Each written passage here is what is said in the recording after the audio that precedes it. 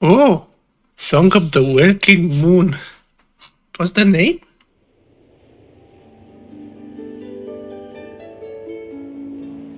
Yeah, that was the name.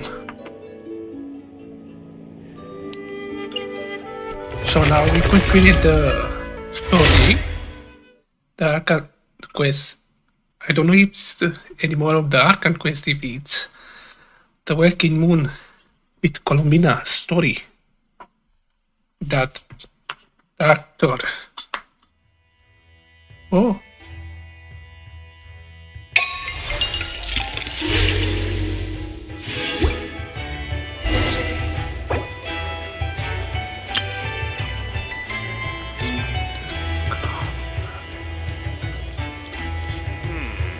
I better get me some alpacas.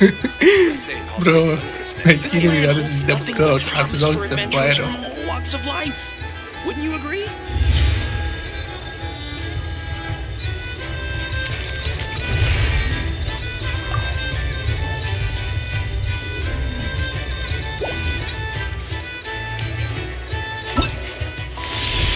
We have this.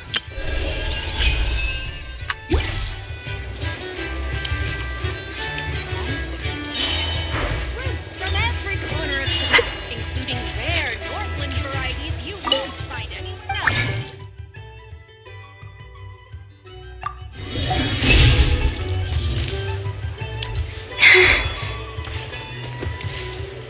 Where?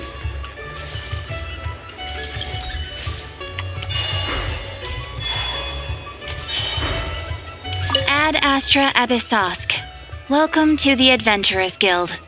Yeah, Catherine.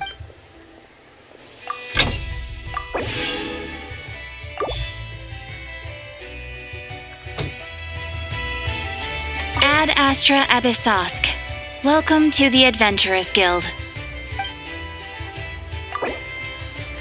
At the moment you may use the counterpoints, you have the chance for community reward. Thank you for completing today's commission. Until you do it. Don't really need to go here. The commission. That's too much. 42 days.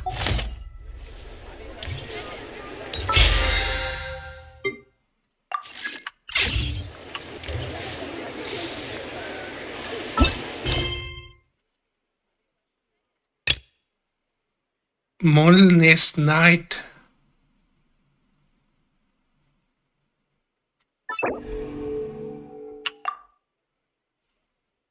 This will be a long life.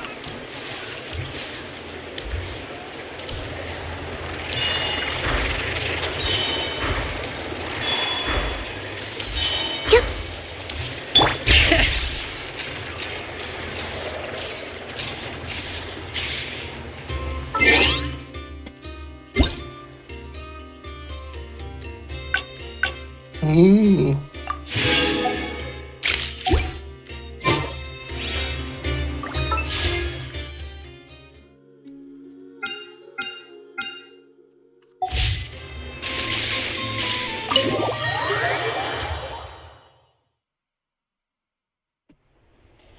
You can eat me pretty good.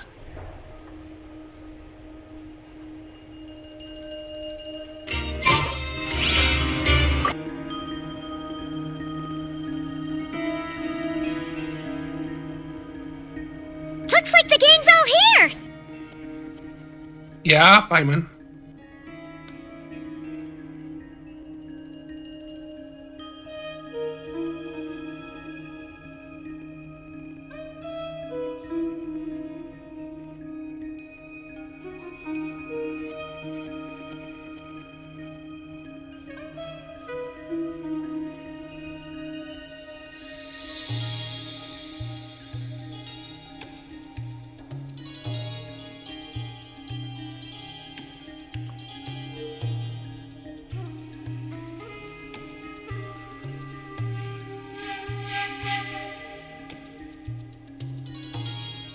Just to make few adjustments. Yep, all ready. How about you two? Green and good to go?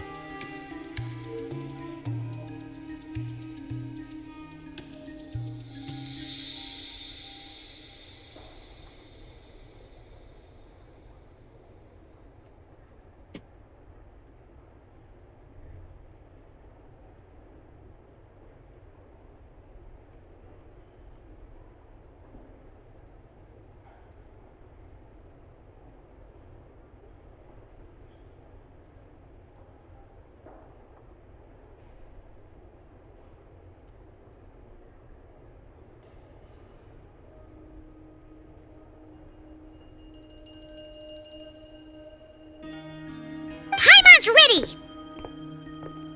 Great. Let's get rolling then. Great. Well, first things first. Wait. Someone's here. We heard your footsteps. Although... You've been here for a while now. I take it you followed the Traveler, but I don't sense any ill intent in you. Come on. Oh. One of the foot toys? I figured it wouldn't take you long to notice me. I come bearing news from my lady, the Knave. Oh. Dottore went through the motions of returning to Snezhnaya, but it was obviously a facade. However, he has not returned to the Kuvaki Experimental Design Bureau, nor has he made an appearance in Nasha Town. Well, in that case, he'll be in his lab way up north. I always wondered why he applied for his own private pad. He was planning this all along. Dottore. Tell them that Sandrone and I will go on ahead. If they still intend to pursue this matter, they should meet us at the research center in the northern tip of Nod Krai. Nice of Columbina's two best friends to think of us. We appreciate the heads up. Our sincere thanks to the Fatui for your aid. Lady Damselette may have left our organization, but at least some of her colleagues remain genuinely concerned for her well-being. Not to mention that the doctor's increasingly cryptic conduct gives us great cause for alarm. We have crossed swords many times before, but it's not personal. We're just on different sides. We don't lack humanity. Wow. The Geminas is right. Suppose the next batch or something will be made pretty much like this will be with Days Lab or other sibling thing. And so, as fellow friends of Lady Damselette, it's only right that you should be in the know about this.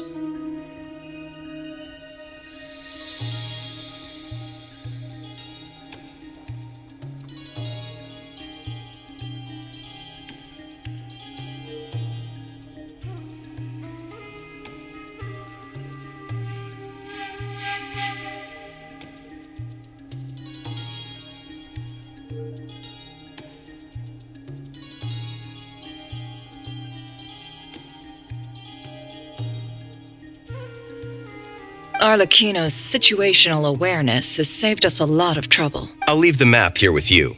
If you do decide to head to the research center, please proceed with caution. And remember, at least while you're in Nod Krai, Lady Arlecchino's subordinates are your comrades if you want them to be. This is very accommodating of you. We can't thank you enough. Just doing my duty. I shall take my leave now. If you need us, you'll find us at the Experimental Design Bureau. Yeah. The bureau. So, the doctors left the Experimental Design Bureau and headed to some research center up north. Marionette seems to think he's been planning this for a long time. But when did it start? It seems his loyalty to the Tsaritsa is lip service at most. Behind the scenes, he may even be working against her. Whatever his motives, we know that he's decisive and incredibly ruthless. Facing him unprepared would be a... At this stage, it's difficult to predict his next steps. I suggest we split into two groups. We need some people to stay behind and guard Nasha Town. Well, as much as I'd love to help, infiltrating research labs isn't really my area of expertise. But at least take Coolier Jet's Ducky with you. It should be some help during the battle. Oh. And as for Miss Inefa, I suppose you will stay to protect Miss Aino? Detecting operational logic. Protect Aino. Priority. High. Just in case, Servarka, I think it would be best if you stayed behind as well. You can leave the research center to us. It is.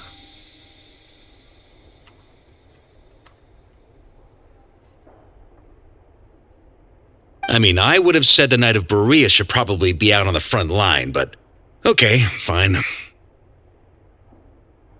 Leave Nasha Town to me. Yehoto will be on hand. You got it, boss. We will. Things are moving fast. We'd better head off soon if we hope to keep pace. Oh. If you see the thumbnail, this warrior Paimon's really missing from the center of the action. Where did I?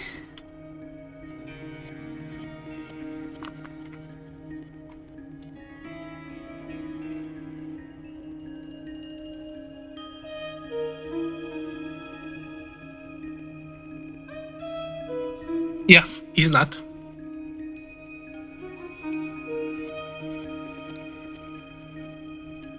Paimon, you should stay behind too. To have everyone here. So, it's infiltrate a secret research facility, or... Yeah, alright. Paimon will help out here instead. Sounds like it's gonna be a pretty intense fight. Yeah. We all have to bring our A game here. So, anything you need to wrap up before we leave? Oh, Traveler. Why Darkon is a special piece certainty should be allowed to sure you have the best space is recommend that we space that's part of the story when we have. Yeah. Nope, I'm good to go. Then you'd better get going. Very. So now is the special mission. All these broken machines on the ground. Someone got here before us. Could it be Arlecchino and Sandrone?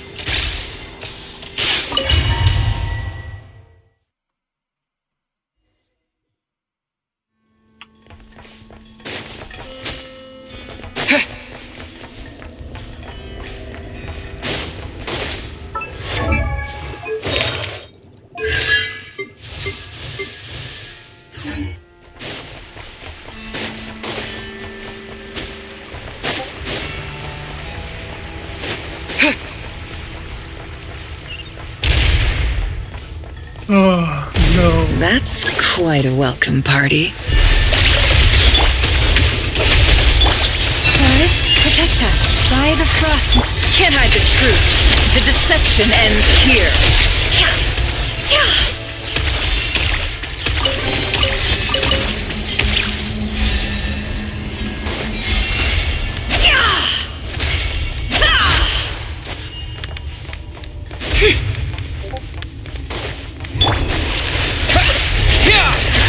Be silent.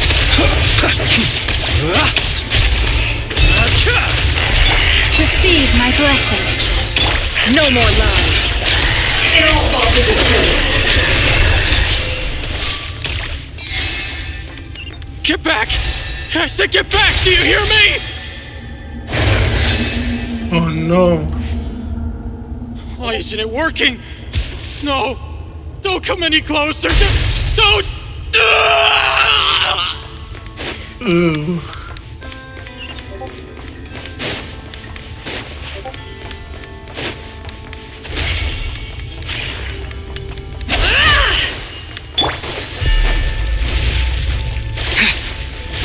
Water jet! Close your eyes. Be silent. You poor souls. May your spirits find peace. Grab that key on the ground. We'll probably need it at some point.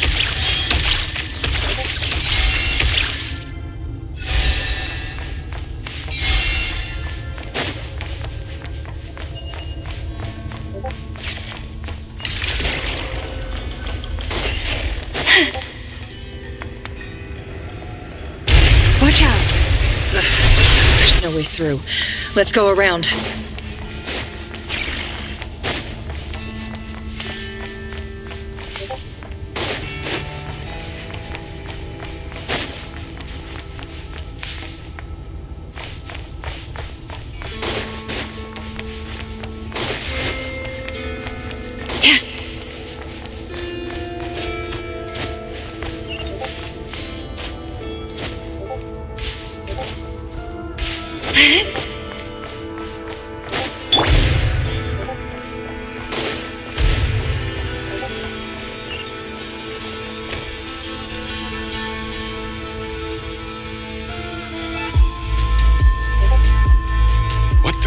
trespassers.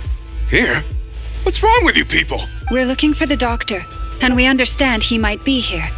I see you're fleeing the facility. You looking at... Perhaps. But you might have a chance to live if you start talking. 2 other Harbingers had the same idea as you. They're already inside. But what good is it gonna do? The doctor wouldn't do something like this unprepared. Seems to me that you're not too thrilled about being his subordinate. Also, is it just me, or do I sense monsters nearby? If you'd prefer their... We need to know what the doctor is up to. Please, if you know anything at all, tell me. This is about more than us versus the doctor. His actions could have consequences for all of Nod Krai, and perhaps even your homeland, Snezhnaya.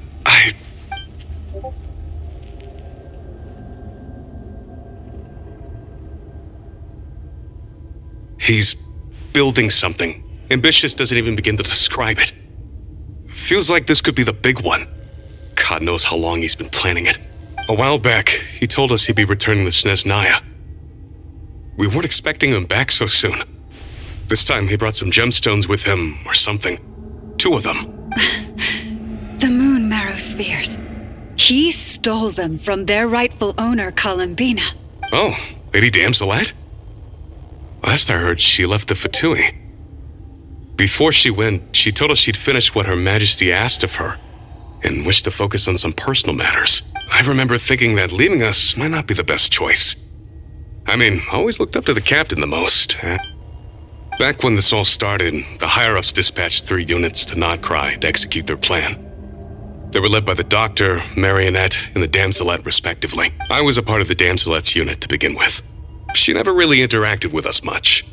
In fact, she seemed sort of detached from everything. Not because she was distracted, just felt like she was indifferent to the world around her. Like she had no stake in anything that happened. She always seemed like she was staring off into the distance. Almost as if she didn't see anything worth living for in the present, so she had to look further afield. The doctor used to stand nearby and watch her. Apparently they got along well at first, but somewhere along the way, she grew wary of him. After she left, everyone in our unit merged with the doctors. He's similarly indifferent to the world, except when it comes to the moons. He seems to have big plans for them. Right now, obtaining the 3 moons is his #1 priority. He even said if he can only get his hands on 2 of them, he'll create a 3rd one himself. How would he create an artificial moon marrow? Maybe the knowledge he gained from the Hyperborean phantoms has something to do with it. Thank you for cooperating. We appreciate the level of detail. I get the sense that you'd serve under Columbina again if you had the chance. Would that be fair?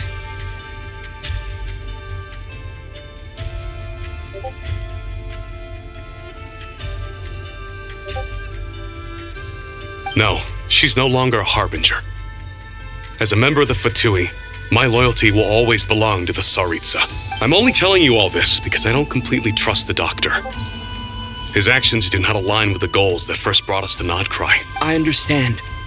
We'll do everything with... The Knaves unit is based at the Kuvaki Experimental Design Bureau. Maybe you can seek refuge with them. Oh, Well, now we know what's going on here. Artificial moon marrow. He's likely well on the way to completing it. Dottore's technological capabilities are far more advanced than I thought. I fear this could get ugly. Everyone, prepare yourselves.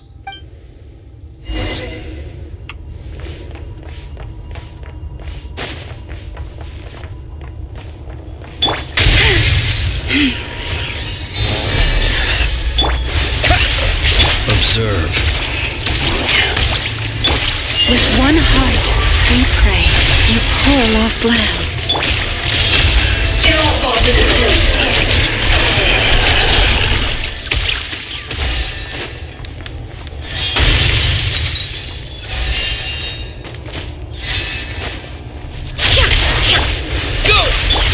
Forest, protect... Can't hide the truth. Let's see tomatoes.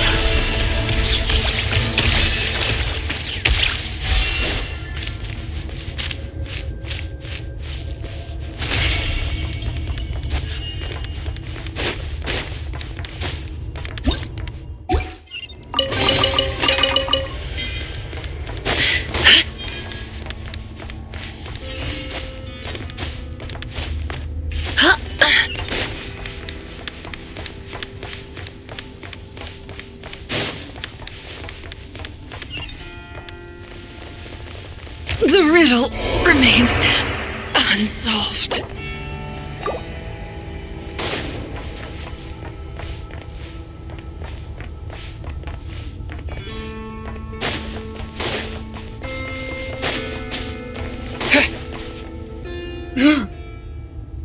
There he is. Welcome, one and all. I've been expecting you. I hope my humble research facility is to your liking. Yeah, we really appreciated fighting our way in through a horde of monsters. The gall. You expect us to believe you've just been patiently waiting for us? Of course I have. Should I be worried about something? Everything seems to be going quite smoothly so far, and you've shown up right on schedule. Really? First Schedule? Sandrone and Arlecchino, now you.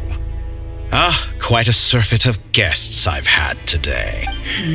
If you were looking for them, I should probably mention that Arlecchino disappeared as soon as she entered the facility. As for Sandrone, why, she stood right here only moments ago demanding answers from me at the top of her voice. Hardly out of character.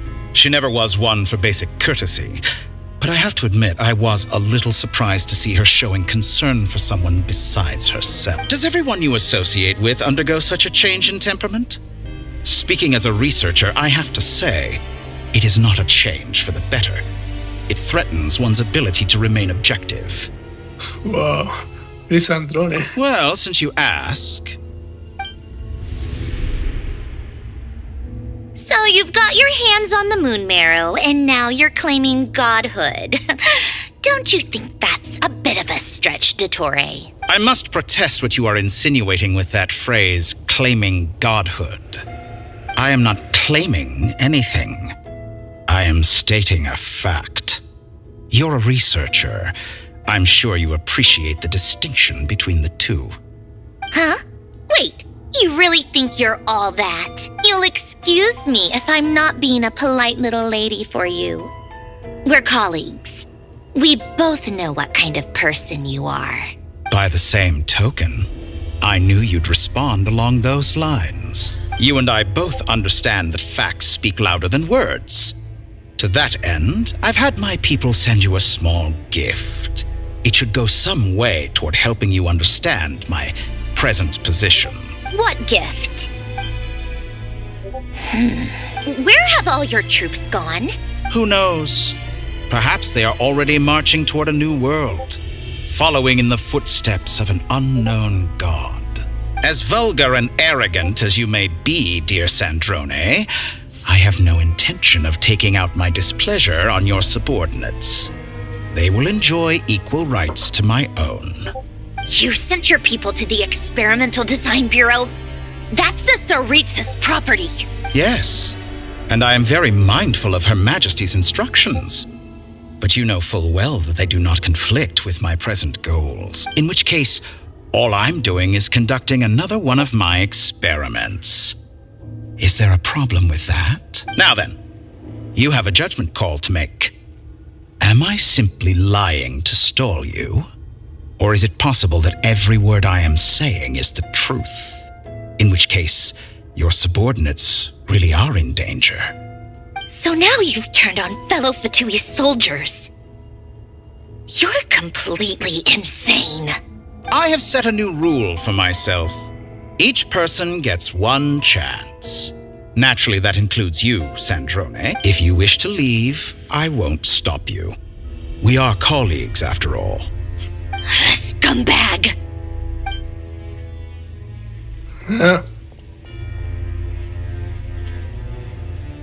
Still, I hadn't counted on Sandrone sparing any thought for the people of this world. Shame. I always found her self-centeredness to be one of her few better qualities. How can she ever hope to achieve greatness when she's so obsessed with protecting her little design bureau? It's more than a little disingenuous to speak of achieving greatness while taking hostages. Or does honor no longer mean anything to you? Honor? I have the marrow of 2 moons in my possession and will soon complete the construction of a 3rd. I will be the god of a new world. And you speak to me of honor?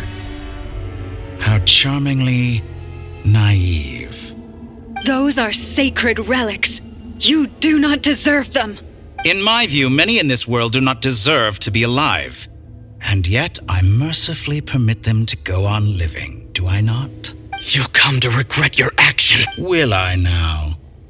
Let's...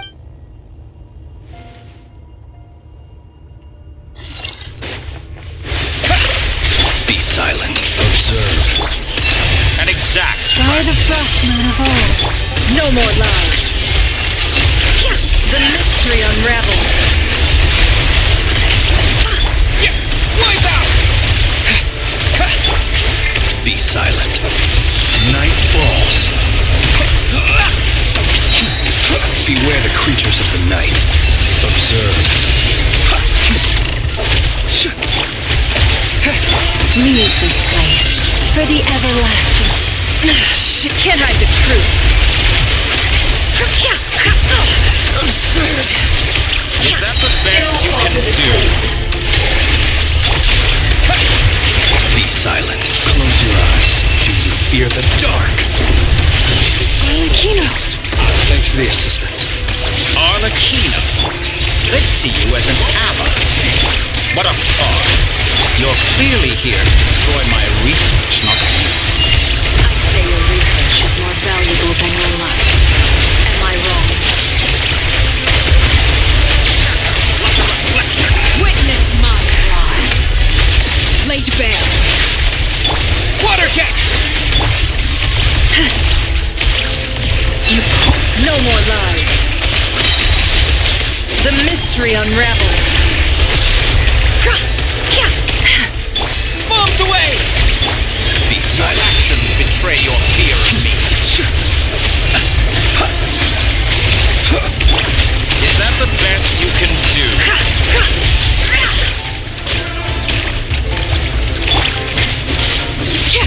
Overruled. This is where you fall. Your actions betray your fear of me. Observe. Do you fear the dark? Close your eyes. Be silent. By the first man of all. It all adds up. No more lies. Seek within. Go on. How disappointing. Close your eyes. Observe. Dottore is too powerful with the artificial moon marrow in his arsenal. Fighting him is futile. Quickly. How's this?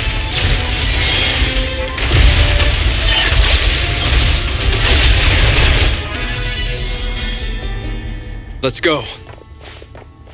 I've always thought it is wiser to flee than surrender.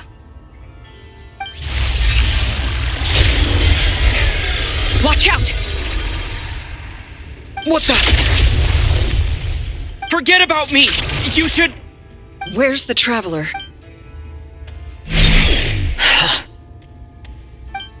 Oh no. Say, thing? The script? Just a script.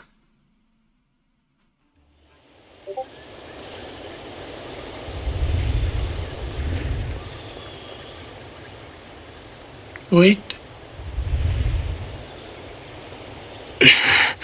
Nasha Town? How did I get here? Good question. Strange. I remember being trapped by Dottore. Something weird is going on. Huh? Traveler? What brings you here? Huh? What are you in the mood for today? A hot dog? Sorry, I'm not... What? Everyone seems to be acting normal. Oh, darling. Wait, why is he talking? I'd love to, but... Yes, thankfully. Wait, these two are a couple? Hey there! I haven't seen you in ages! What's keeping you so busy? You forgot all around. What is she We've had a lot of customers. Oh! Another customer's arrived! I better go see what they... This is all wrong. I never once heard the owner of this restaurant talk about their family. Could this be? Very good. I knew you had it in you. The Dottore. Aren't you going to try the house special? When did he show up? No. None of this is real. You don't seem to like it here. That's fine. We can change venues. Oh my.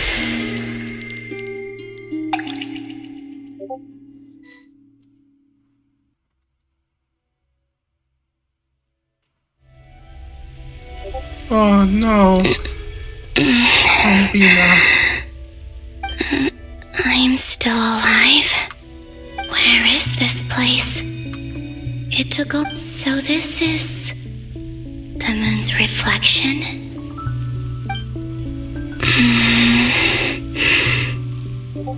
Oh. Columbina. I can't sense anything. I guess I could try opening the gate once more. No response. If this was the space that killed both Revier and his lover, then why am I unscathed? Or... no, I'm not unscathed. Even the air here feels frozen in place. There is nothing here with which I can restore my power. I should conserve my strength and proceed with caution.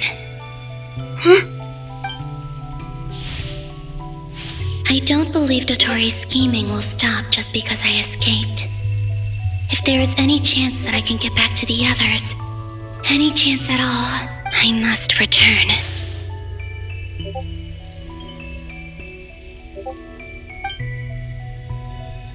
Emptiness. Silence. What is this place? Or maybe the real question is, what is it for? What's this? Looks like it responds to my power.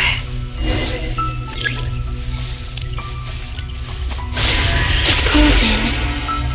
Like Kuvaki. Wow. Yeah. Is it some sort of guide? And why does it feel so familiar? I might as well follow it.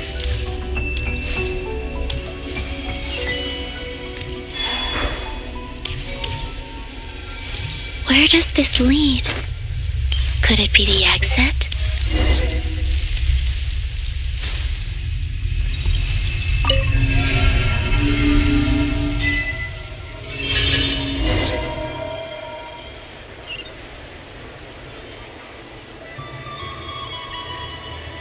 Like the what? It went. Welcome home, Moon Goddess. Is this Nasha Town? But isn't Moon Prayer Night over already?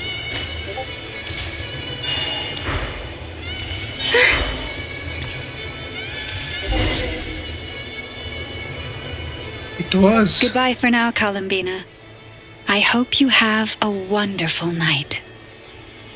It was. I will. Lama, everyone else, and me? Are these my memories? Yeah. Your old memories.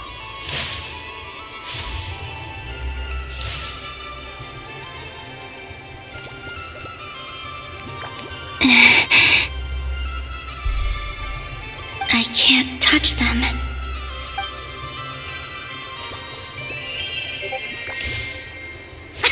Over here! Over here!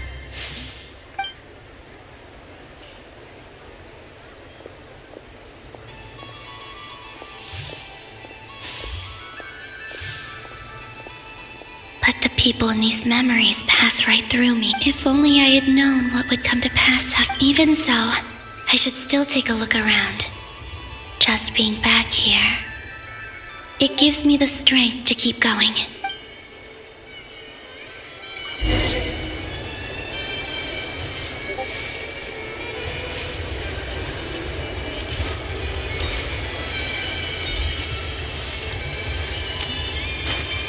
Welcome home, Moon Goddess. Oh, you're the genuine article. Alice was right. This moon prayer night was worth watching after all. Oh, yes. That was the fortune-telling stall run by Barbeloth from the Hexen Circle.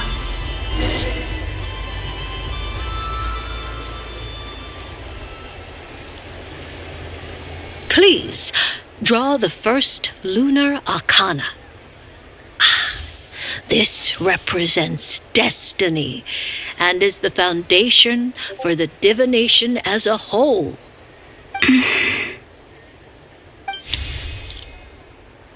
My destiny. I believe the card I drew was the moon. Yeah. Now that I think about it, Barbeloth's divination was absolutely right. It's almost time to draw the last card. The one that represents the future.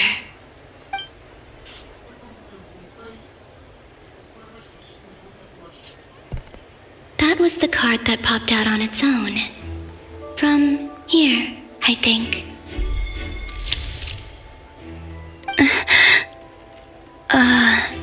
Kuvaki Pulse? What? Fascinating. I've never encountered this before in my role as a diviner. What's going on? Did that card leave the deck? Because of my influence? All I did was try to touch it, and then... Maybe this memory space is not untouchable after all. Are there weak points in the barrier?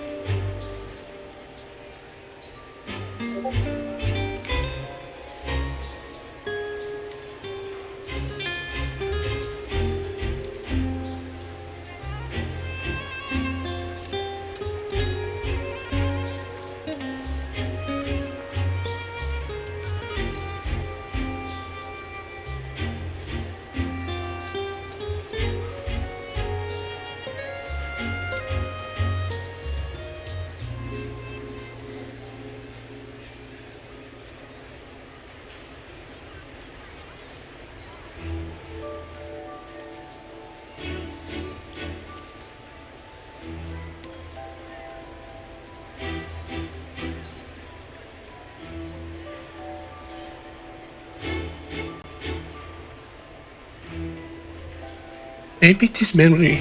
Or is it possible that there's more to this space than my memories alone? This card. I need to get to the bottom of this. I'll try touching something else. Is this the wind? No, Traveler!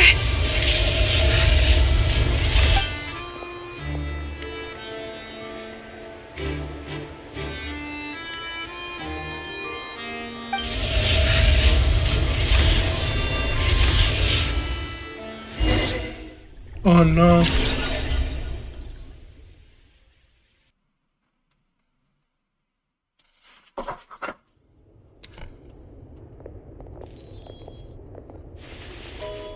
Oh.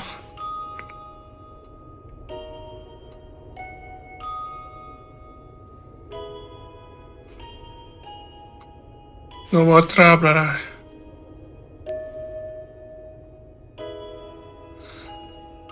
Haimon, listen to me. From the bottom of our hearts, we are so sorry. We completely understand how you must feel. The traveler is trapped, and we all feel responsible for it. Don't say that! Haimon's not a little kid! You didn't leave him behind on purpose! There was nothing you could do! But... He's all alone in there! What if something happens to him? We've barely spent any time apart since we met. Is he gonna... die? We must find a way to rescue him. We were all involved in the operation where he was captured, and we do not abandon our comrades. That being said, it won't be easy.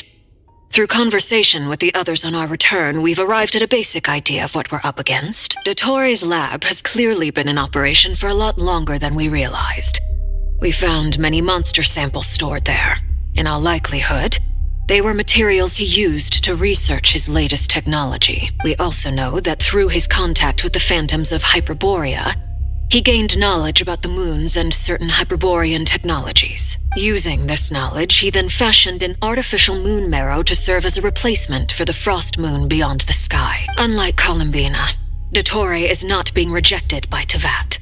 And even with 2 of the 3 moon marrows, his power far exceeds all of ours combined. Once his 3rd moon marrow is complete, Dottore will have completely seized the authority of 3 moons. Tevat's most primordial powers will then be in his grasp. Does that mean... I'm afraid so. No one could have predicted this level of insanity. Not even from Dottore. And unfortunately, his insanity is coupled with an intellect and ambition that not even his peers in the Fatui can match. This is dire. Sounds like the world is done for. The 3 moons' authority can influence the very fabric of time and space. I dare not imagine what a monster like him would do with that kind of power. The trouble's already begun, I'm afraid. On our way back, we discovered that part of Nod Krai is being enveloped by an unknown energy. We cannot ascertain what is happening inside. I'm convinced this is Dottore doing. Not that there's any way to prove it. The only thing more frustrating than facing down evil is knowing that it will surely come, but not knowing when. The doctor is guilty of numerous crimes in Mondstadt as well. One of our knights, well, former knights. His father was murdered by Dottore. His ideology and methodology are a danger to everything in his path, from individuals to entire nations. He does not feel guilt, even when he acts against his own people. He doesn't see them as his own people, that's why. People like him see everyone else as beneath them. Right. He views other people only in terms of how they can benefit him. That's the basis of all his social connections. Granted, he's hardly the only harbinger to pursue their own interests. We all do. And Her Majesty is gracious enough to permit it. Still, her mercy has its limits. Dottore's actions have gone beyond even what the Fatui could have imagined. Usurping divine authority to become a god. For a servant of the Tsaritsa, that goes beyond being disloyal. It's treason of the highest order. We can't expect him to heed the Tsaritsa's will once he gains the Three Moons' authority. Even we harbingers consider him the most self-interested among us. Poor Traveler. Of all the people to get caught by... We have to go save him, right? Paimon, I promise you, we are with you all the way. I get how you feel. I do. But it's gonna take more than strong emotions to take down an enemy like Dottore. What we need now is more information. Right. We can't even guarantee he's still at his research center. Before we can think about mounting a rescue operation, we need to confirm the Traveler's location. I'll find a way. Paimon knows, but... She's so scared. If anything happens to the Traveler, he might be the strongest person Paimon knows, but he's still human. He feels pain and bleeds just like anyone else. Then think things through before you stick your neck out. Unless you want to lose your head. Sandrone. Miss Sandrone? Put the stuff over there, and be gentle with it. Am I okay? As you can see, I've had to move my whole livelihood out of the Experimental Design Bureau. It's been swallowed up by Dottore's energy field. If I'd left it any longer, I probably would have gotten stuck there. Ugh, Dottore always goes a little loco when he finds a shiny new toy. Not that he'd ever admit that. But this time, he's gone full psycho. Oh, psycho mode. Just go ahead and cry already. Sorry. Paimon's not trying to make it scene. It's just... She can't. Oh, Paimon. Let it all out. There's no shame in it. When you're overwhelmed by fear and despair, crying can help get it out of your system. You'll feel better for it. Okay then, while the baby of the group is having a moment, how about the grown-ups get to work? Give me your hand. You've made a discovery? Polonia, scan. You, hand, now. Oh, I thought you'd never ask, my lady. Curses! You're next! Then you.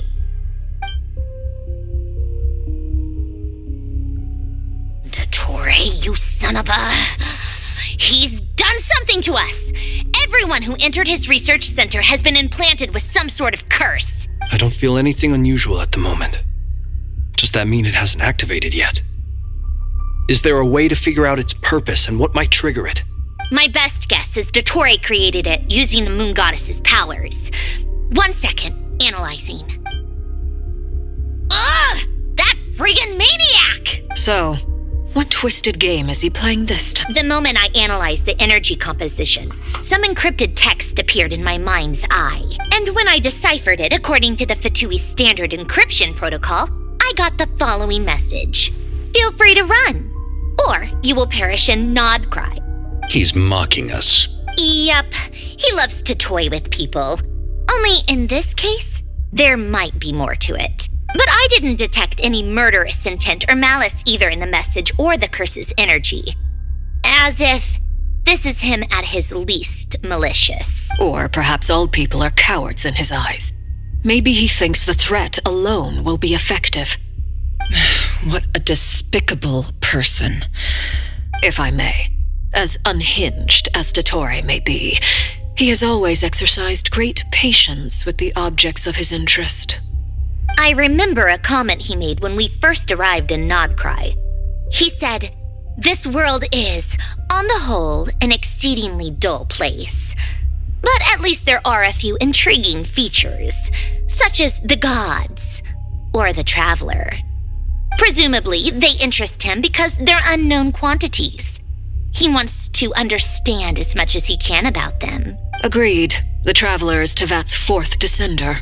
All Harbingers are aware of this. Since Dottore took such pains to capture the Traveler, he is unlikely to kill him right away. Okay, but we still have to do that rescue operation. Of course. I also think we need to read between the lines with Dottore's message. If he's encouraging us to run, that means we mustn't leave Nod Krai under any circumstances. My guess is, his curse will only trigger if we leave.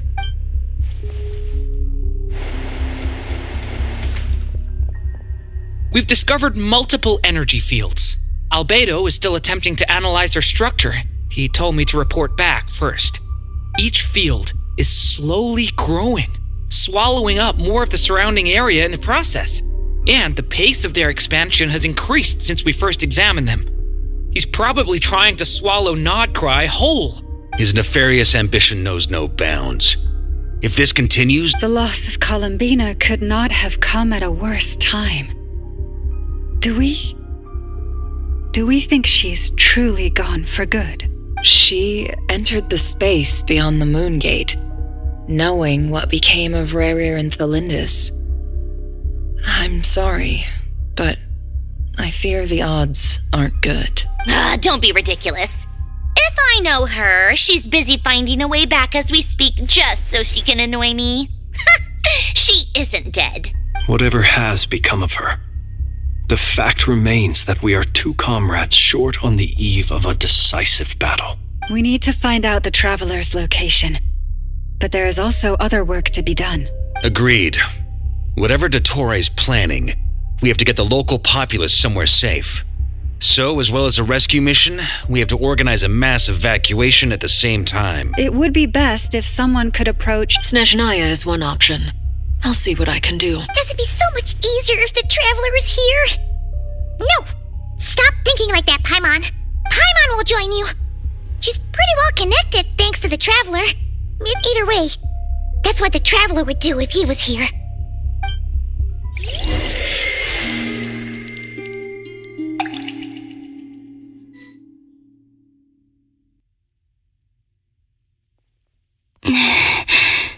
Back here again, that gravitational force that pulled me back.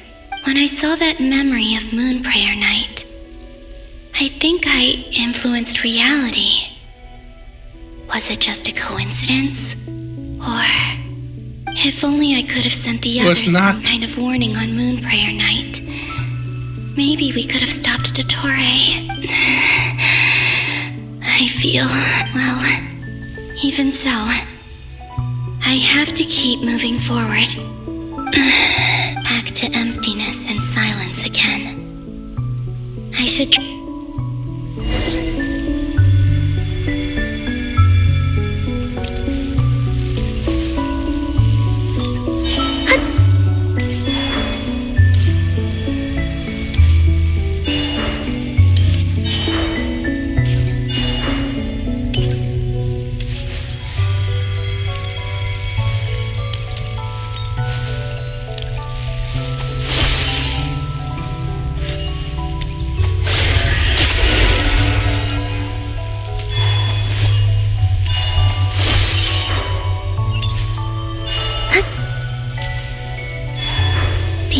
from last time isn't showing up. What am I missing? Looks like I need to gather these scattered fragments.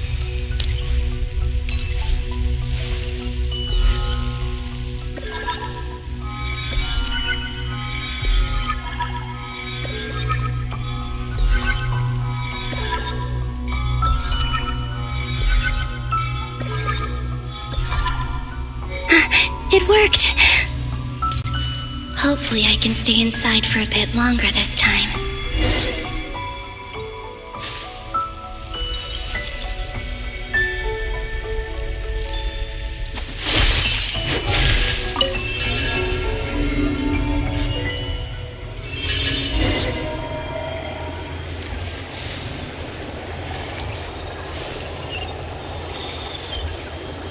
Ad Astra Abyssosque. Welcome to the Adventurers Guild. What? This doesn't look like Moon Prayer Night. Extra, extra! Latest issue of the Nasha Express! I don't think I've ever been here. Maybe this space isn't comprised of my memories after all.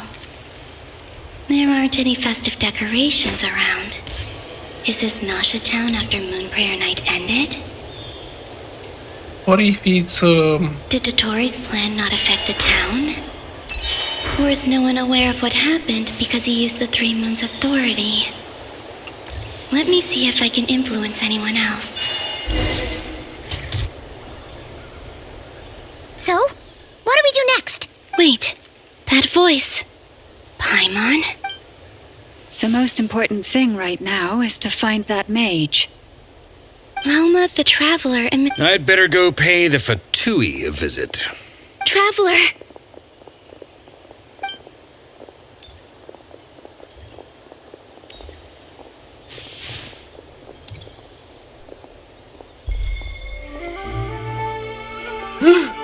That was that moment. Columbina? I made contact. It's me, Columbina.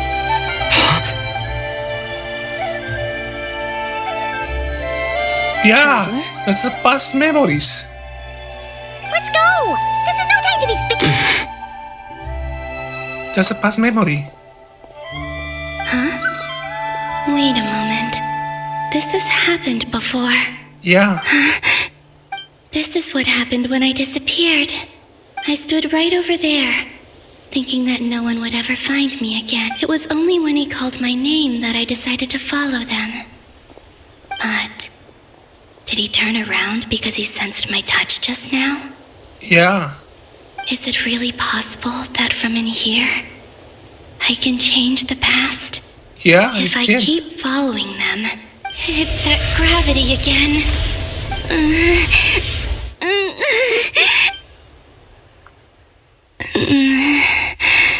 Every time I influence reality within that space, this force intervenes and pulls me back. It's as if I'm getting weaker and I'll just have to try another approach, Nekama and Columbina.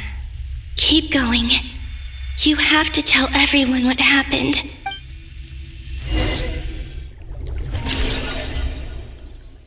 Again.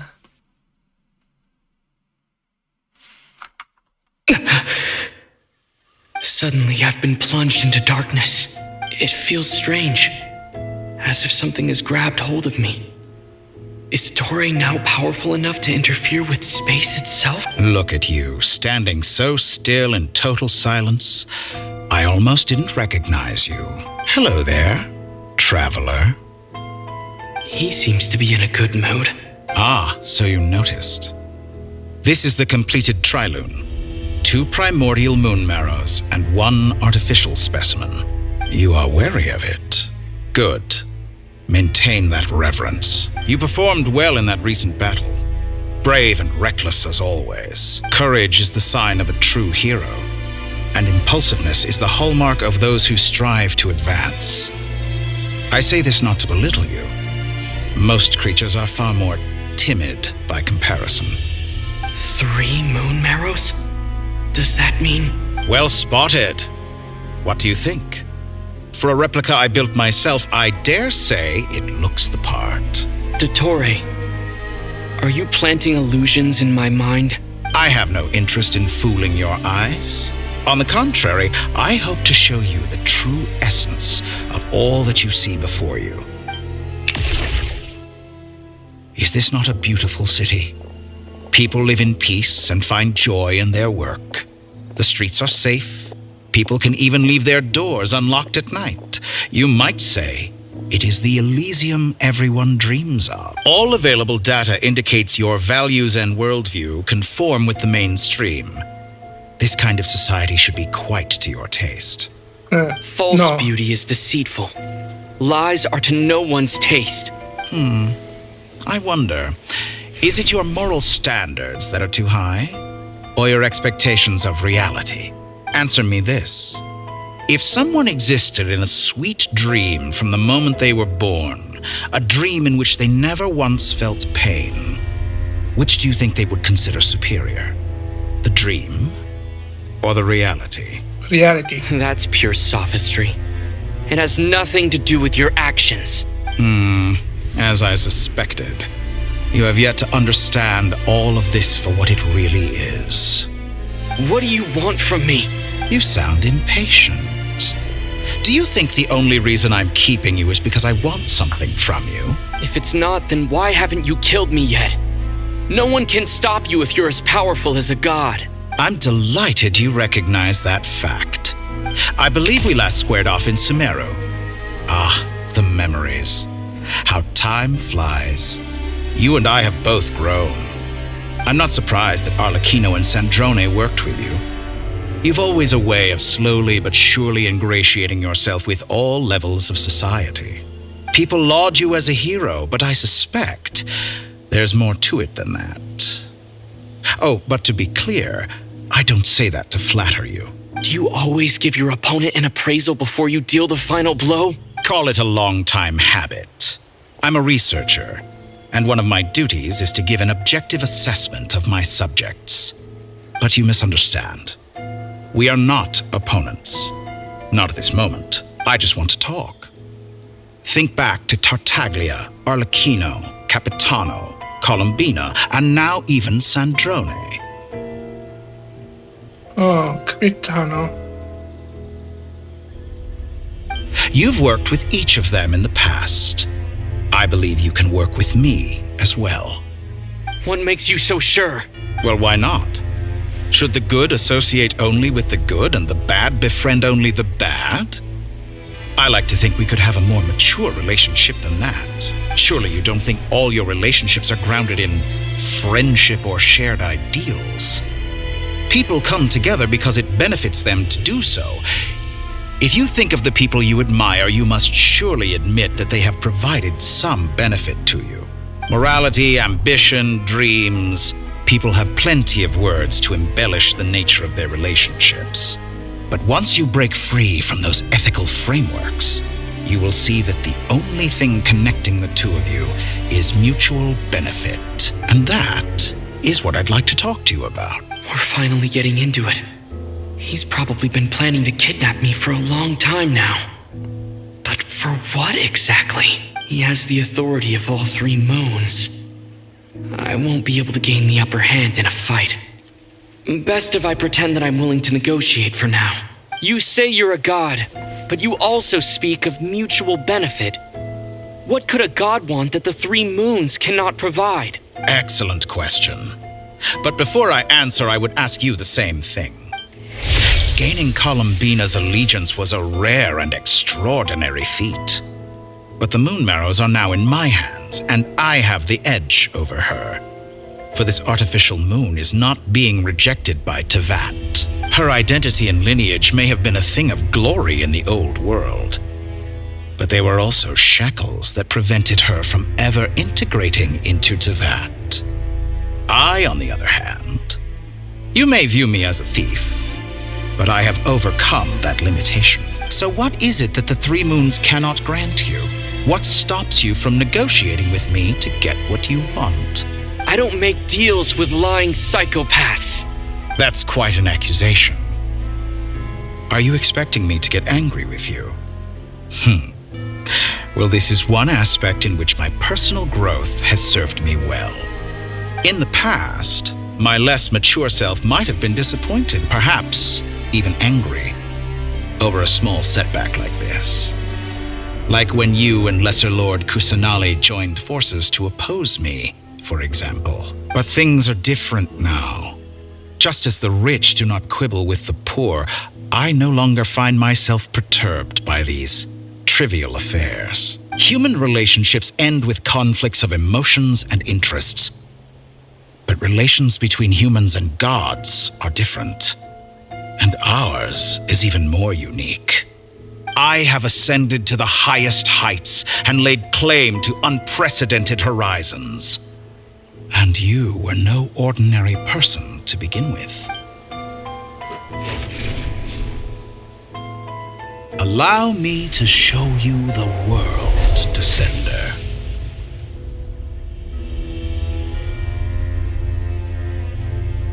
Really?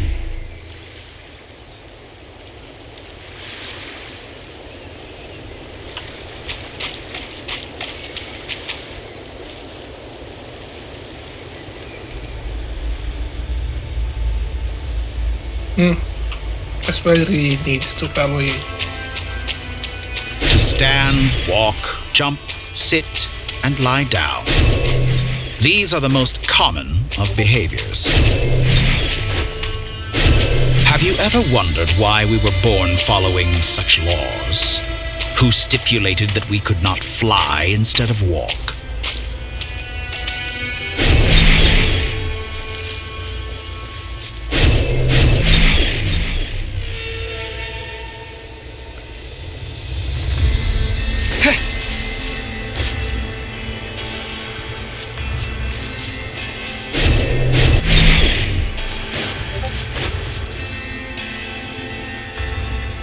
Someone of your talent and experience must surely know of the 4 great rulers who serve the heavenly principles.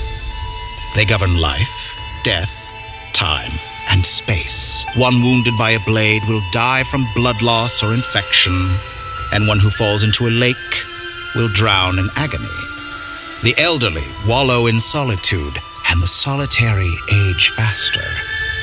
Eventually, new life is born, only to embark on the same path of suffering. These 4 divisions anchor the world and shackle those who live in it. But they themselves transcend its boundaries, squandering the power bestowed by the heavens.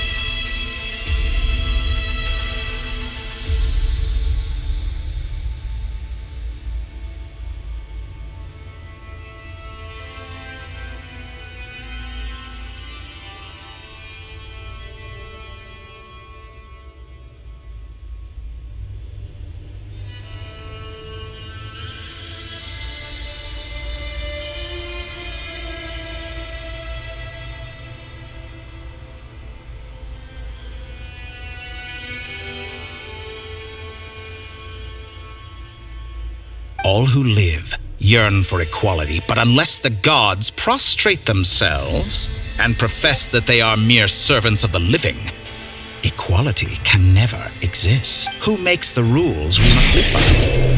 Who has the right to restrict us? The limits of the body can be rejected.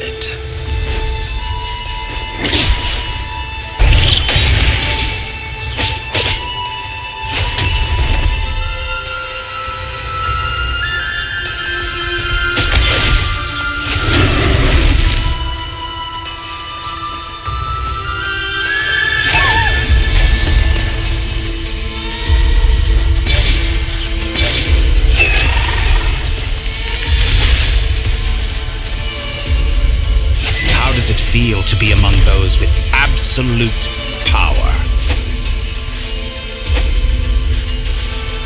Oh, it's not that tempting. You cannot conceive the extent to which your flesh hinders your mind and spirit.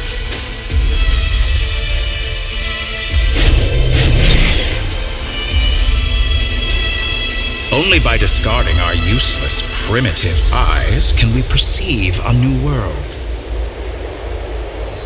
How narrow-minded we all were in the past. Why should the final answer of the world not be the power that predates those of life, death, time, and space? The power of the Trilune. Through it, I have glimpsed new experimental possibilities. Nature suppressed, authority exiled, souls controlled.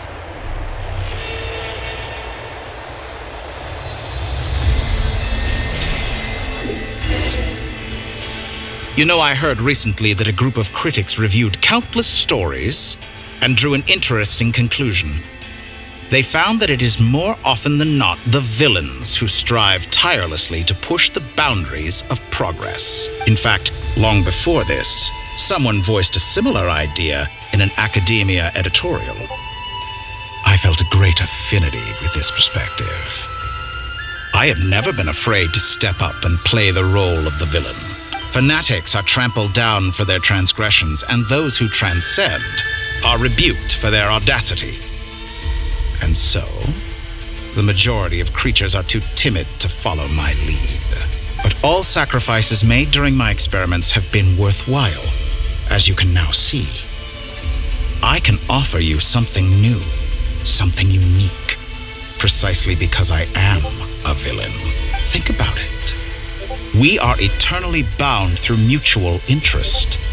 Can you truly say you would never turn to malice if it could give you the life you dream of? After all, what value do perfection and purity really have? They are fragile and feeble things, utterly tedious. I say, better to be governed by a flawed humanity than a gnosis. The true seeker of knowledge is the villain who undergoes countless tribulations in pursuit of their goal. I'm sure many people have told you that you're different.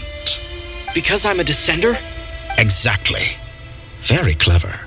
But what has that got to do with you? I do not conceal my wicked deeds, my selfish desires, or my greed. A true researcher must act as I do if they are to understand and speak of the truth. And yet, a knowledge seeker like myself will inevitably grow tired of studying Tevat beyond a point. You have traveled to all corners of the world and met many people. Along the way, there have been moments when you were misunderstood or even became a wanted criminal.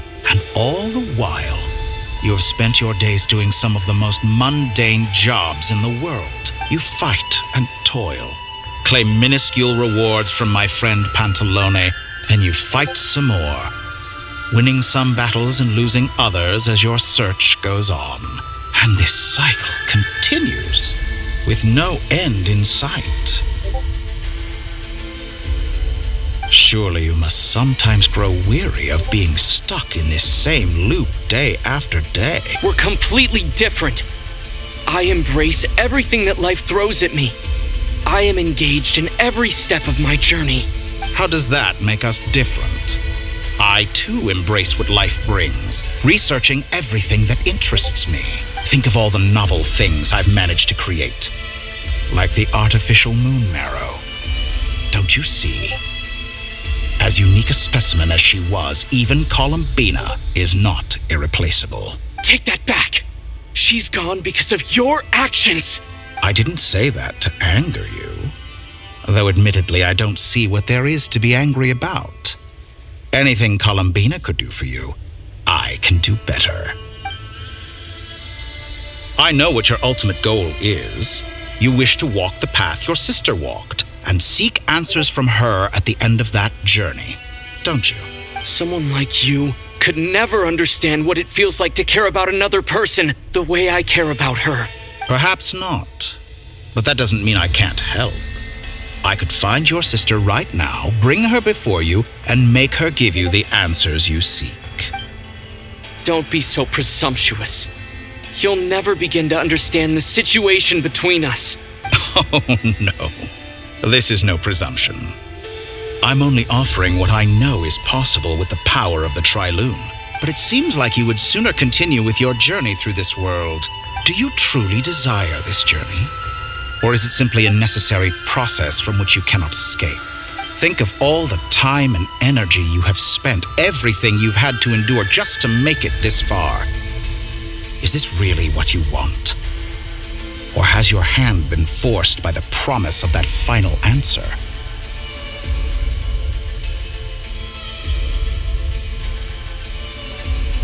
Yes, you have made many friends. But do they ever spare a thought for the void in your heart and what it yearns for? What you want is not friends. It is family. But do they know this? I, on the other hand, am far more considerate. Join my experiment, and in return, I will bring your meaningless journey and all its struggles to an end. This is a malicious attempt to manipulate me. But at the same time, he's stating some very human truths. Of course he's right about my predicament. How can I deny it? I have faced ungrateful strangers, never-ending troubles, an endless quest for answers.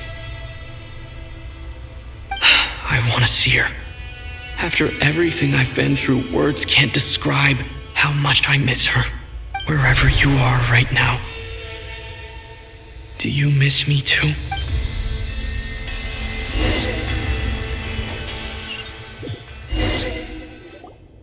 All right, everyone. Our next mission is clear. We need to contact all the major organizations, explain the situation to the public. The residents of Nod Krai are quite dispersed. Miss Lauma, I will leave Hisi Island and Nasha Town in your hands. I will liaise with the Fatui and Pyramida.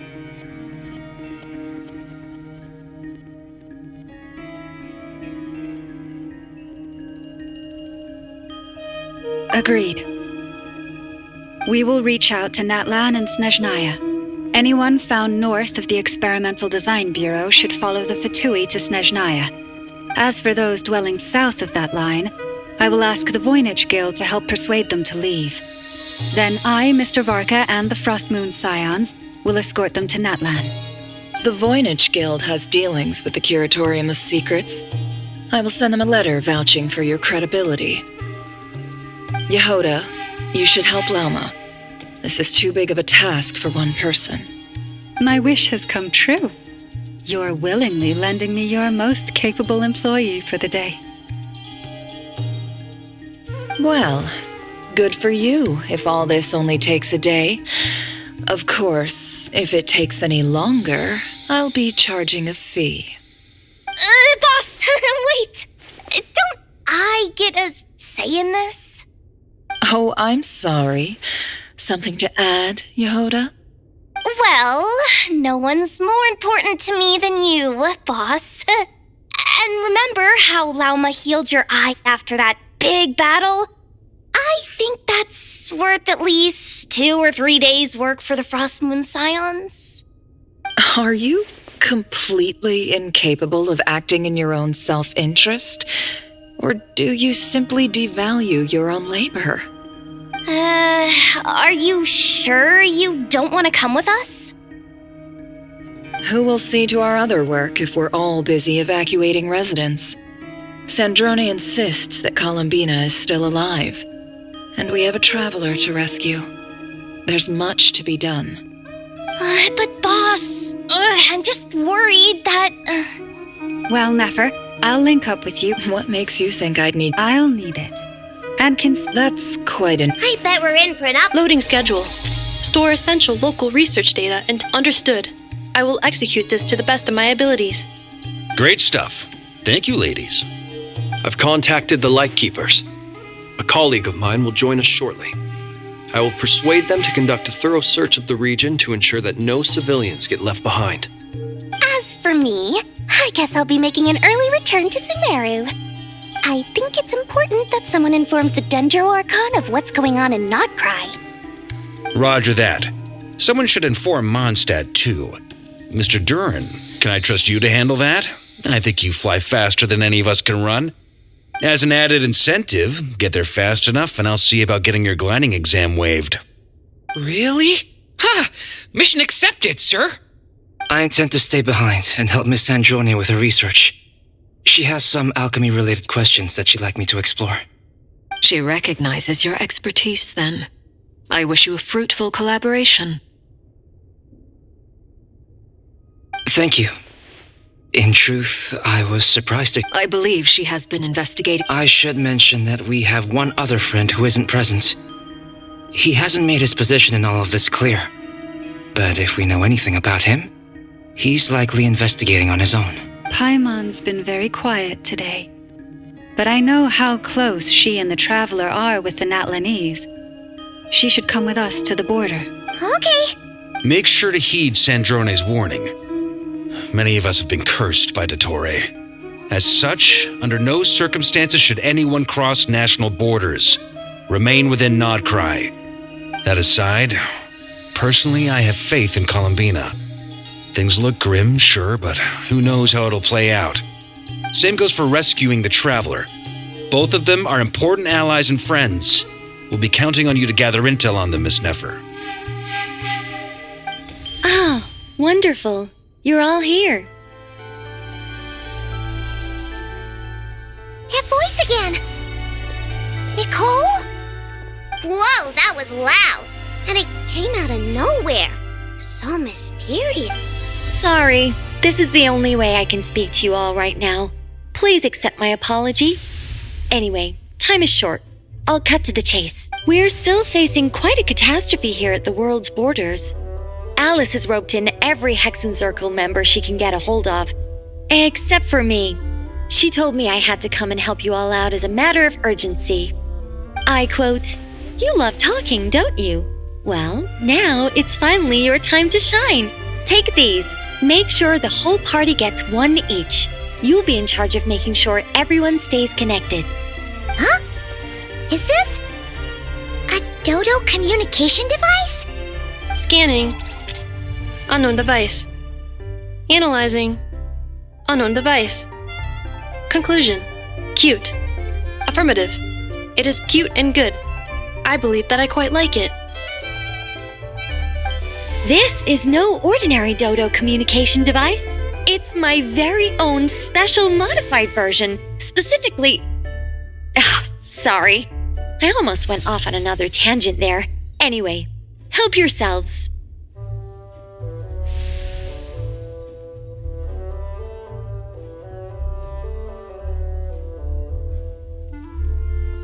Nicole. It will allow us to communicate over long distances within Nod Krai. No more worrying about shuttling messages back and forth. What astounding technology. Am I right in assuming that it relies on your personal abilities to function, Miss Nicole? Yes, exactly. Right on cue, Albedo. I'd love to brag to you all about how it all works. But no, next time. Anyway, I'll be right with you all, serving as a communication hub. That's all from me. Head off as soon as you're ready. I'll be staying here to keep watch, and I'll be sending you my blessings.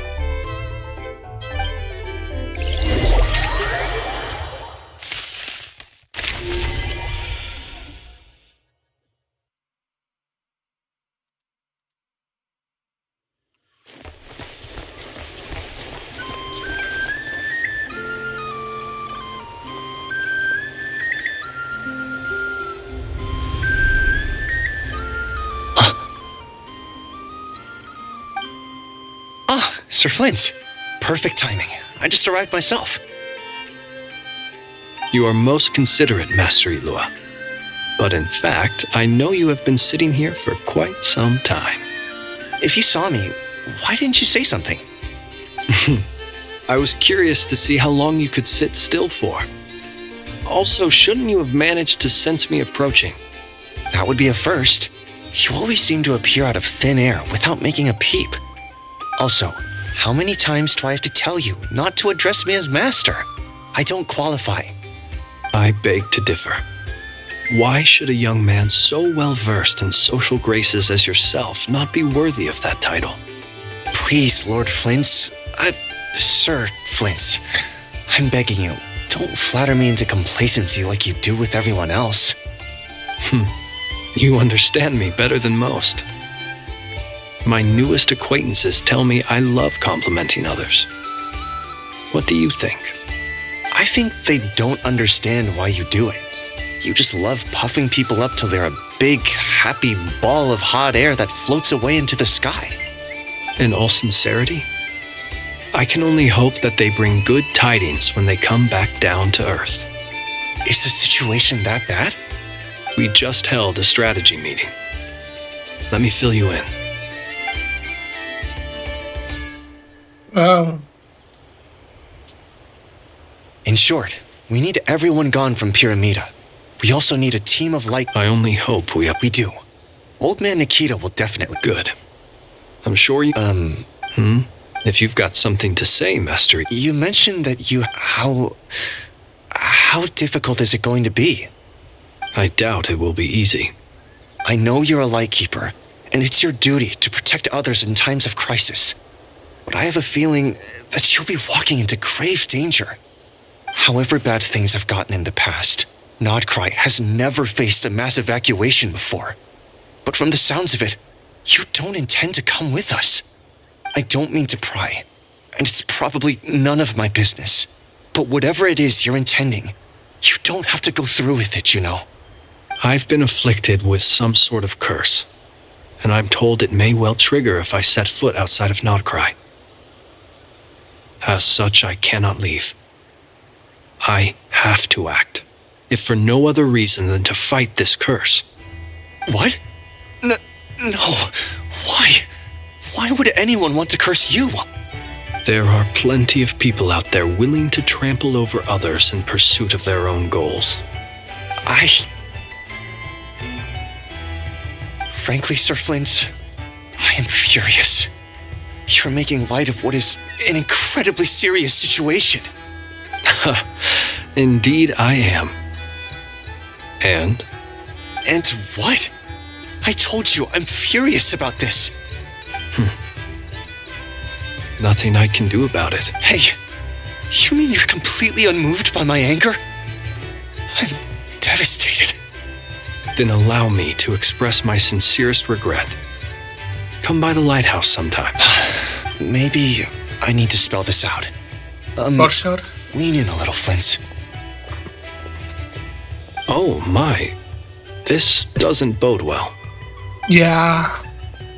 It happens. Word is that you were caught up in a real horror show recently. People were amazed that you returned safe and sound. They've been debating whether you're even human. I've returned safe and sound from plenty of crises. When you say people, do you mean other people? Or do you just mean you? Fine. I'll be frank. You're not human, are you? Heavens. Now that's a horrifying thought. You know what? Forget it. We'll revisit this once it's all over. A sound plan. Albeit a little ominous sounding. Just promise me you'll come back in one piece. All right? For you, Master Ilua. How could I refuse? Also, please pass my regards on to our colleagues. Tell them, thank you all for your assistance. Please put safety first as you proceed with the operation.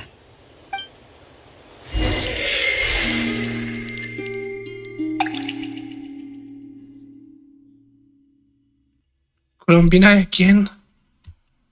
I have to keep searching for a path toward reality. Yeah, for sure. This will be a long...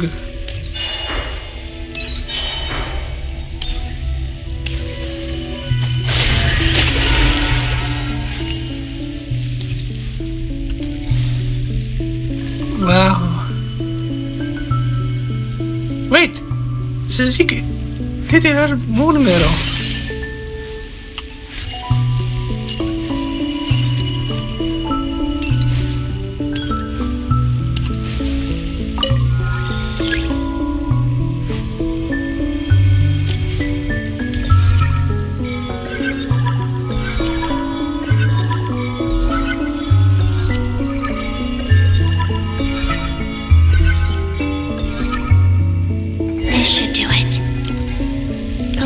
2 times I tried to influence reality in this space, it consumed a lot of Kuvaki. I'll try and be more careful this time. I need to leave key clues behind using less power. I hope everyone still remembers what I said on Moon Prayer Night. Yeah, Colombia.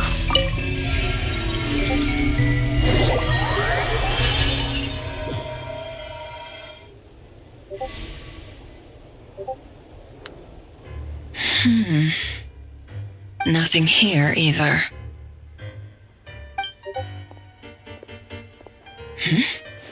Flints? Ah, Miss Nefer. What are you doing here? Unless... I just spoke with Itlua about arrangements for the search and came for a walk nearby. As for you, why would... It appears we think along similar lines. And neither of us likes to accept things at face value. As well as figuring out how to gather intel on the Traveler, I wanted to confirm some of my own suspicions. Also, we'll need to bring a lot of force to bear against Dottore, even if we're only looking to rescue the Traveler. We can't leave anything to chance. You don't think Columbina perished either, do you? I'm merely considering the possibility that she survived, just as you are. How much can we really know about a deity like her anyway? Do you remember what she said on Moon Prayer Night? About using moonlight to send messages to us? Of course. I think that's why we're both here. Where have you checked so far? I've been focusing on the outdoors. Anywhere the moonlight shines. I checked most of Nasha Town, but didn't find anything. I checked the Curatorium of Secrets and a few rooms where I thought I might find some leads, but no luck here either. The only places I haven't looked yet are the rooms in the flagship, but process of elimination isn't the only thing that brought me here. Oh, really? What's your other reason? After all that build-up, our mystery ally never showed up even once!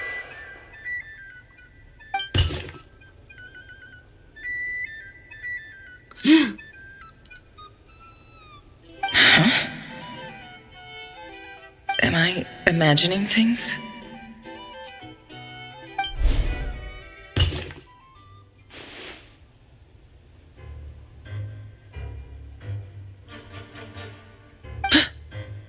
Come on, let's see what's going on. Oh no. I knocked over a vase as soon as I came in. It must have been caused by a Kuvaki fluctuation when I entered the space. Although, it seems like I'm not about to be pulled away this time. It looks like as long as I'm careful with my actions, it doesn't count as influencing reality. Anyway, is this the flagship? The Traveler mentioned that's where he was staying. I only went into the lobby last time, so I've never actually been here before. How does this space work? If nothing else, I can now be sure that it is not simply memory. He mentioned where his room was. I think it's this one.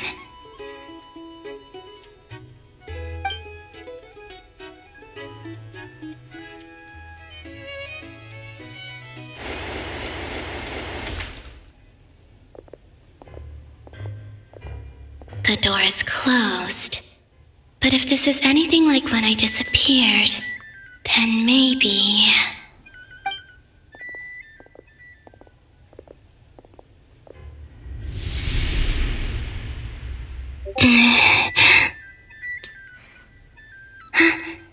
I'm in. He and Paimon aren't here at the moment. I hope he's okay. I wonder what happened to him after that battle with Dottore. Best not to dwell on that for now. I need to try and leave them some clues.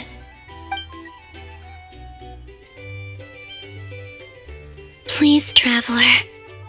I really hope you find this.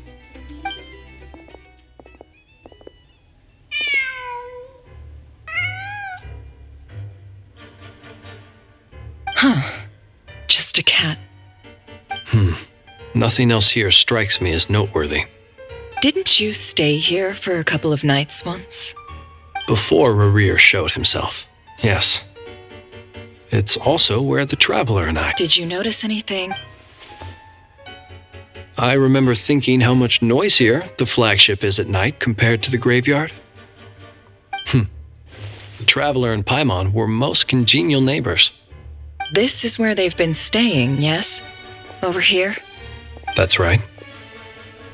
I wouldn't usually condone breaking and entering, but we can make it up to them later. Focus now. I have to write a message on the wall using Kuvaki, just like I said on Moon Prayer Night. Simply open your windows on nights when the moon shines bright, and the moonlight will naturally flow towards the words I have written. Here goes. I'll need to carefully control my strength.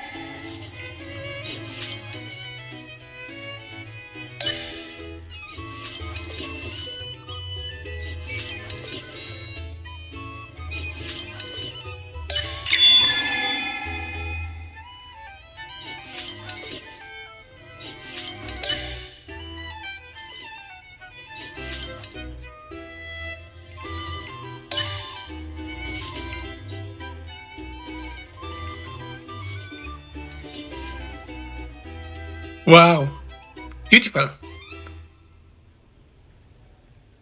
But we don't know what this is that. There's a noise up. Please, you have to see these words.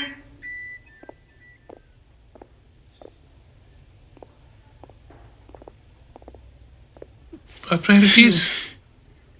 Well, do you sense anything? Unfortunately, no. And this place was a... Not necessarily. We've only looked in Nasha Town so far. Miss Columbina said she would leave messages at her friends' dwellings. It's still worth checking where Miss Lauma lives and where I live. Let's try and make some time to look into those then.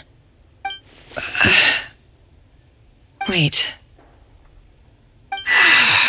What are you waiting for? What's that look for? This is a victory feat. The Traveler and Paimon, but why are they talking about a victory feast? Huh. You worried Paimon sick while you were out there fighting Rerir.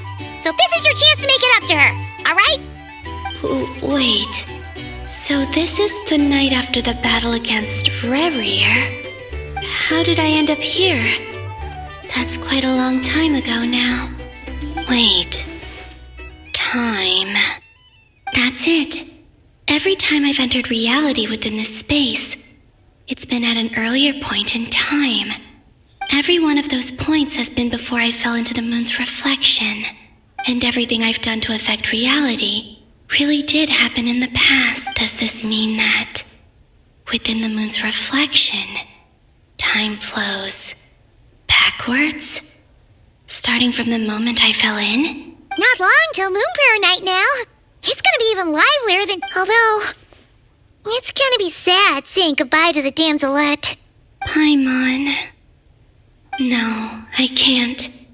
Even if I make contact, they probably won't understand what's going on. And in any case, I'll likely get pulled away again if I do. Instead, I have to find a way to get them to notice what I've written using the moonlight. Wait. Even I hadn't thought of doing that before. Don't lose heart. We'll find a way somehow. Huh? Oh, you say that, but the Frost Moon is beyond the fall sky. If we wanted to go visit her, How would we make it through to the other side? We might not have all the answers now, but I'm... Yes? The present. That's right. There are still things I can do. What's your plan? Flint's, when you were staying next door, did you ever open the window? No. The rooms here are... The moonlight. I think I see where you're going. One moment. I'll see if the owner... Don't bother. Time is of the essence. Oh. Time. Even if no one sees what I've written at this moment, maybe someone will remember what I said after. I need to write down as much information as I can. Huh? What's up with you? A little. Well, you should probably hit the hay then. You've had a really tough couple of days for you.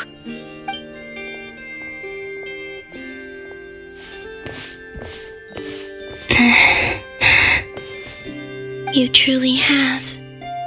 You helped defeat Rerir, helped me reclaim my name, and you helped the others organize Moon Prayer Night. Wherever you are right now, I'm sure you're still fighting against the injustices of fate. This is all I can leave for them.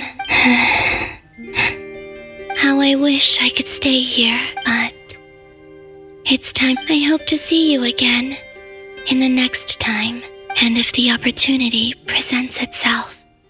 I will surely return to your side. Huh. Columbina. She's alive. Not only that, but she's left us an entire wall's worth of clues. She even wrote down what would happen on Moon Prayer Night. It's just a shame we found it too late. I am here. Time in this place flows backwards. I am constantly moving forward. It sounds like she's found a way to influence the past using Kuvaki, but her future is our past. So, these words have been here ever since we defeated the Ray hero Solnari. We just never discovered them. Which came first, the chicken or the egg? Do you ever mull over questions like that?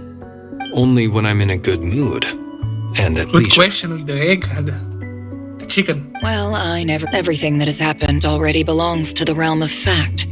As a business person, and especially an intel broker, what I do is extrapolate from those facts to try and read the future. An admirable philosophy. It's a means of... Let's go. We have a wall's worth of clues to share with the others. Yeah.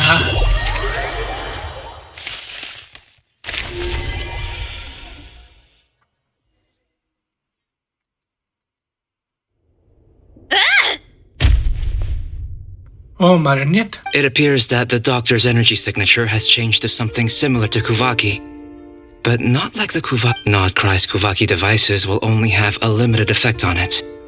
Also, I must say these books are rather profound. My subordinates just shipped them in from Fontaine.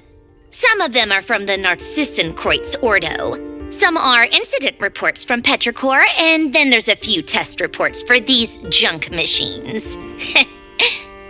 Additionally, after some further scanning, I've discovered something extremely... What's that? Tevat's skies contain multiple moons.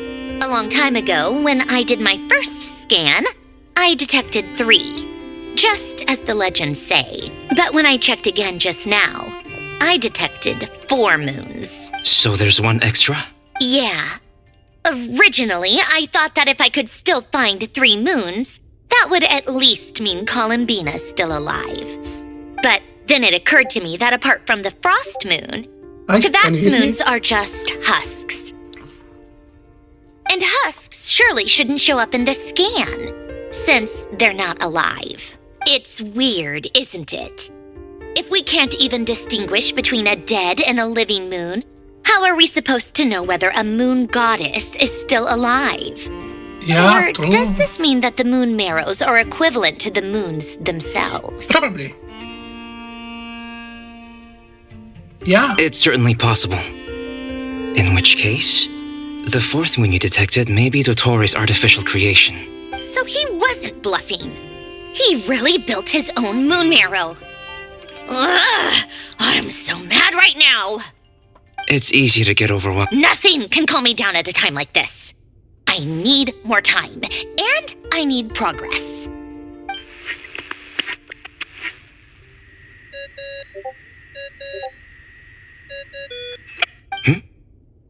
It's Mr. Flynn's. I really hate that ringing tone. Ugh. First the 4 orthants of the Narcissenkreuz, then moon marrows. Now what? Oh, sorry if we're disturbing you. Might I ask what's troubling you? What do you want? We're busy. Are you still at the Curatorium of Secrets? Yeah. Look, everyone else is still out, so there's no hurry. Plus, I'm busy, so I would appreciate if you gave me some space. Even though we have crucial intel to share? Fine. Do you intend to share it via the Dodo communication? Ordinarily, I would, but this is a unique situation. I think it's best that we discuss it in person. See you at... Oh. All right, then. So, what's the situation? The rest of the team is still out working on their missions and evacuations, but we've decided to fill you in on the most crucial information first. Sandrone, you were right. Columbina is most likely still alive. That's the best news we've received in a while. By a...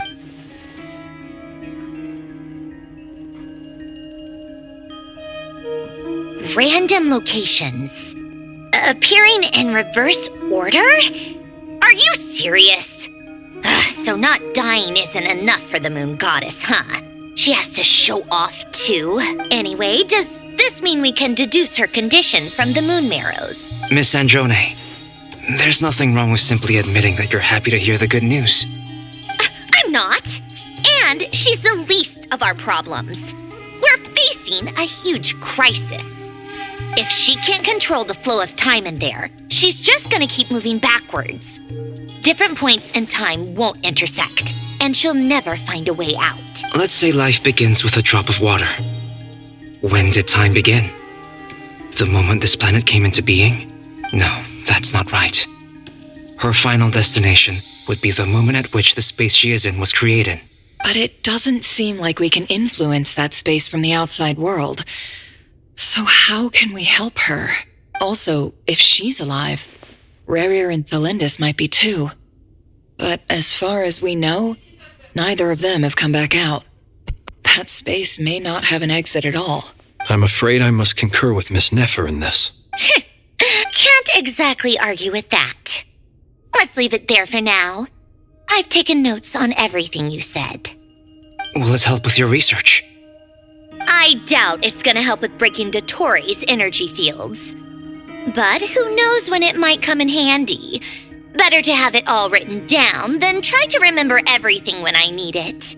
All right, I need to get back to my research. Mr. Albedo has made a lot of suggestions that will require my undivided attention. Sure, I'll stay here. I have things to work on.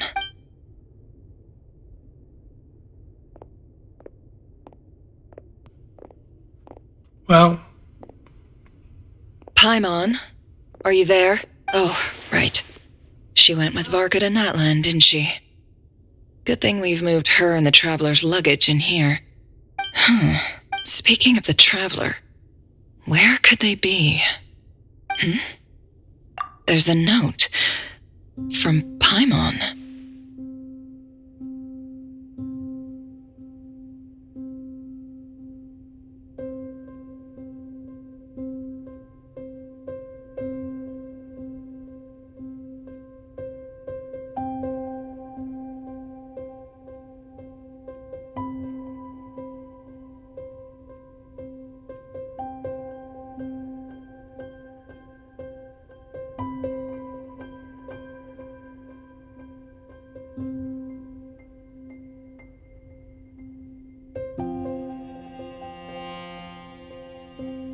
Paimon here.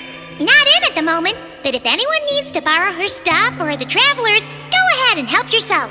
Paimon won't be mad. Also, Traveler, if you get back before Paimon, make sure... Well, This is the Traveler and Paimon's luggage. It's well organized. I wonder which of them is responsible for that. What do we have here? Beautiful. The camera captured a special moment that can only occur. You can really sense how the photographer feels about their subject. Yeah. The Adventure Handbook. This must belong to the Traveler. Perfect. I'll use this. Hang in there. We'll find you.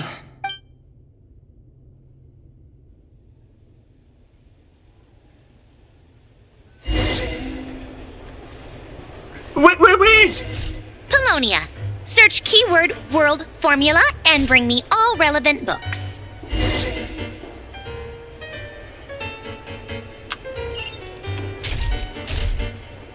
Wow.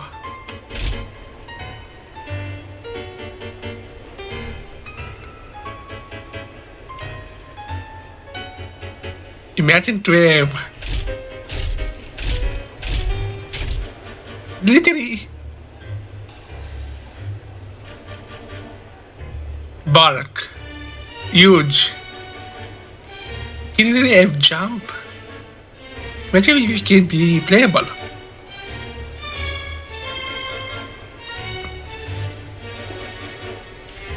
Kotaro, what do you think? Is it playable?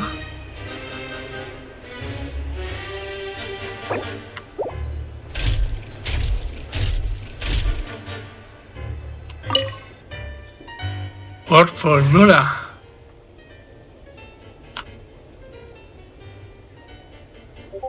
Playable Polonia. Imagine. To the shame we have told Mr. Variables, manual base give. Use the form or formula. Keyword not located. Probably this one. Finally, is the right formula of riches proof of outline above belief. Whoa!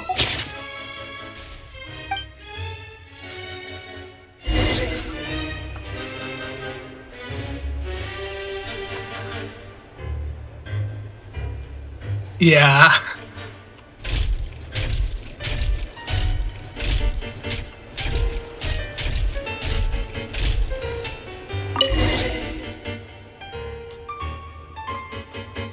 Let's see. This one is on Tonki's sermon dictation concerning the apocalypse. I believe that the correct term for this is Fortuna. This was an ancient Romorian technology, a wisdom unparalleled. I never imagined that Romorian ideas would be so similar to the diagram I have named, the world formula. This is strong evidence that human civilization should gradually shed possibilities as it continues to explore and evolve. The end of humankind may well be upon us right now. Research.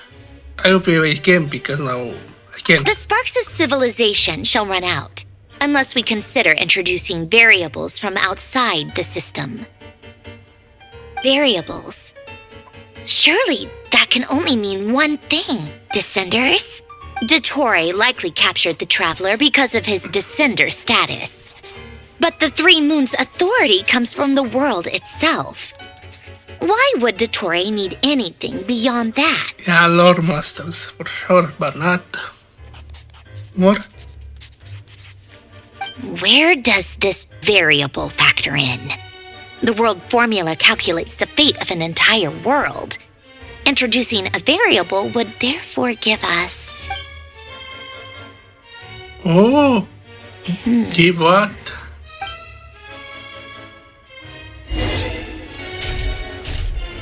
Polonia, search keyword pathway and bring me all relevant books.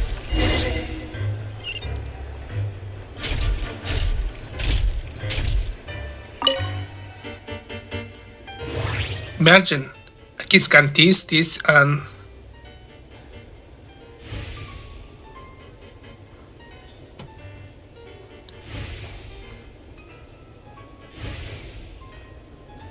And it's the small one. Can make a bet if it's a small one.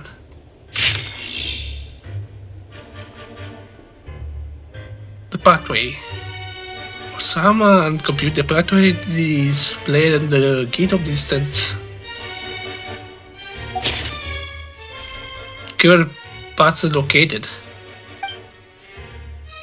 I'm the clue. Think I can make this.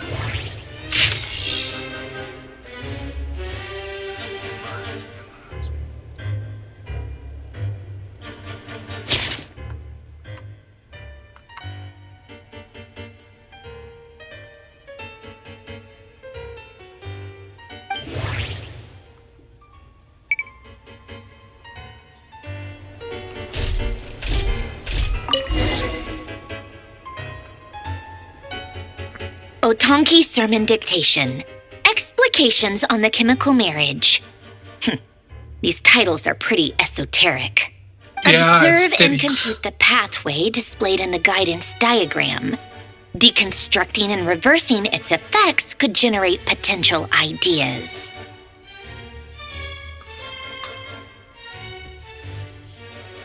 So, it's one of Renee's draft lectures. Deconstructing the pathway. I suppose that could lead to a breakthrough.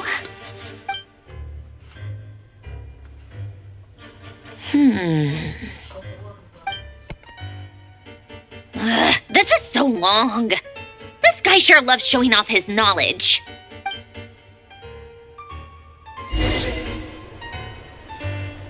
Polonia. Search keyword tree model and bring me all relevant books.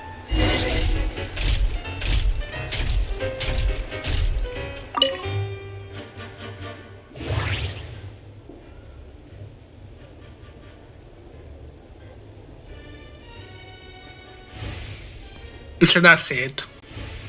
I bet it was this one. Banan. Wait. Where did I find everything? Tree model. Logical structure.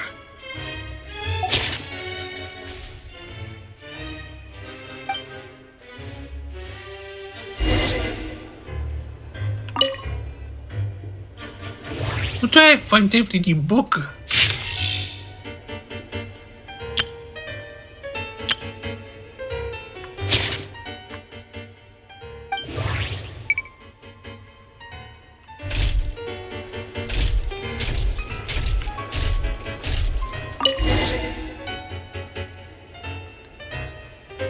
Most of the experimental devices proposed by the Lilia Crucis Ordo are built based on the simple and basic logical structure of a tree model. Lilia Crucis. Guess they were trying to cover up the name of the Nausitzenkreuz Ordo? Yeah. I forget to make this one. Or?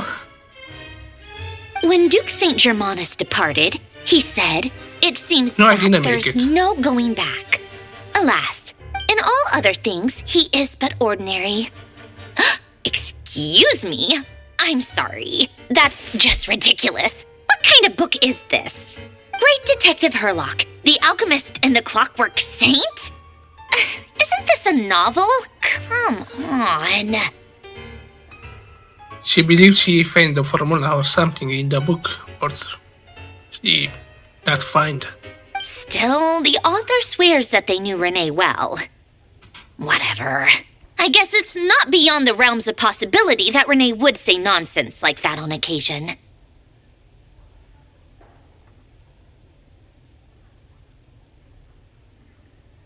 Memory, wishes, souls, and persona. Frankly, this sounds more like occultism, but if Albedo vouches for it, I suppose there must be some alchemical basis to these techniques. Yeah. Chemical things.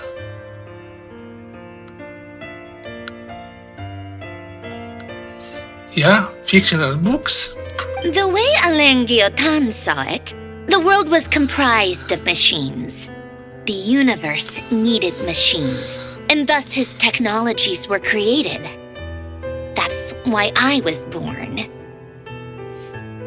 Oh. Yeah, but she looks natural. Renee? His full name was Rene de Petrichor, if I recall correctly. Sounds like he and the town must be intricately connected. That place was also the source of most of our information regarding Remurian civilization. Seems like some of his projects were based on their technology. The cutting of souls and storing them in vessels. These seemingly unrelated techniques underpinned Renee's research. The chemical marriage model? Elen would have scoffed at that. He never would have let those theories or parameters anywhere near his mathematical formulas. Native formulas to word formulas. Math. What was Elen's view on Renee? I know he mentioned the name, albeit very rarely. Oh, now I remember. Elen's old notes are here too. They mentioned Renee once. Renee seemed most out of sorts when he spoke to me. A lack of sweet foods has dulled his mind. Yep, that sounds like Elen. My subordinates actually did a half-decent job digging out all these materials. Makes a change. Good for them. Some of Elen's old files are completely consistent with these records. He must have gotten them from the Tower of Gestalt. I never knew he got his hands on Renee's records that early. He may have kept them, but he never even attempted to use them. Didn't believe a word they said. Come to think of it, Renee's world formula was filled with calculations of constants. That shows he believed that the fate of the world to be predetermined. As for Elen... it's been too long. I forget what he said. What would he have said? A guy like him, fervent believer in machines, but not headstrong enough. The world can be changed. It is worth persevering. Yes, that's how he used to think at least.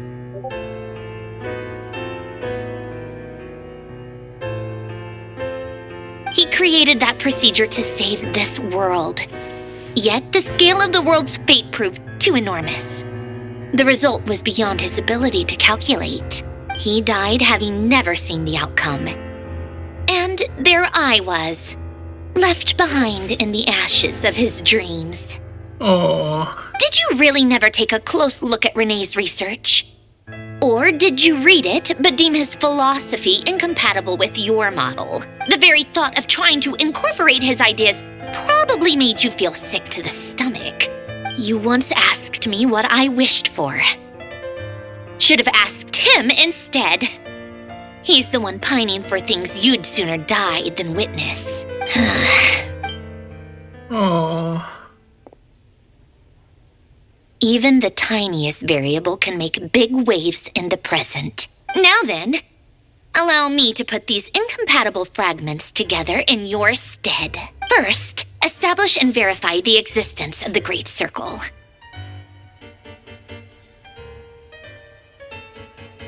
Absolute nihil on one end, absolute reality on the other. Then, the construction criteria. Variables. The sparks of civilization. Traverse the world, space-time, and civilization. Then the primordial power that differentiated itself from the void. The power of light. Yes. Records. This is horrendously complicated. After all that, I'm still missing a few variables. I need to think this through again. How do you think it looks, Polonia? Like the frenzied scrawlings of a madwoman? Oh. Fine, keep it to yourself. It's not like you can talk anyway. I'll assume you gave it a passing grade. I jest. But true madness does often start with trying to save the world. What would Arlecchino and Columbina think if they saw this incomprehensible hen scratch? They'd probably have me institutionalized. So would Rosaline. She's been dead for a while now. Poor Rosaline. When I close my eyes and think back, I can still see her face. And that enormous dress she used to wear. Such a bizarre choice. What possessed her? Oh, and the clack-clack of those heels used to drive me insane. No one's asking me, obviously, but I hope you all know that I never wanted to save the world. I'm not crazy. I don't have delusional ambitions, and that's a clinical fact. The world needs a solution, but I don't need the world's validation. It's the world begging me for answers, not the other way around.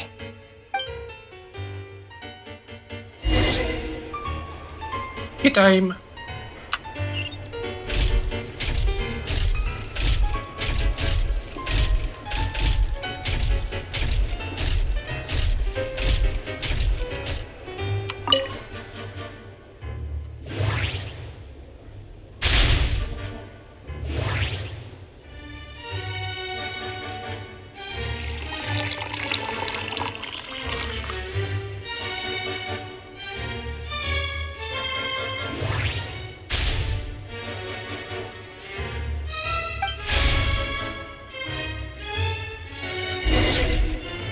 Wow.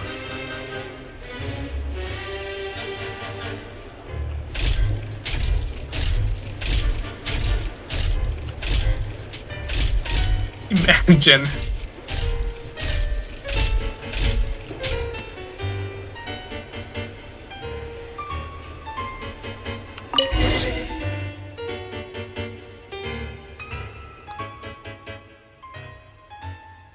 Oh. Cookies to go with the tea. Let's see. They must be from that person who brought those documents. I see they're from Hotel They look Decor. like fortune cookies. Something's written on the box. We are proud to present this homage to the Fortress of Meropede's fun-filled meal collection system. Fortune cookies. Whoa! Have a lucky start to your day. Don't even know it was fortune cookies. Because of the shape. Sounds like a dumb gimmick to me. Be early to bed and early to rise. Get plenty of sun and drink plenty of water. Then things will surely go well for you. What? Are you kidding me? Somehow I doubt that an early night and a glass of water is magically gonna save a world on the brink of existential peril. Oh, probably. Never know.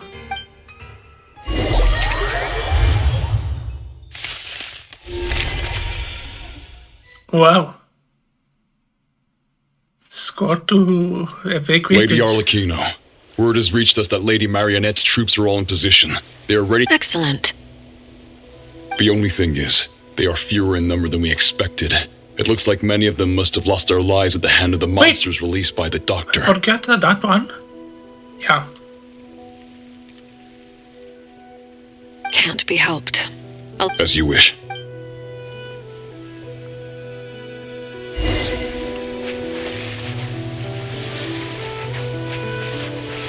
Wait. Where? Ah.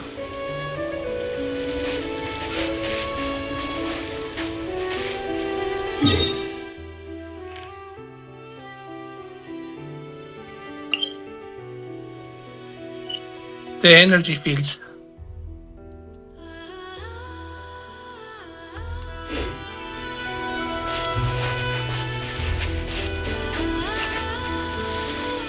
It's been a while, Arlecchino. You look well. Did Dottore really have to build his lab right on the sole path between Snezhnaya and Nod Krai? Had to go on a huge detour to stay out of its line of sight. Sounds like an arduous journey.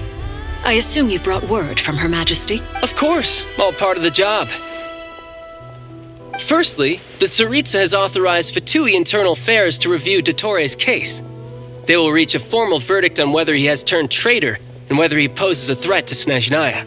While they're working on that, I've been ordered to come and receive the refugees from Nod Krai. They are nearby. My team will escort you to them shortly. Great. Aside from that, Her Majesty has a message for you and Sandrone personally. Huh?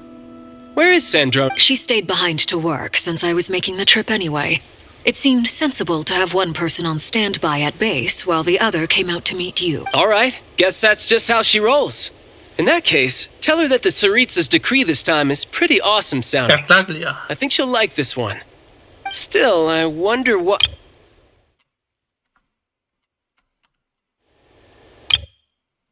Yeah, my child. Did one of our troops turn into a monster? No. Take him out.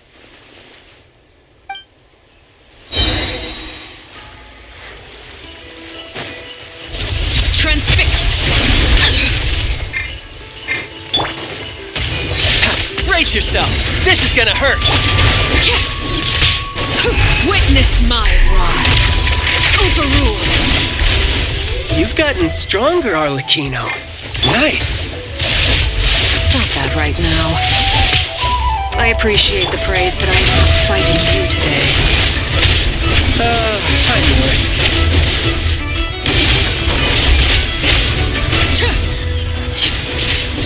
Transfixed! You're mine!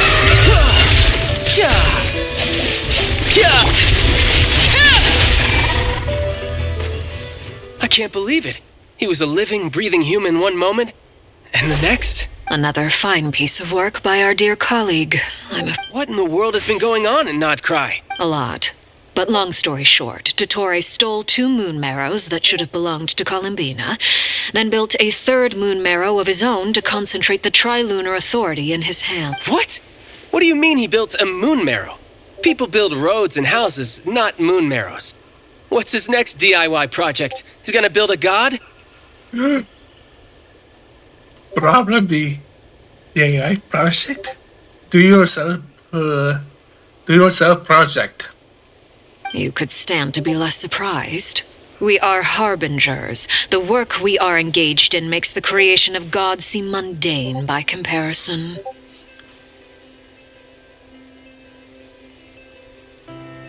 I tell everyone who asks that you once crossed swords with Rex Lapis while serving as a key supporter for Rosaline's plan. But right now, you're acting like a common adventurer. Thanks for speaking up for me. Those 2 really took me for a ride back then. Then again, surely no common adventurer would manage to get tangled up with them the way I did. That's gotta count in my favor, right? It almost sounds like you wish to repeat the experience. I might have to lower my opinion of you. No. I'll stop talking. Please, go on.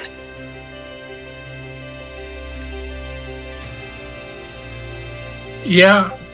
Dottore is currently still experimenting with his newfound power in ways that continue to corrode the outside world. As for the human mutation, I believe this is simply a consequence of his experiments, and not a strategic move. That radiant beast was once a subordinate of Sandrone's. I suspect he was only allowed to live so that he could become an experimental subject. Also, those of us who fought Dottore have been afflicted with a curse. As such, I cannot leave Nod Krai. This is so much worse than I thought. No wonder Her Majesty's decree is so extreme. While these exceptional circumstances persist, the Harbingers are hereby authorized to use unilateral executive powers. Should Dottore pose a threat, Arlecchino and Sandrone are permitted to eliminate him. My thanks to Her Majesty. I will pass these good... Her Majesty has also declared that she will refrain from launching an attack on the now evacuated Nod Krai due to the presence of unretrieved research material. A wise decision. By the way, how's my old partner doing? I'm assuming they're with you? Partner? You mean the Traveler? I'm afraid I have bad news. He was captured after our failed assault in Dottore's lab. His whereabouts are currently unknown. What? Why? Since when does Dottore have a bone to pick with him? That is indeed the question. I'm not sure he does. He must have some other goal in mind. This won't do. I have to rescue him. You can't. We have no idea where the Traveler is. What am I supposed to do then? Stand here twiddling my thumbs? Sandrone is working on it. The best thing you can do right now is complete your mission. Fine. I guess I'll leave this to you then. One last thing. Tell the Rooster to get the message out to the gods and citizens of every nation in Tevat. Beware. An uncontrollable pollution is spreading forth from Nod Krai. The source of that pollution is a madman drunk on the success of his experiments. The Fatui and our allies will endeavor to contain the threat. However, if Nod Krai falls, things are likely to escalate. Considering Dottore is one of our own, all Fatui stationed in Nod Krai consider it our duty to stay and fight him to the bitter end. Whatever the cost. Hey, don't be too pessimistic. If it comes to it, I'm sure Her Majesty won't stand by and do nothing. I hope you're right.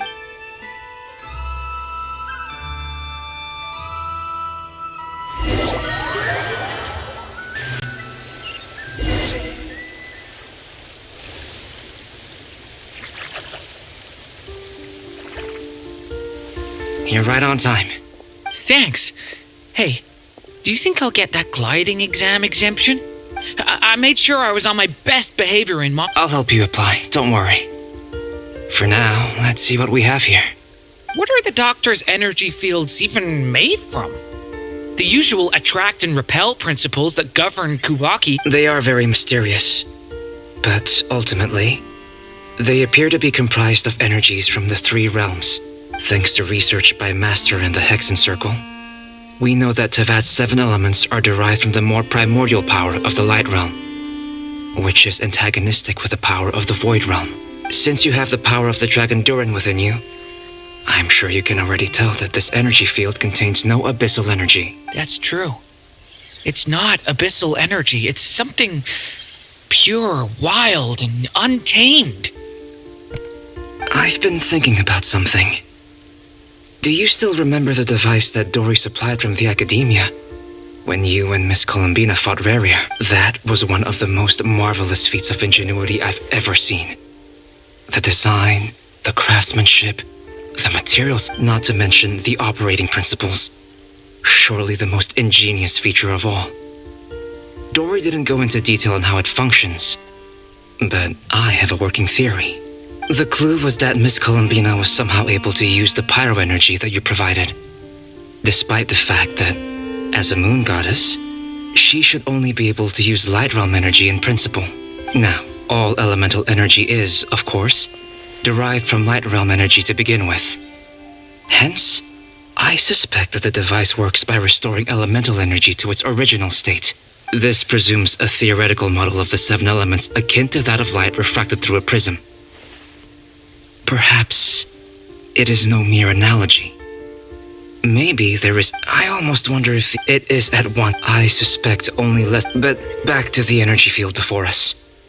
If this is pure light realm energy, its relation to elemental energy is one of integration versus division. Or you could say that the former contains the latter.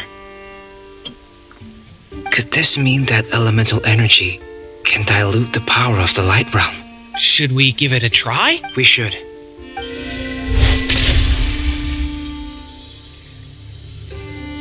Ha! It works! Clear signs of disruption were detected at the periphery of the energy field. This indicates that elemental energy can disturb or even negate the field. Now you try. All right. It's working! Switch to abyssal energy. No surprises there. Abyssal power drains the energy field to a significantly greater extent.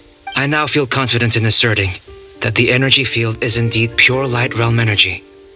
And that But the energy field is huge! How much elemental energy will it take to neutralize it? We don't have to neutralize it completely. We can try other approaches. That's all for theory. Would you like to continue watching? So you knew I was here. Huh? When did you get here? A while ago. But Albedo sounded like he was working on his thesis defense back there. Back in Sumeru. You can end a person's whole career by interrupting them mid-speech. Very thoughtful of you. I'm truly touched. Could I ask you to lend me a hand? With what? A little test. Try using Animo to unleash a concentrated assault with circular blades, with the goal of breaking through at a singular point. Whoa! Huge. Nice! This time it tore through the field. Tremendous. This is a major breakthrough. Should we go through? No. Probably shouldn't risk having mutually antagonistic energies in such close proximity. Durin, you stay here and watch the entrance. Hat Guy and I will go in to investigate. Sounds sensible to me. Keep your eyes peeled, Durin. Don't worry, I got this. What do you mean? Signal. It's based on a new alchemical concoction I developed last month. When two bottles of it are smashed on the ground together, they emit a blinding burst of light. If it comes to that, remember to shield your eyes with your hat. Glad I asked.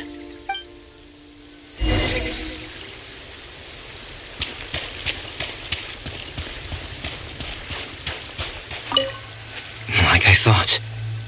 Beyond a certain distance, we can't see the opening where we came in. Maybe that's to prevent people from escaping. Sounds like Dottore style to me. Not much has changed. Things are basically the... They have no heartbeats and they're not breathing. We can only assume they're dead. But there are no visible wounds. Also, there's an animal squatting next to each body. It's watching us. That's not an animal's gaze. What are you trying to tell us? Oh, good theory. Imagine they are them, but these creatures. Doesn't seem eager to talk. I guess maybe it's just an animal after all. Let's keep looking around.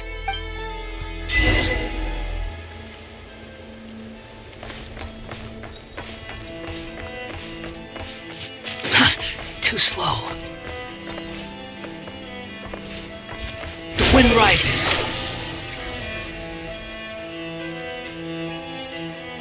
Same situation everywhere.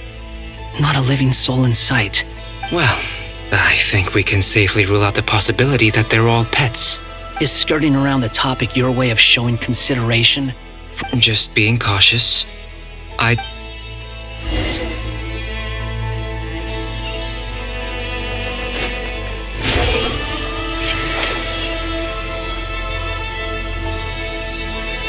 Upon the gale. Careful.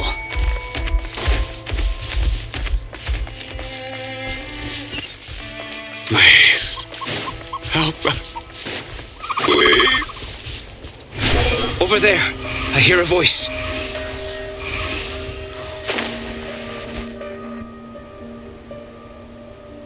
Please, help us. What happened here? I don't know. Suddenly, everyone collapsed. Then my line of sight got lower. I still have some of my senses left. I gotta... It looks like there's a huge experiment going on inside this energy field. Maybe each energy field is its own giant experiment. He's swapping human minds with those of animals. Even without the other circumstances, this would be an extremely radical experiment. Those people may have lost their sense of selves, but they are not fully animals either. If they were, they would have left. But instead, their instinct... We should go. No sense in sticking around here longer than we need to. Agreed. Oh.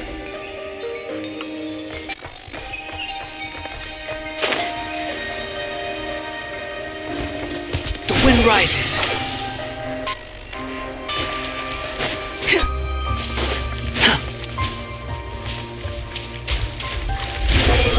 Upon the gale.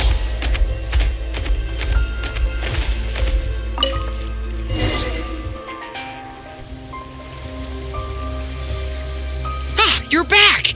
Everything okay? We saw some things that take a strong stomach. Otherwise, we're fine. We should share our findings with the others.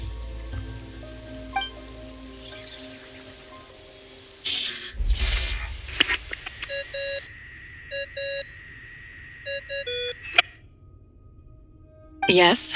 Who is it?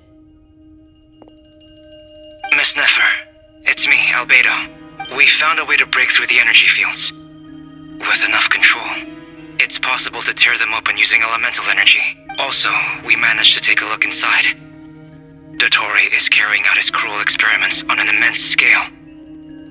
Any residents who have failed to evacuate in time will likely meet a grisly end. Sounds like he's living down to our expectations. Might I ask how things are proceeding on your end? I'm just about to get started. I'll be in touch once I... Understood. I will.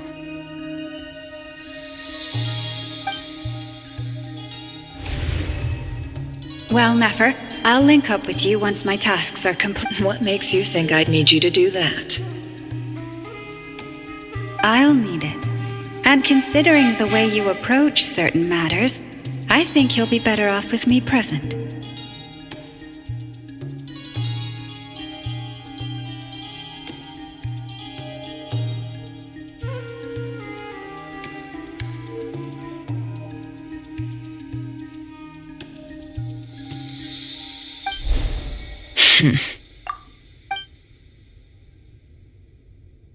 Let's begin. Entering simulation mode. A vast wasteland. Is this the traveler's inner world? I was expecting something. Wait, someone's there. What are you looking at? In that case, I'll look at it with you. I want to know all about everything you've seen and experienced. Is there somewhere I should return to? Or should I stay here and be the hero everyone says I am? I don't dislike my current life. Roaming the land, fighting battles, accomplishing missions, earning a living, looking after Paimon. I guess the only thing that's missing is that you're not here with me. This is the conscious layer, which contains a person's true feelings. It is filled with both longing and kindness. I suppose anyone who lives long enough ends up wishing for someone who can't be there. Maybe it's the only way we can feel truly alive. Time to delve a little deeper. Much deeper. Oh, saving time. Nasha Town is hardly the optimal choice for a place to live, but it has character. And a reasonable... What are you trying to say? Oh, don't be nervous. I was just thinking where might make a good starting point for your journey. Perhaps I should send you further afield. Conria, perhaps. Conria ceased to exist long ago. Once again, you fail to understand the possibilities that the Tri-Lune creates. Anything that has existed in the past, I can now recreate. You simply do not wish to see that happen. That might be because you miss your sibling and fear getting answers that you are not ready to learn. But if we are to collaborate, we need to maintain an amicable relationship. In a moment, you will be able to... Oh no. What are you...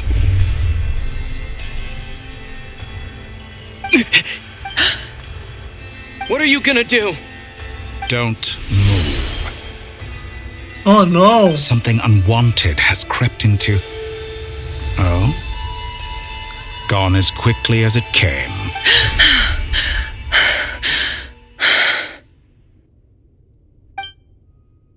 Did you save me? If I hadn't cut the connection, Dottore might have caught you from the other side and destroyed you. This was a good idea, but once is plenty. You were exceptionally brave. Excellent work. Thanks, but now's not the time for that.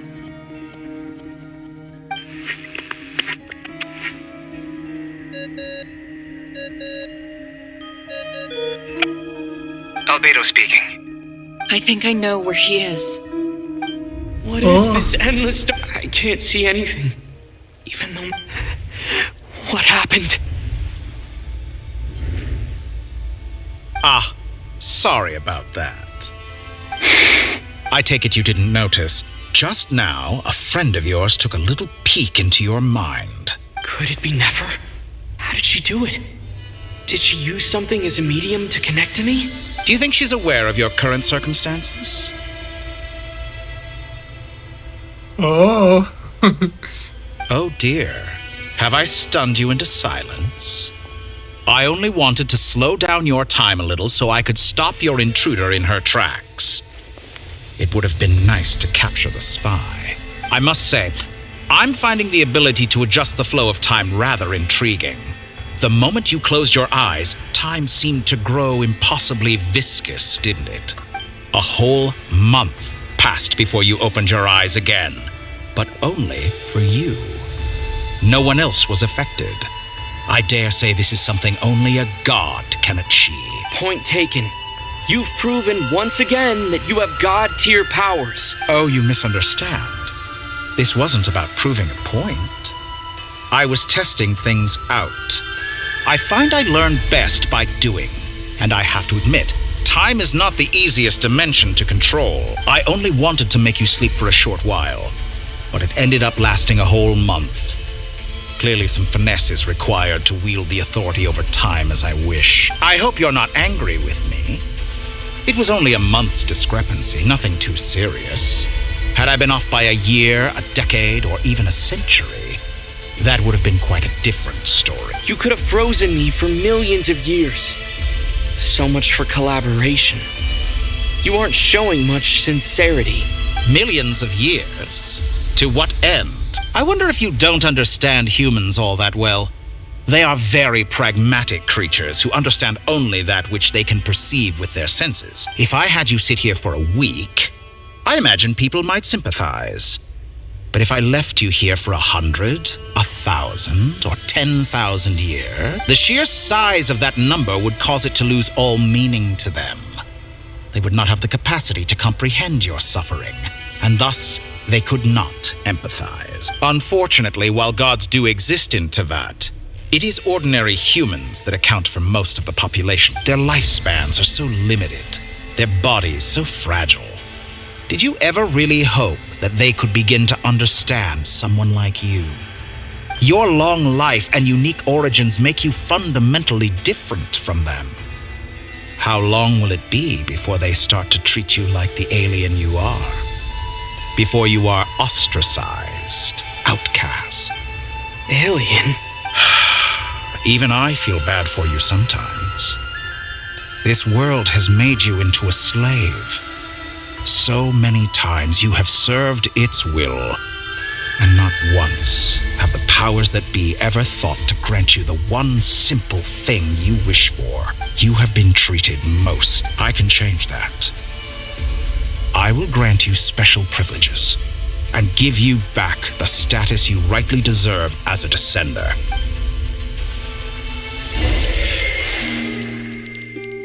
Wow. Colombina again. I've entered the past 3 times at this point, but I still have so many questions. For instance, beyond each point being further back in time than the last, what determines the specific locations at which I can make so far? The common thread linking all 3 scenarios is that the traveler has been present. But it's more than that. I know I sensed something familiar around him. What was it?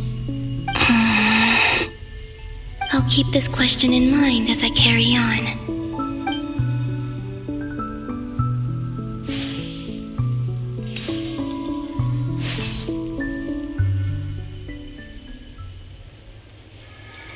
Humans, you never change.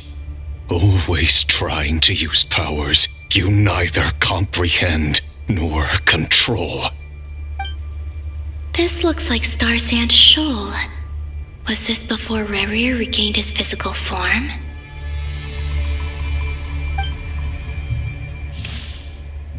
You've messed with the cannon again! The cannon. That's right.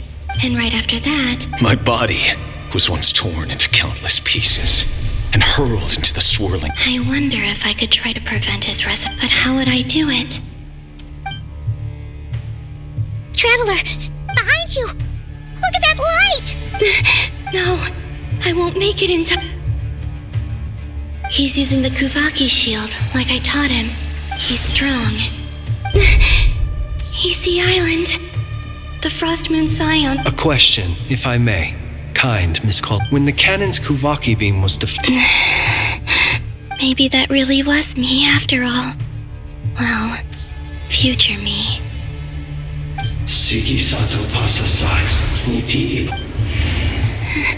There's no time. I have to make it. Oh, Frost Moon.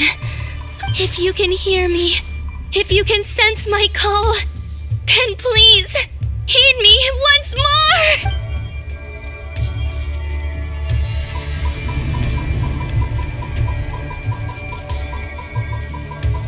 Did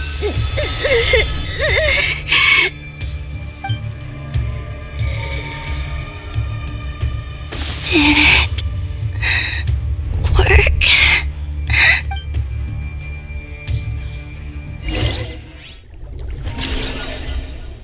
So she was there after all. The intervention. Hey, wake up. Hey, did you hear him? Call him Bina. I said... Oh, good morning. It's 3 in the afternoon, actually. And your coffee, right? It's so bitter. But... It's like you were raised by wolves in a forest or something. What did you drink growing up?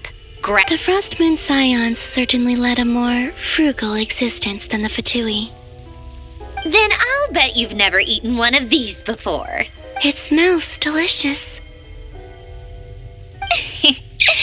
That's because it's a Fontanian recipe. I had a little free time today, so I made a batch. Rosaline will be here shortly, but if you really can't wait, I guess you can go ahead and...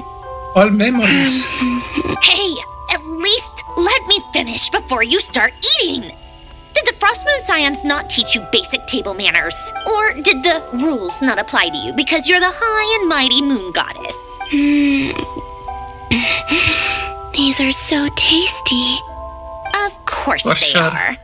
I made them. I was worried they might contain traces of machine oil. What? No, it doesn't. You know, there's something I've always wanted to ask you. Why did you leave your old home and join the Fatui? I mean, I'm sure their food was awful. But there's gotta be more to it than that. Well, life there didn't go quite how I imagined. What were you expecting? You're a god. Your followers are gonna make some demands of you, right? Surely you can just answer a few prayers here and there in return for the free food and drink. How bad can it be? Well, would you help other people just for free food and drink? The doctor told me that you were created by a great mechanic, Lord something Fisher. The Lord Artificer. Some people can't keep their mouths shut. Oh, Lord Artificer. And didn't he have something to do with the, narcissist? Narcissenkreuz Ordo. Yes, that was it. Narcissenkreuz Ordo. So, would you try to fulfill their wishes? You must be joking. I wouldn't go even if they paid me. I don't even know them. Exactly. Well, I felt the same way. I did not know the people who made demands of me. What do you know? We're on the same page for once. In his later years, Alan did ask me if there was anything I wanted to do. If I had any wishes of my own. Well, I don't. And I'm not in any mood to fulfill someone else's either. Who's Alain? He was the... You know what? Never mind. You're not gonna remember. Anyway, the point I'm trying to make is, neither of us is the self-sacrificing type. Let me ask you this. What sort of place would you like to live in, if you could choose? A place where people don't ask me for things I cannot give them. Where they don't worship me, or fear me, but just want to chat with me like a normal person. I'd also like the freedom to come and go as I please. And ideally, it would be somewhere with the smell of coffee and snacks. Not to burst your bubble, but no such place exists in the world. Now, take your snacks and scram.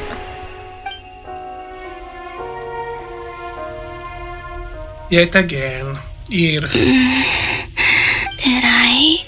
Of course. I'm back here again. I dreamed of events from my past. Sandrone, I miss you all so much back there. I guess I managed to harness all the Kuvaki energy on Hisi Island. But time is flowing backwards here, and I can use that familiar power to enter the world of the past, that mystery ally everyone talked about. It was me all along. Yeah. I can sense that there isn't much more power remaining up ahead. What lies at the end of all of this? Will time keep flowing into the past? Yeah. And will I ever find my way back? Sure. We find a way.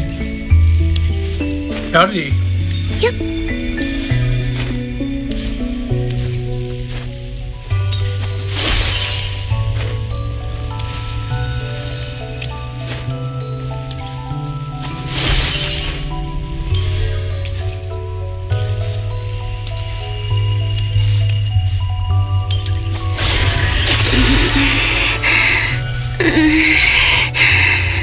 It's getting harder and harder to use my power.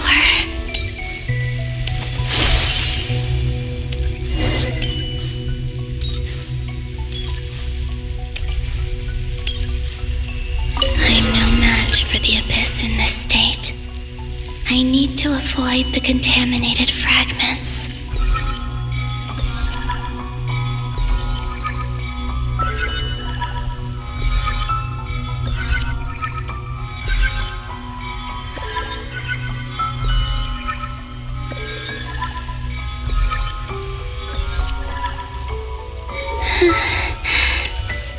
Time to go. I wonder where I'll find myself this time.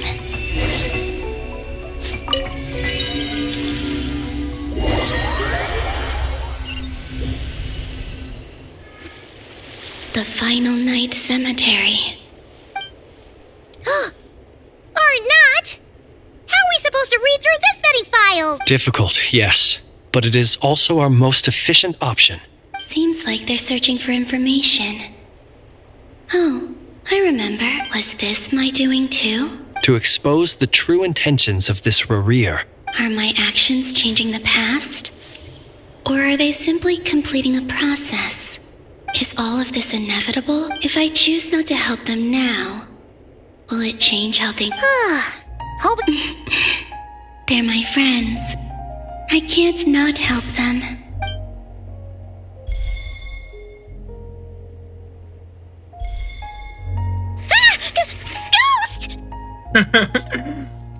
Paimon. And the other one was... here. Hey! Another file's moving!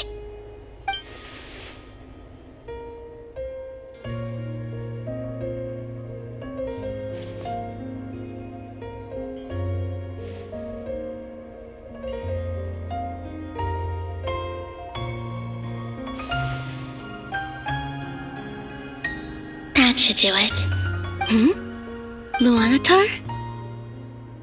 You can sense my presence? Wait! Again.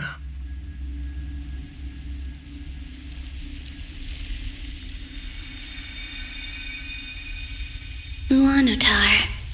So she's that familiar presence I've been sensing all along. She's always been by the Traveler's side. That explains why the Traveler has been there each time I've entered the past. But why Luanatar?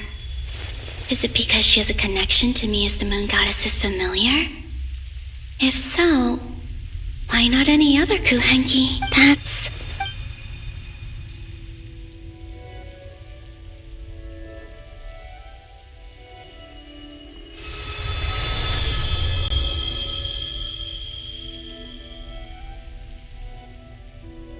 She's herself.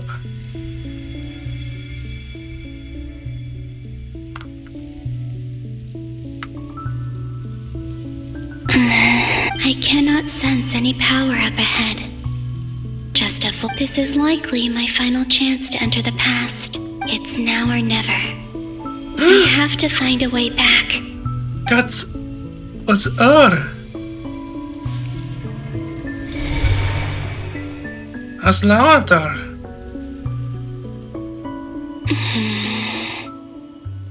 Where's Luanatar?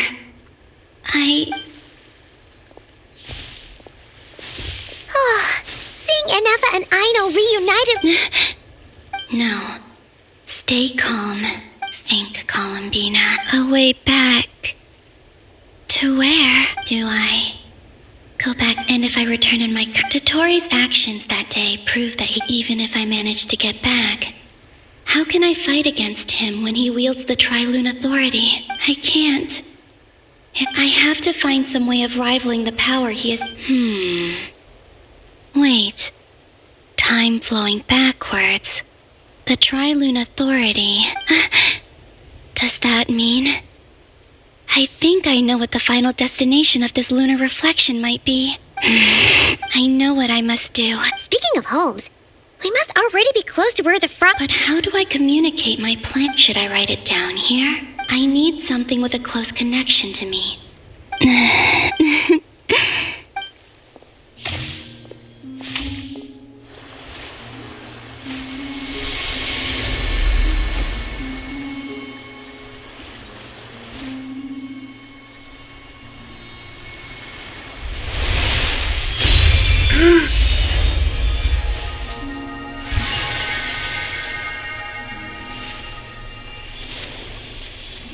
She was the one who created.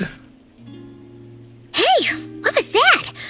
Feel like some sort of breeze It was I who brought Luanatar into being. I gave up a piece of my own soul to create her. That's why I could sense a familiar power from the moment I entered this space. It also explains why she's been present in every past location that I've entered. Because we have a deep connection. Vaki. Hey there! What's your name? And the reason why there are no more gates to the past after this point is that Luanatar hadn't been born then. No wonder I sensed the trace of a blessing when we first met. But I still didn't recognize the soul hidden within you. Back then, I was just a little lost dove. I had yet to become Columbina Hyposelenia. Go on now. We've got stuff to do. Best you find someone else to hang out with. Hey, you scared it off. I'll be counting on you. Remember to stay by the traveler's side, guide him, and help him in my stead. Oh, and bring him to the garden where the moon prayer blossoms grow. There's a little lost dove there who will need his help. Wow. Go on.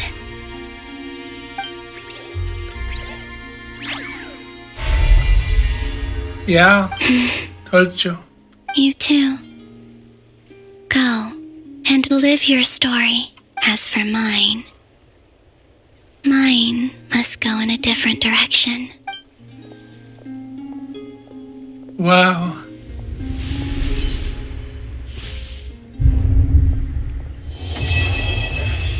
The travel on the winter's night is concluded. Saving time. And here again with this psychopath. How would you like to experience the thrill of never being held accountable for your actions? Believe me, such a life is but once. What point is he trying to make? Why would you offer me that? The creation of a world is the ultimate science. A god's laboratory is the perfect playground. Mortals are found every... So the condition for entering the new world is to take innocent lives. The same dilemma that Rerir once faced. Could I really bring myself to kill others for my own... Have you made up your mind? I can't do it. Your playground is no place for me. You're putting your hopes in the wrong person. But we both know I'm not quite the hero you say I am either. I have my own reasons for the journey I'm on. And they aren't all selfless. You've grown a lot since we last met. But there are still things you are unwilling to compromise on. Why don't I lower my requirements a little as a gesture of goodwill? I really doubt I could live that sort of life. And yet you already sound less defiant than a moment ago. The benefits appeal to you because you can read the signs of the time. Why don't we return to my research facility? Your last visit was so rushed. There is much that I have yet to show you.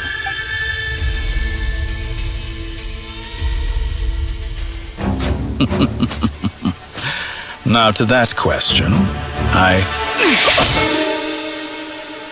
Heroes don't attack from behind. Guess I'm no hero. This is most disappointing.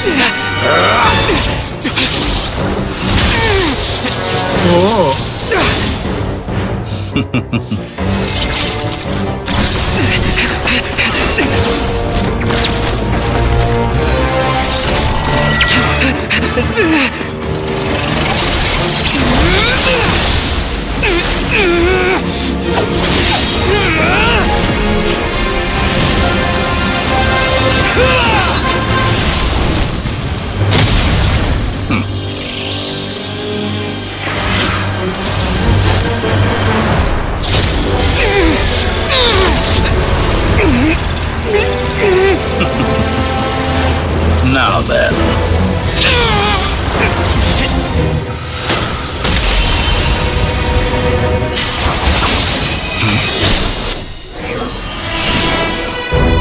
Wow.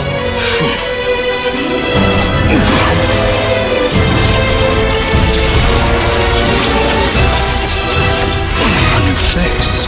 Interesting.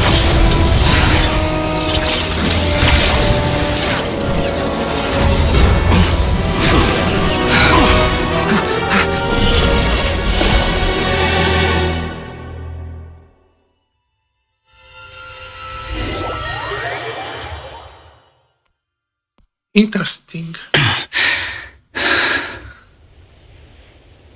The hot guy. You're still gonna call me Hat Guy after that, huh? I didn't see anyone else in there who needed saving. Thank you so much. Wait, are you injured? It's nothing. I'll be fine. Oh, Why are you looking at me like that? Is it that shocking that I'd come to your rescue? it's more shocked that you got Doctor of God. I owed you a favor back in Sumeru. Now we're even. Distracting Dotori was tough. I won't lie. He's not gonna fall for the same trick twice. That was my one shot. I'd hoped to use it to take him out. Ugh. I never wanted to obliterate someone more than I do right now. Dotori doesn't recognize me.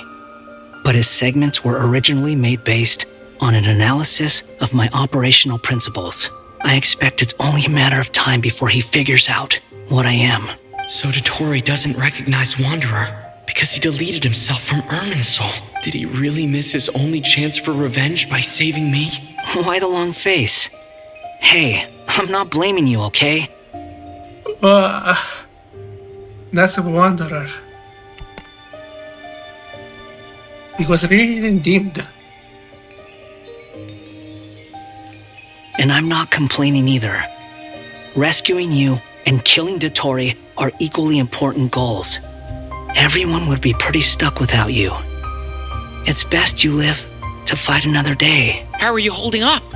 Are you alright? Hat Guy said to put safety first, so we agreed to run as far away as we could after leaving the energy field and only meet up once it was safe. You don't look injured. It seems that Dotori didn't do anything to you. Yeah, I'm fine. Guys, thanks. Alright. Rescue operation complete. Let's head back. There's a lot more work to be done before this is over. The start of the true moon. The point where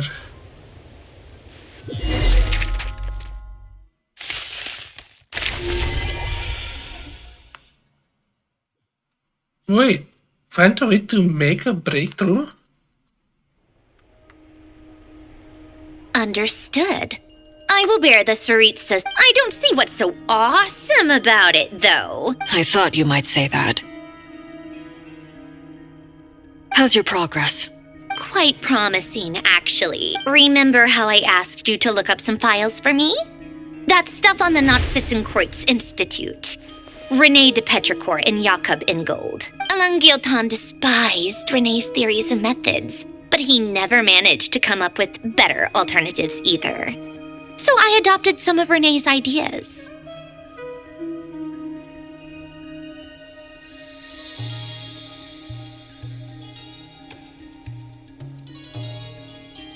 I thought Alain was like a And? What would you say if Lenny and his friends... I would applaud them for it. That would... For all we know, once you die, it just... Hey, come on out. They're back. Huh? Wow. You're back? And your head's still screwed on? And you still have all your limbs? What does it look like? Way to keep your composure, madam. Excuse you. I am perfectly composed. Hey everyone, I'm back. Glad you're okay. Yes, it's a huge relief. Worry? Oh, yeah, right. You think we, the Fatui, were worried about you? Yeah. We were worried sick. Hey! Oh. The Traveler and I were already friends. You are free to join this mission in whatever capacity you please, much like your tea parties. It's a laugh a minute with you guys. I must say, I was quite surprised when Mr. Albedo told me he would need no additional aid. We discussed this on our way back as well. I am rarely so unequivocal, but in this case, we had full confidence in Hat Guy. He said he knew what he was doing. Albedo and I pretty much had to just wait outside on standby. Meanwhile, Hat Guy broke into the energy field and rescued the Traveler solo.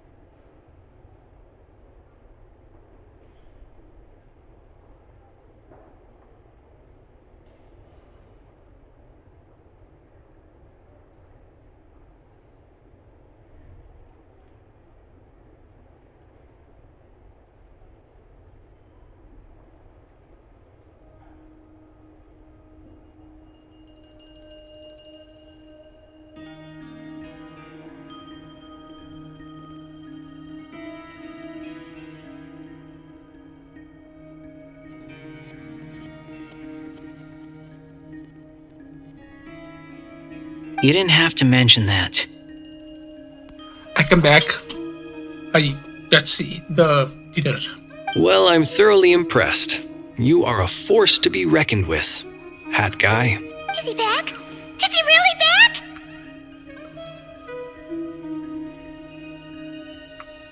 Yeah, Paimon. Traveler! It's really you! What do you mean, Paimon? I'm back. Oh, thank goodness! Paimon missed you so much! You can finally breathe easy, Paimon. It's great to have you back in one piece! Oh, Paimon's been having nightmares the whole time you were gone! Look at them. You know, once you reach my age, there's nothing better than watching a misty-eyed reunion between friends. It's nothing. Same goes when you get to my age, too. I bet Aino and Anefa would be tearing up as well if they were here. Varka, I'm not sure Anefa can cry. Oh, yeah, good point. Hey, your eyes are looking a little red and puffy. Come here. Let's... What? Ew, no! No, thank you. You're not my dad, okay? Knock it off! Everyone, I'm sorry for all the trouble I caused you. But the silver lining is, I didn't come away from this ordeal empty-handed. While I was being held captive, I learned a lot about Dottoro's current capabilities, and what he plans to do with them. Allow me to explain.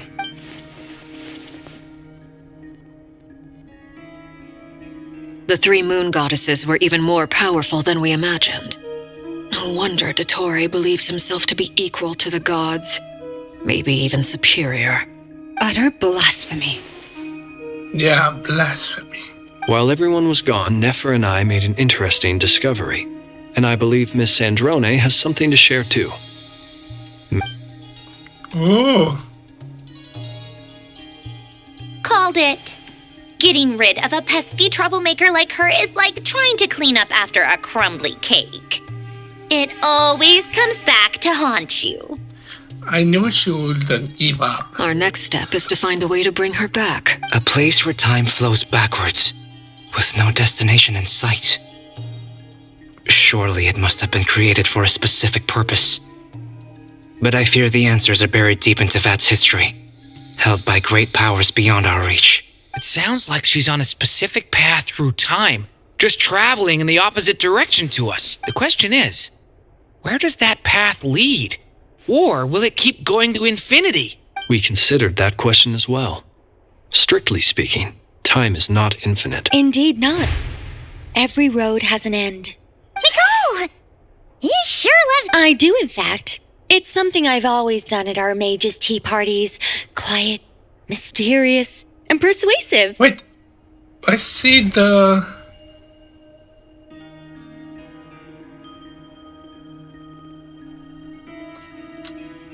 You wonder The what lies altar. at the end of her road. Well, The altar. just as the world has a beginning and an end, so too does time. But where Miss Columbina will end up along this road, that depends on where this particular river of reverse time began. What about the original moons and the moon goddesses? Do they have a beginning too? All things do. In the beginning, no moons adorned the sky. It was the Dragon King The Nibelung Lunter. who raised the three moons into the heavens, and thus were the moon goddesses born. They were shadows of the planet, born to wield Nibelung's authority and oversee the world on his behalf. They were extensions of his will. But then one day, they disappeared just as suddenly as they had once been brought into being. Nobody knew where they had gone. Once again, the flower, the moon. Like I thought. No more paths back to reality have emerged since. But how can I be sure that I'm going the right way without scenes from reality to keep me on track? Yeah, Columbina. I can't even be sure of how long I've been walking for. The further I travel, the less stable this space becomes. They can just materialize out of thin air.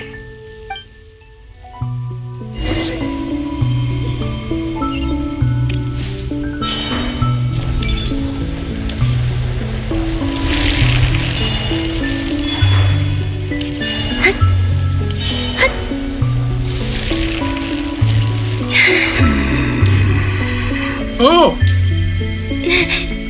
Is that the ray here of Solnari?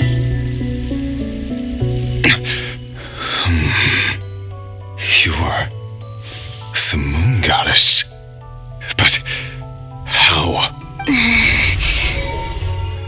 Please, there's no need.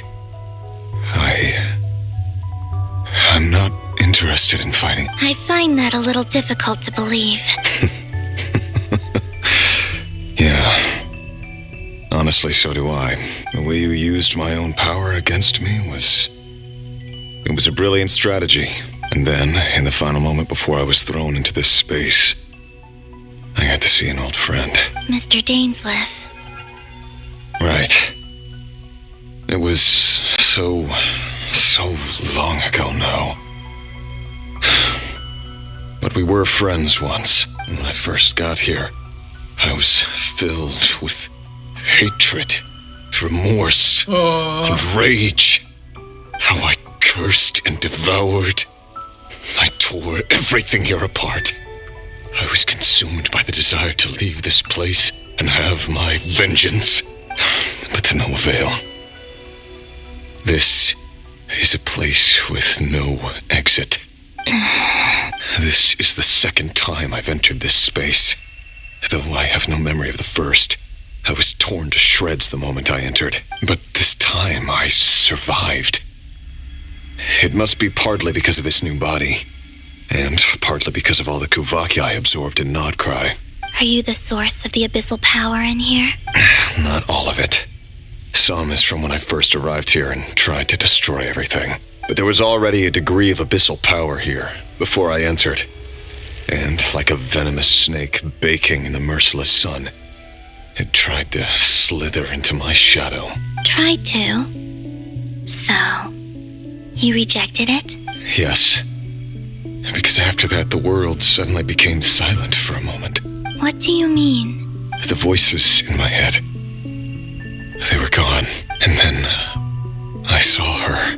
Her? Thalindis. My former lover. Never mentioned that she saw a memory of Thalindis leaping into the moon's reflection. More precisely, I saw her afterimage. I'm sure the real her is long gone. She was just an ordinary Conrian. She couldn't have survived here for very long. Anyway, why have you come here? Didn't you know it was a dead end? If I hadn't escaped through the moon gate, my friends would have been in far greater danger. Oh, I see. Because of your power. The power of a moon goddess. What? You'd like to know how I know, wouldn't you? The one who resurrected me said so. I could hear a deep lust for power in his voice. Do you mean... Dottore? Dottore. So that's what he's called. He'd been collecting fragments of my body for a long time. Also that he could resurrect me at the moment of his choosing.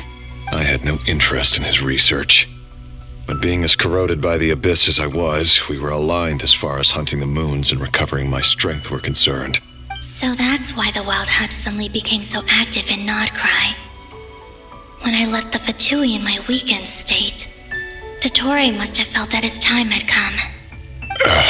Moon Goddess, could I ask a favor of you? What? I know this is a lot to ask, especially from someone who tried to kill you. If you refuse, I won't fight it. But this is the only thing I desire now. Nothing else matters. What do you want? I'd like you to take a message to Thalindis for me. Thalindis? Yes, she's dead. But like I said, I saw her afterimage. I can sense that some part of her soul remains here. Far, far ahead. Why don't you go and speak to her yourself? I can't. I don't know why, but I can't move freely in this space as you can. All I can see is a glimpse of her, walking away. Just like the moment when I last saw her in life. In return, I will clear these abyssal obstacles for you. No, not in return. I'll clear them for you, whether you want to help me or not. Yeah. Why, indeed. I've been asking myself that question a lot recently. Why did I do the things I did? I'm tired of it all. Tired of the person I became. People used me. And then I turned around and started using others. I hurt a lot of people. I think I grew tired of it long ago. But I wouldn't admit it to myself. And ultimately, that's how I ended up here. What do you wish to tell her? All of it. My past. My mistakes. Everything that happened after we were separated.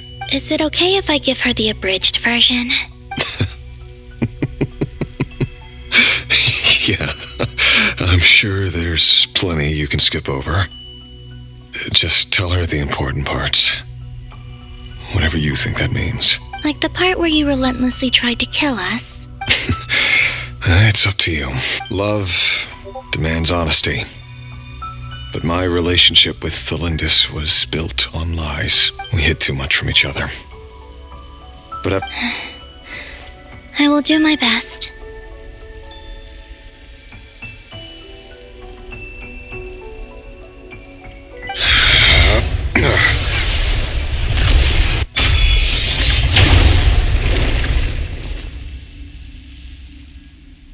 Wow.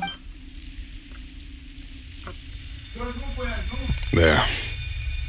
The Abyss will no longer stand in your way. Even though Mr. Dainsliff felt he had to fight you, I think he still regarded you as a friend. He said that you betrayed him. But he also felt great remorse at never having understood what you were truly going through. Why tell me this? Because if he'd known that someone could take a message to you, I believe that's what he would have said. Thank you. It means a lot. I know this will sound strange coming from me, but don't die, Moon Goddess. I can tell that you're determined to get out of here. It was so nice of him.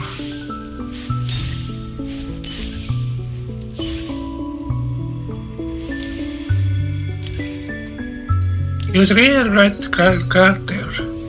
Like that Tori used him. Remember experiments.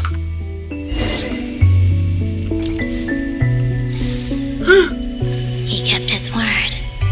The Abyss is no longer obstructing my path. Wow.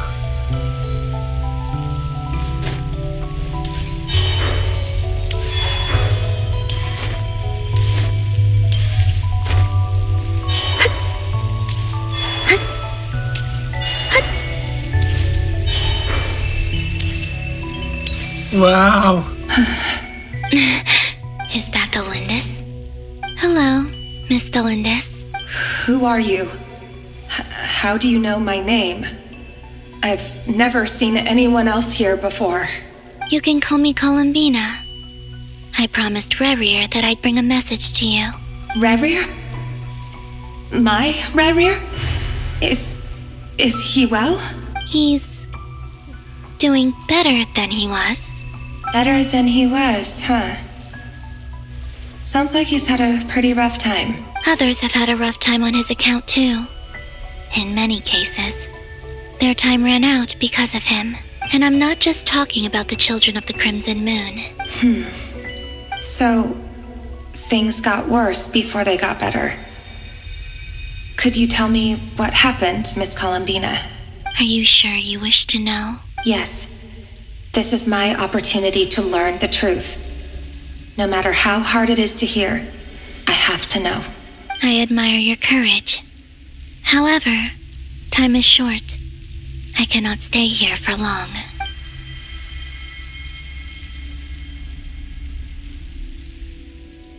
Rerir had seeds of hatred in his heart, and many people nursed them for their own ends.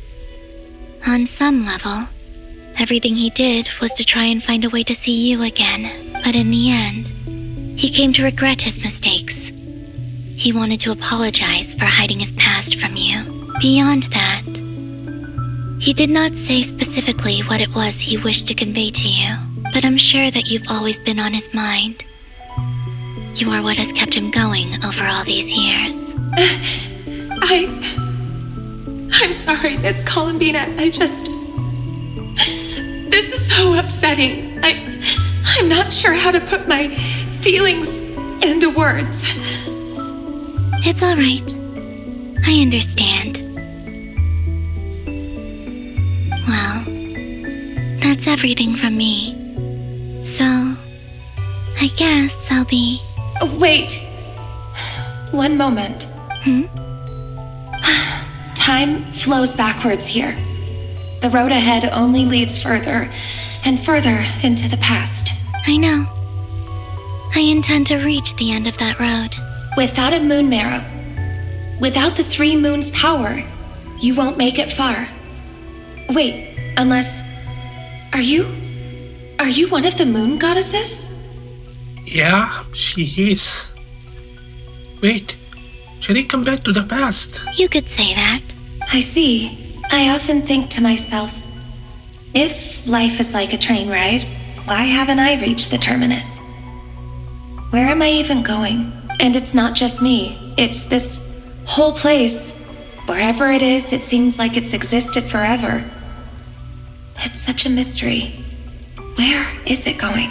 I must seem so ridiculous. I can't answer these basic questions, and yet I jumped right in here without hesitating, only to be torn apart the moment I entered by powerful energy currents. Only my soul remains now. Thinking back, I was suddenly overcome with fear and terror in that moment. Perhaps I too became bewitched by the abyss. I may have been the leverage it needed to control Rayrir.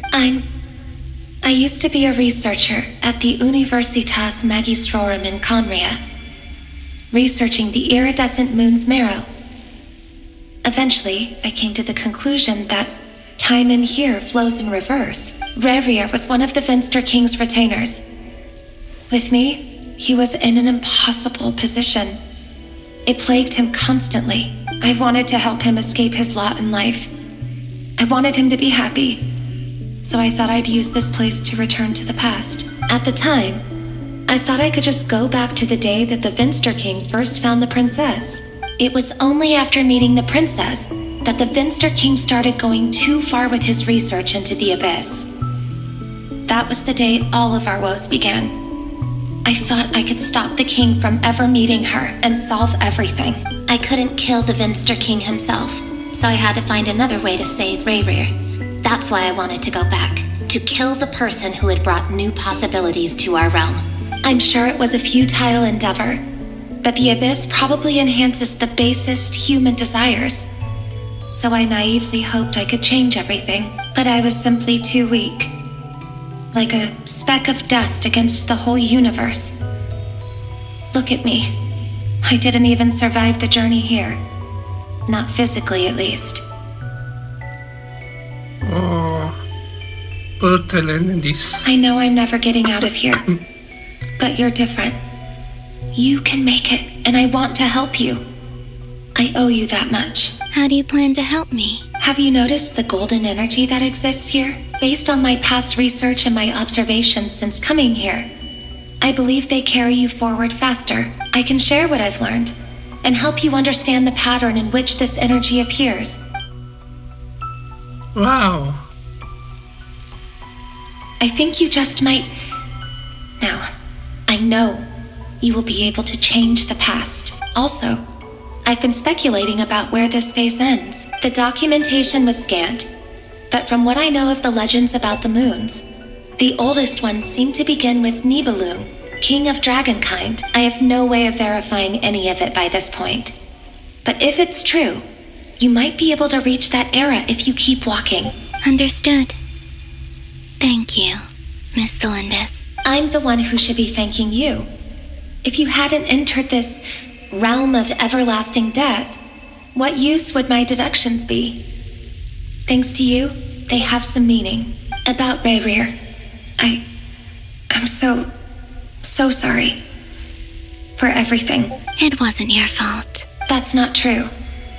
Because we both feared bringing trouble upon each other, neither of us ever told the truth. And that dishonesty sealed our fates.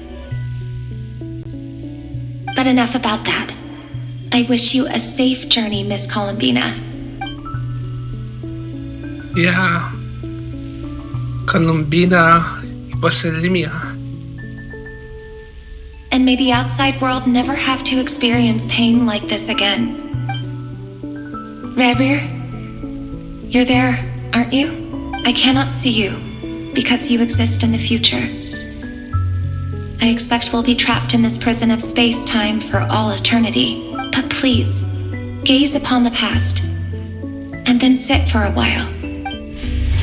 Let's find a place to sit down together, just like we did when we first met. Wow.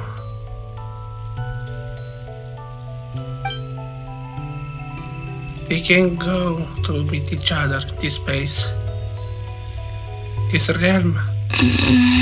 How long have I been walking? How much further till I reach the end? Is there even an end to be found? Everything's getting blurry.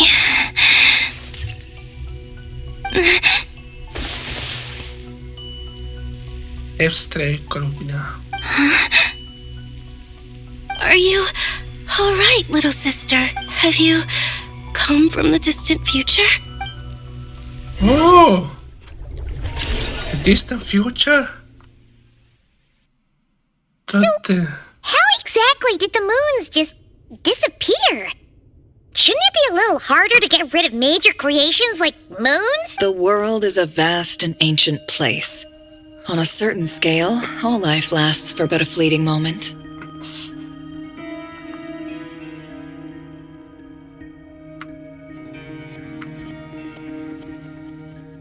Miss Nicole explained that the moon goddesses likely perished in the War of Funerary Flame. The moons themselves were also destroyed at that time, save for the Frost Moon, from which a new moon goddess was later born.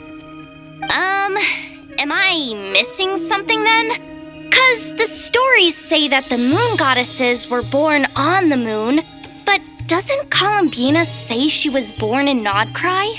Huh, you're right! Why do their birthplaces differ? What's the difference between the two generations of moon goddesses? Also, remember what Sandrone said? Her scans detected 4 moons. In other words, 4 moon marrows. Oh!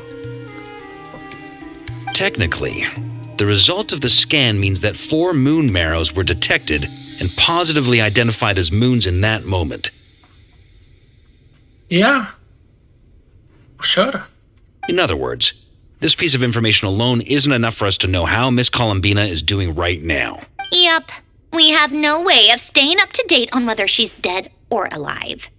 She's on her own for now. But at least she's trying her best to get back to us. Yeah. She's a tough cookie. And a sore loser, too. We have to trust that she'll find a way. Because we really need her power. As much as it pains me to say it, we've got no chance of beating Dottore in a straight-up fight. He's much too powerful. It wouldn't even be close. That maniac is going to devour everything in his path until he reaches us. We need to find someone or something that can stop him before he does anything worse. I'll be frank. Sure. Our only hope of defeating this false god is with a real moon goddess on our side. I'm not just saying this because Columbina's a friend and I want her back safe and sound. It's just the truth. And I know that even she was no match for him when he attacked, but I don't have a better solution. We're not giving up on saving her, whether she can defeat Dottore or not. Right.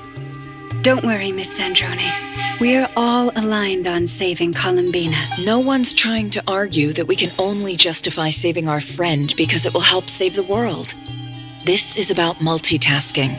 We want to save both. A huge multitasking. So, she's more than just a moon goddess to you guys. Absolutely. Duh! She's part of the gang! And you are too, you know. Yes, I know. You don't need to labor the point. I knew that the moment I came running over with my documents that I was part of the in-group. I mean, if Arlecchino can fit in, I certainly can. Yeah, for sure. Anyway, as for how we get Columbina back, I've been working on it constantly. But I think I'm still lacking certain information about the moon. I'd probably get there if I could continue my calculations, but the problem is, I've run out of computing power. Oh, no more computing power? I did. Oh, I mean, he did, she didn't do. Computing power? You mean you need more energy? No, the issue isn't energy, it's processing power. There's so much data to get through that the whole process has just ground to a halt. That's a tricky problem. René de Petrichor of the Nazissenkreuz Ordo once foretold the fate of the world. But I don't know how he did it. My guess is that he used the primordial sea's power. However, that won't work for me. His methodology was vastly different from my own. What's worse, they're incompatible. And to top it all off, we can't even leave Nod Krai. Ugh, this is so annoying. If I'd known we'd run into a bottleneck like this. Well, no, the design bureau's a bust as well. Curse that Dottore! Couldn't have made this harder for me if he tried. Oh, what do we do then? How about we grab a bite to eat and take a break? Maybe something will come to mind after you've cleared your head. You don't get it, do you? I'm trying to calculate the fate of an entire world here. Oh. And I need accurate results, not vague prophecies. Where the heck am I gonna find the computing power for that? Anyway, time to shelve the discussion on technical difficulties. Being a killjoy isn't very ladylike, after all. Either way, we've done what we can. Rest well, everyone. Remember to let us know if anything new comes up.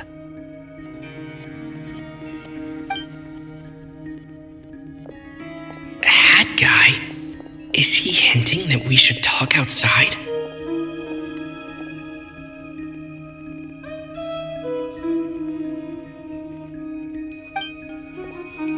Yeah. Let's go somewhere a little more private. What formula? You know that Dory went back to Sumeru, right? Yeah, she mentioned she was planning to head back. Things aren't looking good for Nod Krai. She's gone to spread the word so that Sumeru has a chance to prepare for the worst. From what I know of Dottore, there are two possible reasons why he hasn't made a move yet. One is that he's still working through some kinks in his new powers.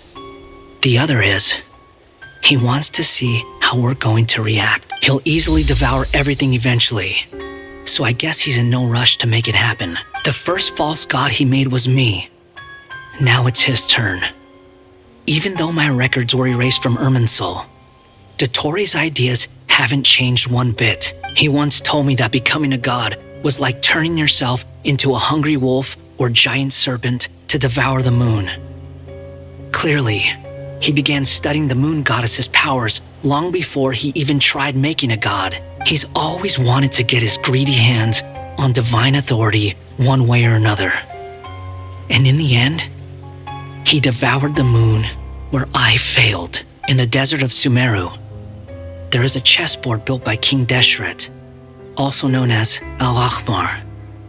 I don't know if it was a real game, or if he was just trying to challenge his servants and citizens in some way, but creating games and setting rules. Gods do that as a matter of course. That's the kind of power Dottore craves.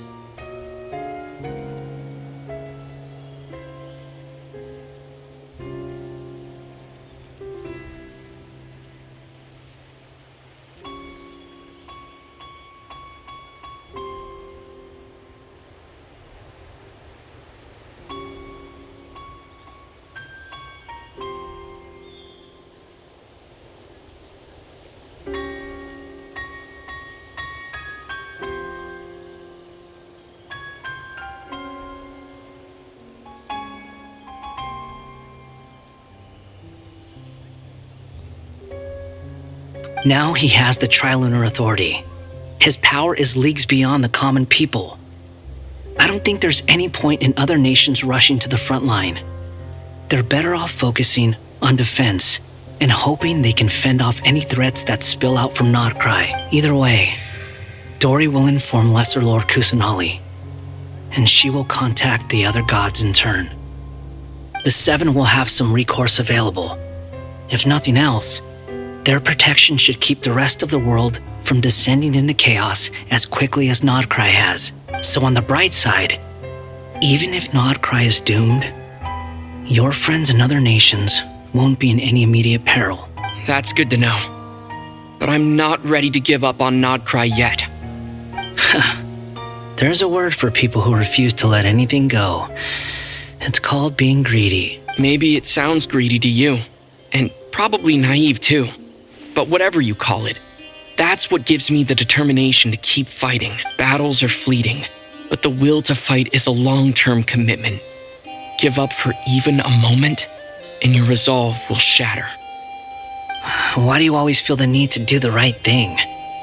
No one is born to be a savior. I mean, who's gonna criticize you if you fail or give up? Don't take this the wrong way, but Dottore said something similar to me. I guess the Fatui attracts people who don't believe in saviors. Not necessarily. It's less about belief for me. I just want to know how determined you really are. After all, I don't owe anything to anyone else here. You look kinda worried. If your arch-nemesis was about to achieve their ultimate goal, I think you might feel a little worried too. That's true. Dottore is about to become an omniscient, omnipotent deity. That's gotta be a bitter pill to swallow. Still, you're calmer than I expected. Obviously, I have to admit that my past self was a reckless fool who misunderstood not only the point of revenge, but how to achieve it. And as much as I want my vengeance, I know I'm not gonna get it by acting alone. If the world's taught me anything, it's to think before I act. Too bad it never taught me any other virtues, though. So, I am going to destroy Dottore, no matter what it takes. So, what's your plan? I'll get to that. First, tell me, what do you think of Sandrone? Just like Paimon said, she's a friend, part of the gang. How much do you trust her? This is a serious question. Think carefully before you answer. Although she's with the Fatui, she has her own values, and she's helped us a lot. If nothing else, she's clearly going the extra mile for Column B. I see no reason not to trust her. If you say so. In that case, the three of us need to talk. I have some thoughts about her computing problem. It can be solved, but it will come with a cost. How much? If I can afford it, I'll cover it. Sometimes your heroism really backs me into a corner. You know that? Come on, let's go talk to her.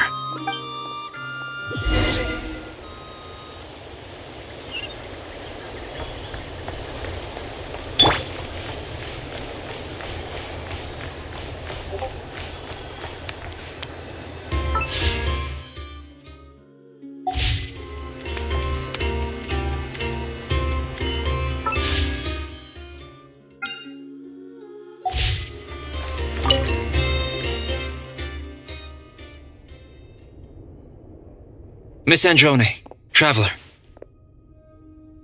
Hey there. Paimon's here too! She was just helping them sort through their things. That was fast. The call only just ended. Well, you said it was urgent, so we got here as quickly as we could. Albedo, I have some alchemy questions for you. I see. Looks like my knowledge proved useful after all. Oh, testing. If I might ask, what is the end goal for the modified formula you'll be using? I needed to predict the future of the entire world. But I've run into some teething issues since trying to implement Renee's theory of the four Orthants. I see. I'll have a look at it. Still, computing power is the real issue here. How do you plan to solve it? About that, it's been sorted. Oh, with the Traveler's help? Actually, you're not wrong. He found the person with the solution. Was it Hat Guy? Yeah, it was him. Wow! Go Hat Guy! Seems like all that time studying at the academia is paying off big time. But where is he? Wasn't he the one who asked Albedo and I to come here? Come with me. What's up with that guy now?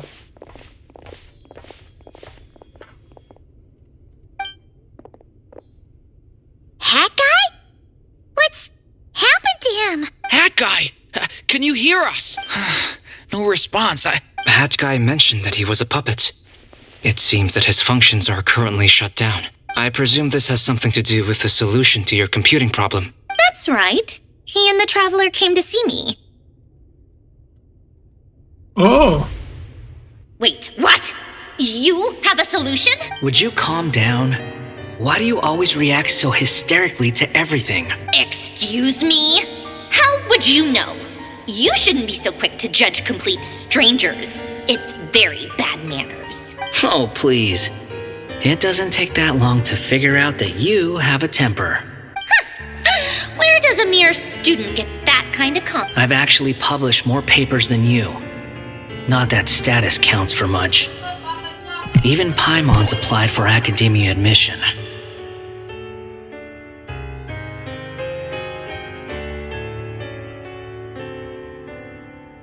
Huh? Are you serious? See? This is why I can't be bothered to explain myself.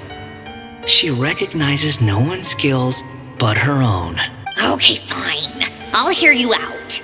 So, tell me, how do you propose to solve my computing power problem? This world itself is constantly processing all kinds of information. If it's the world's future you're trying to calculate, you need a processing device that's designed to cope with that volume. Easier said than done. Only Irminsul can handle that kind of... Wait, is that what you're suggesting?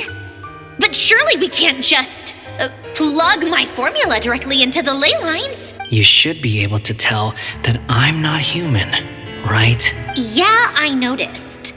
The technology, though, seems pretty ancient. Very different from Fontaine's. It's a completely different system. Conrian, to be precise.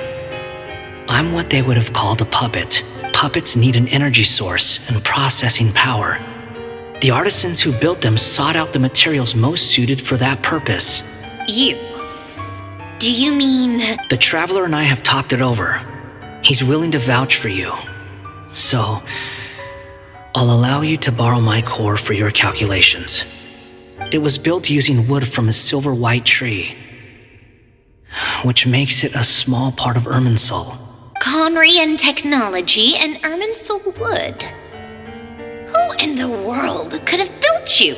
Are you sure about this? A puppet without its core will cease functioning completely. And if it's left in that state for too long, it might not recover. You could die if you do this. You do realize that, don't you? I can put 2 and 2 together, yes. No need to rub it in. I won't lie to you. This has never been done before. I cannot guarantee your safety. Doesn't matter. I'm prepared for the worst. Did you two actually talk this through? Is he... Are we really considering this? Yes, we discussed it. The bottom line is, he trusts me, and I trust you. Let's give it a shot, shall we? Honestly, I have no clue where this kid even came from. But for whatever reason, he lent me his core to use in my formula. I'm very close to finishing my calculations now, and the core is currently in use. So I'm sorry, but I can only show you a sketch right now. This is what the core looks like. Oh. A silver white branch. It certainly matches the legends told about Irminsul. Is Hat Guy gonna be okay? He's not gonna die, right? In theory, he should be fine. As long as we put his core back in time. Beyond that, all I can say is that I'll try my best to avoid risk, and make sure the core doesn't sustain any damage. I think I know why you called us here now. Someone needs to watch over his body and make sure it's protected until the process completes. Correct. He said that the only ones he trusts here are you two, and the Traveler. He will have our undivided attention. Aww. Heck yeah. On a more positive note, things are progressing steadily on my end. I'll call everyone in for a meeting once.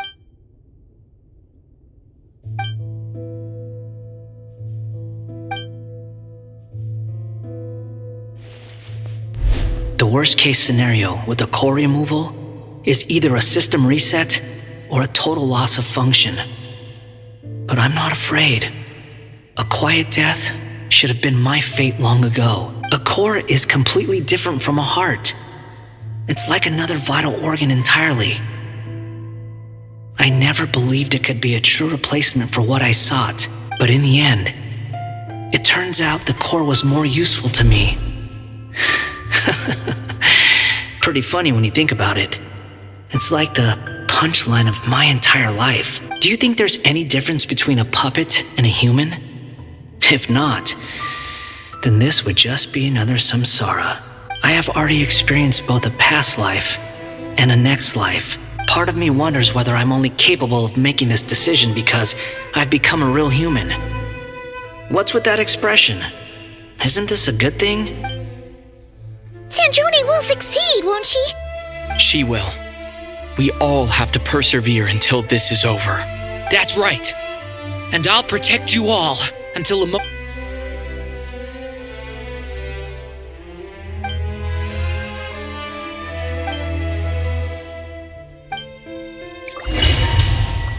Oh, another saving time.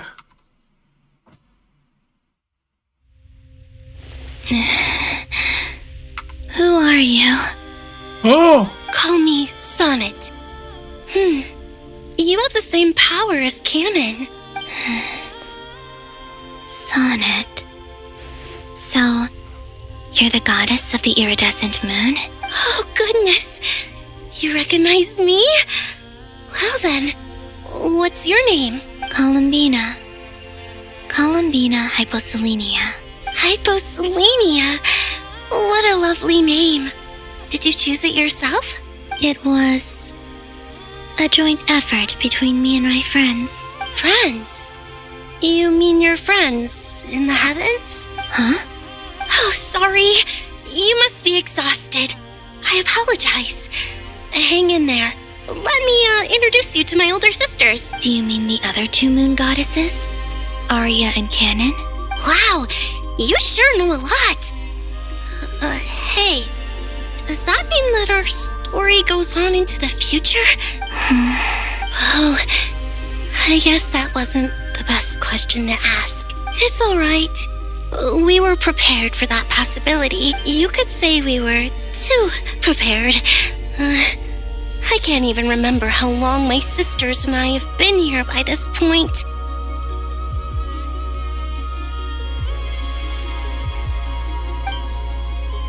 When did you get here? How long has it been? I can't say for sure, but it feels like it's been forever. I see. Are you feeling all right? You look a little unwell. I can hold out a while longer. Look! That's a 3-moon goddess. We don't have far to go. The place where my sisters and I are based is just up ahead. Don't worry, they're both really nice. I'll introduce you.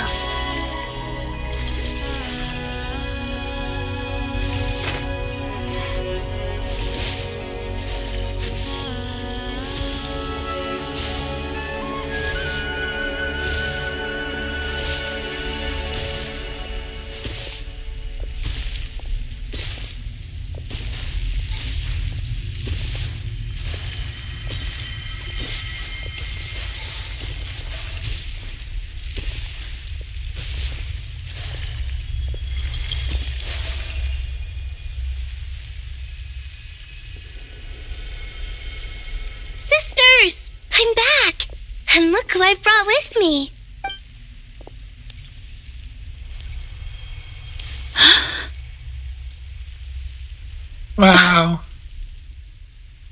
It's our lovely little sister, born in the far future. The pleasure is all mine. Allow me to introduce you to Columbina Hyposelenia.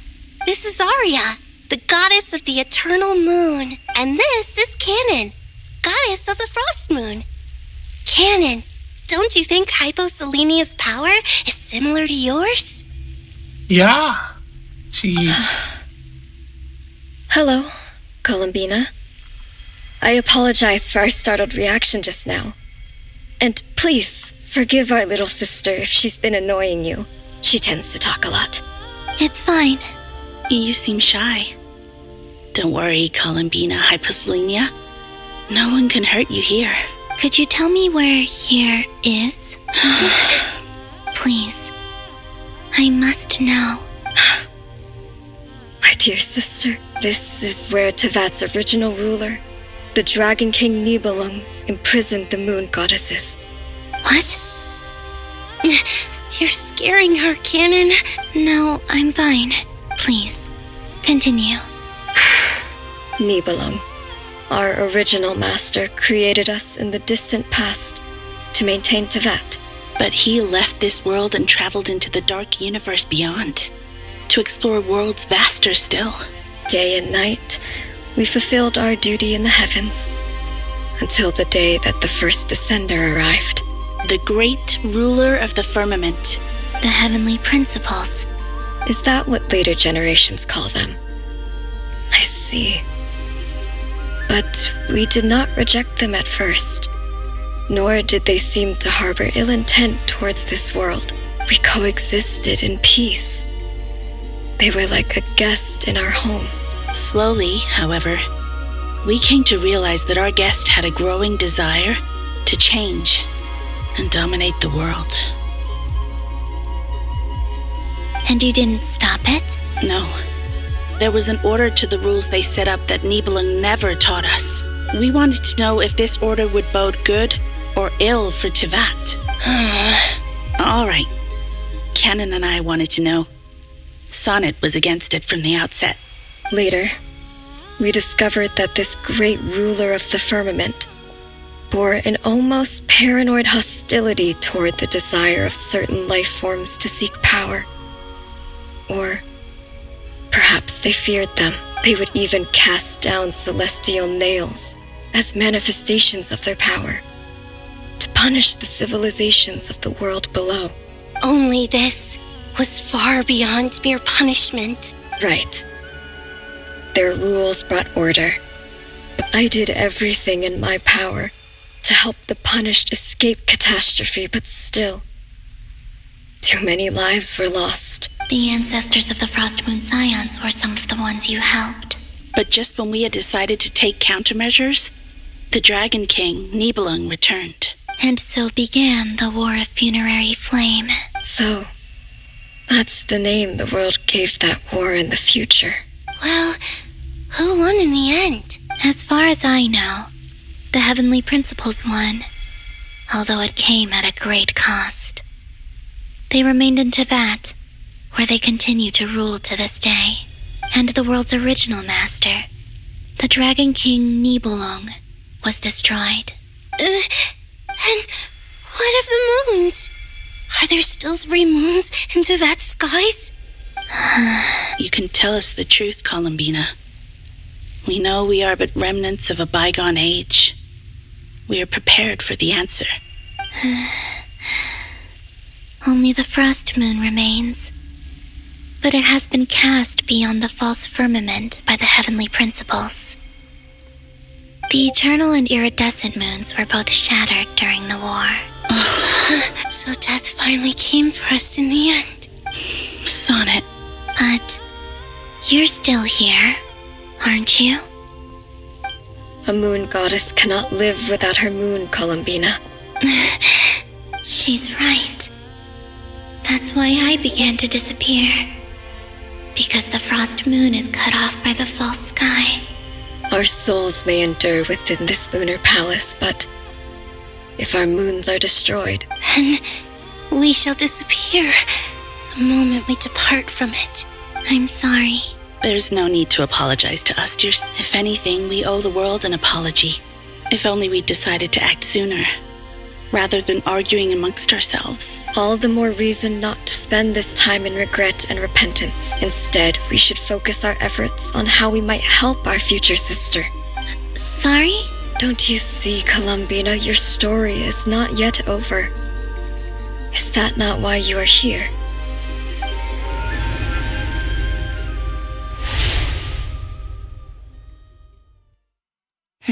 It's done. Initiate numerological array.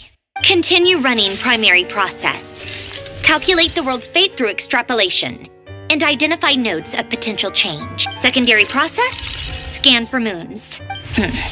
Still 4. The number of moon marrows hasn't changed. Wait, let me think. Is it possible that there's something I've been misunderstanding about the moons all along? Variables. I know where potential variables within the world come from. So what about the moons? Are there any variables there? Like their life or death, for instance? What if being alive or dead makes no difference to them? But that's so strange. Even immortal gods can die. Why would the moons alone be... Wait! I've got it! If alive or dead is considered a variable, we might have had this wrong the whole time.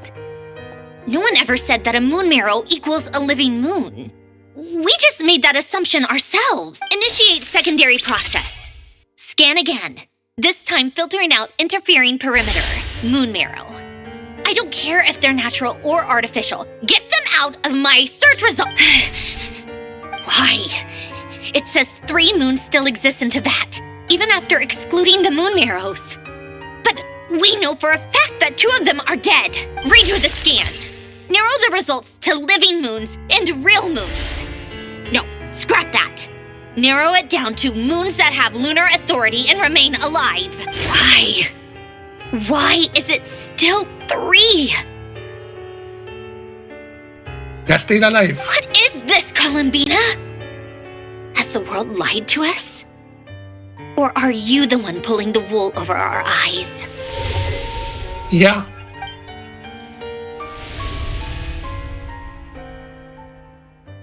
So, you think that the moon's reflection might be where Nibelung imprisoned the 3 Moon sister? Yes, it would explain a lot, such as why that space would respond to a moon goddess's power, opening the moon gate at her command. It would also explain why Miss Columbina has been unable to leave, and why time flows in reverse there. In the messages she sent, Columbina promised us she'd find a way to return, but we have no way of knowing how. The fact that she still has yet to reappear in this world indicates that returning from that place is no easy feat. So you're saying, if she could return by her own power alone, she would have done so long ago?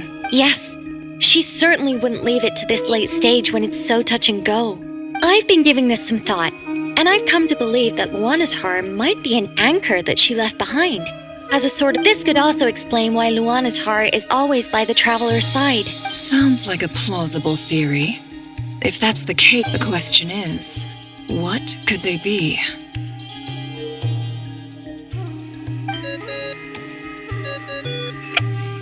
Hello? Listen up! This is extremely important! Oh.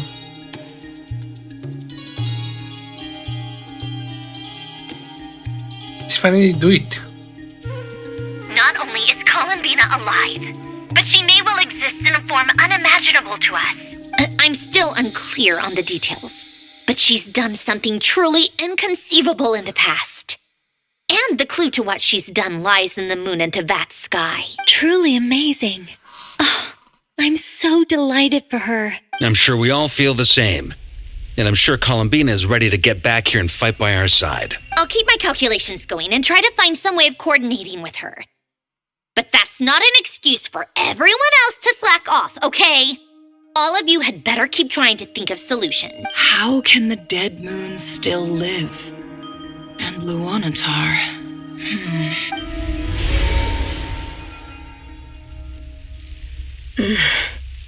It's Hard to believe that's what will happen in the distant future. Our authority is linked to the most fundamental rules of Teyvat.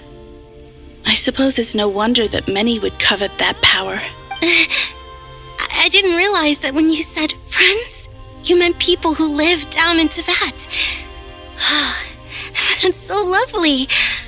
I always wanted to go down there and have some fun. Have you ever tried leaving this prison? Of course. Between us, we've tried everything. But no matter where we go, this space will eventually bring us back here. It's like the center of a whirlpool. Everything ultimately converges here, at the moment when Nibelung imprisoned us.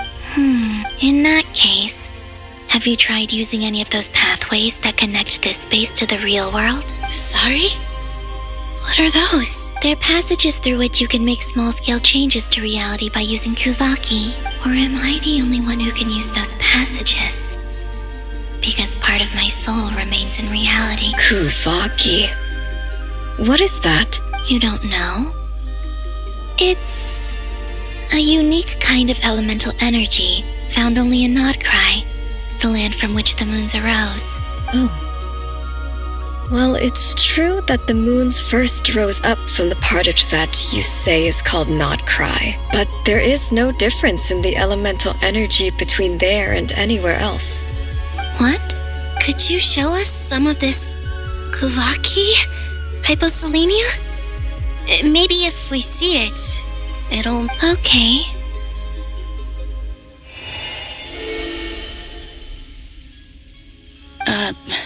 Isn't that just your power? What? But it's everywhere in Nod Krai.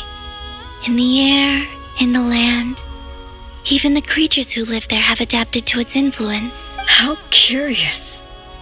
This Kuvaki certainly did not exist anywhere in the world before we were imprisoned. Let alone influence living creatures. So, how exactly does it affect them anyway?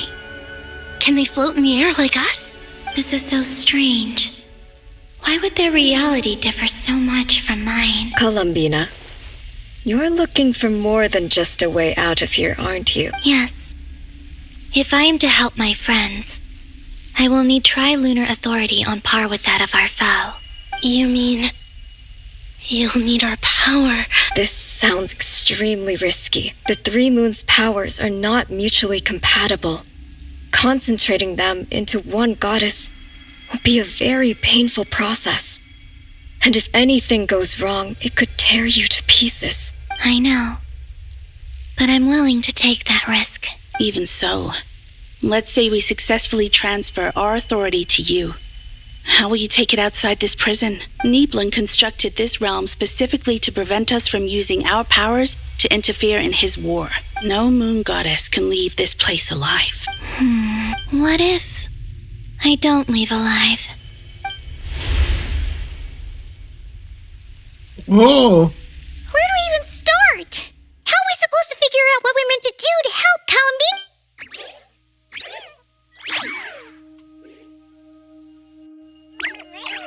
Columbina? What do you need from us? If she really got to the beginning of time in there, how do you think she'd leave us a message? You don't think she'd... Seems unlikely. Columbina may not talk a lot, but she thinks deeply about issues like this. Let's review what we... This is the Columbina who fought alongside us against the Reikir of Solnari, and with whom we celebrated Moon Prayer Night. She knows our personalities, our ways of doing things. So, if she wanted to tell us something from a long, long time ago... Oh. Traveler, you once said that those golden ripples also appeared when Luanatar was born. What if Columbina left Luanatar here, not just as an anchor to the real world, but for some other purpose? If she is part of Columbina, and Columbina knows that I can see past events through her... Oh yeah! Like when you peeked into Rirur's past through his heart! Nefer, wait! If you're right about this, and you can really see past events through Luanatar, Your eyes, they'll... Oh, I know. Looking at Rerir's past in Conria was already enough of a strain on my eyes. It'll surely blind me. But it's our only chance. Wow. Boss. We spoke about this once, But... What's wrong? I'd be overjoyed if I were you. This day's come a lot earlier than either of us expected. I need to know you'll honor our agreement, Yehud. Yes, Boss Neff. I promise. Are you sure you don't want some time? What is there to think through? I should have gone blind after our battle with Rerir. Frankly, it's almost criminal that I got away with it for this long.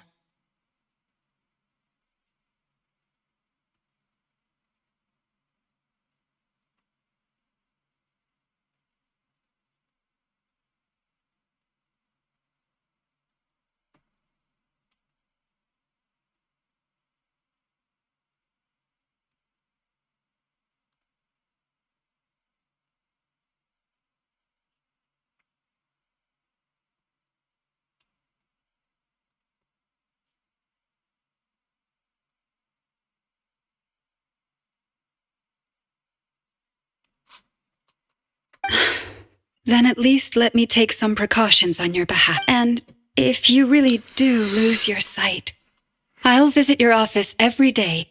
Oh, please. All right, enough.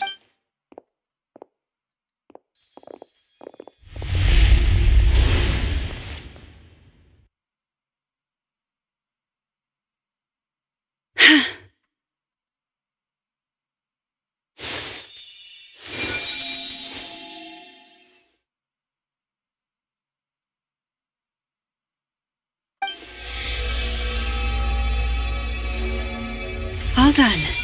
Good. Now give me some space. Come on then, little one. Show me what happened in the past.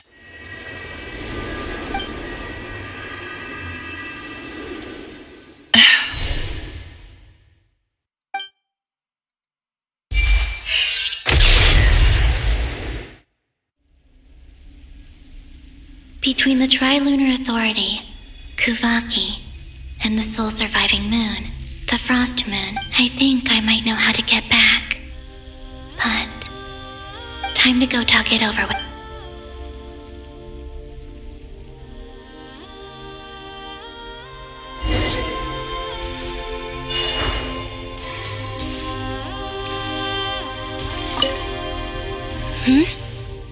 Have you decided what to do? I hope it's not too dangerous. Come on, let's go find the other two.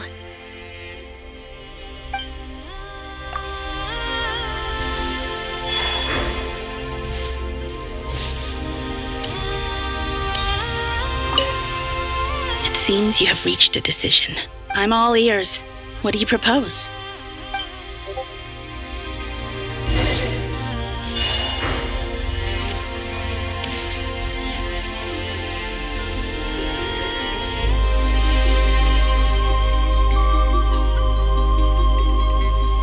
Have you figured it out, Columbina? Tell us.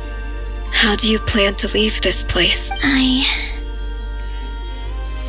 intend to die here, in this moment, and then be reborn in the future with the help of my friends. What? What are you saying?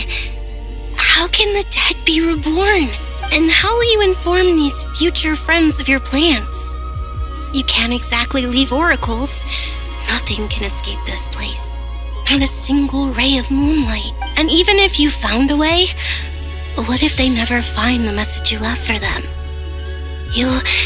No, that won't happen. Come again? They will find my message. I'm sure of it. I'm not following. It's quite simple, really. First, I will leave my soul here.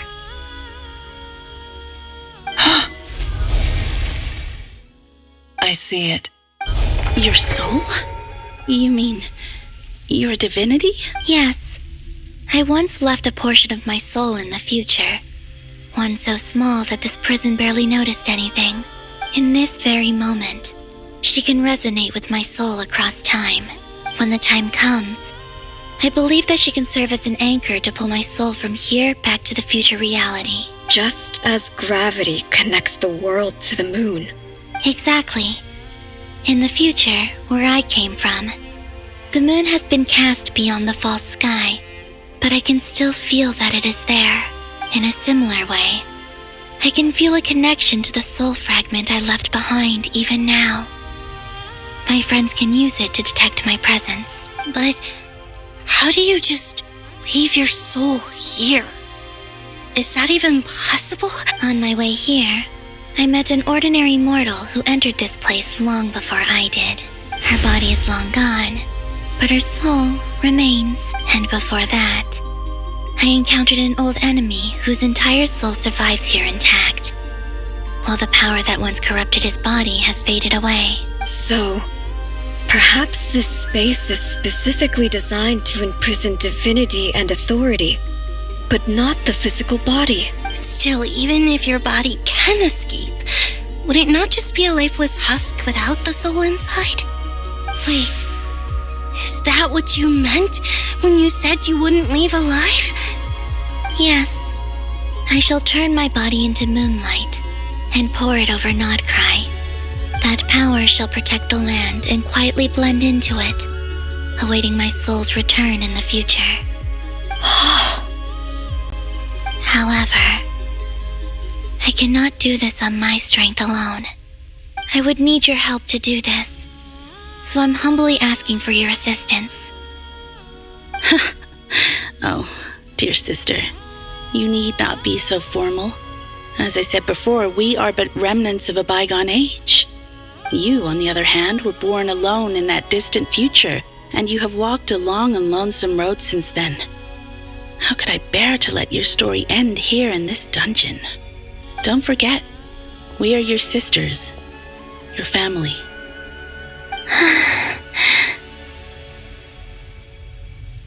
Arya's right.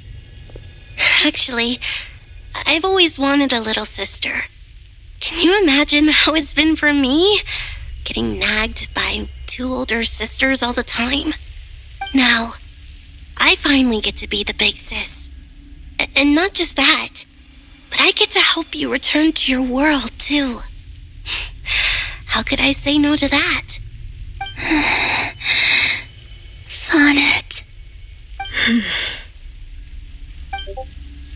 Canon?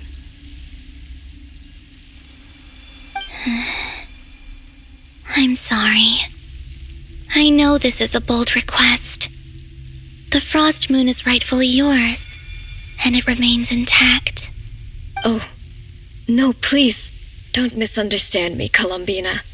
I was just thinking back on the years that the 3 of us once spent together. You cannot imagine how happy I am to hear of the future world you describe. The Frost Moon Scions, your lovely, kindly friends.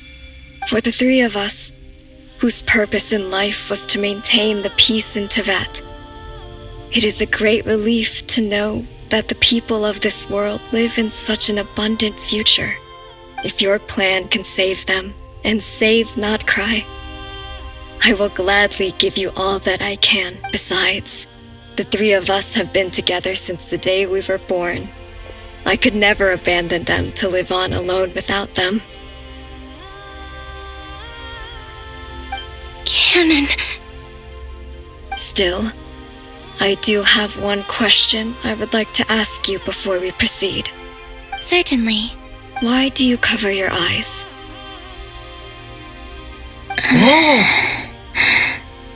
Yeah, I was curious about that too.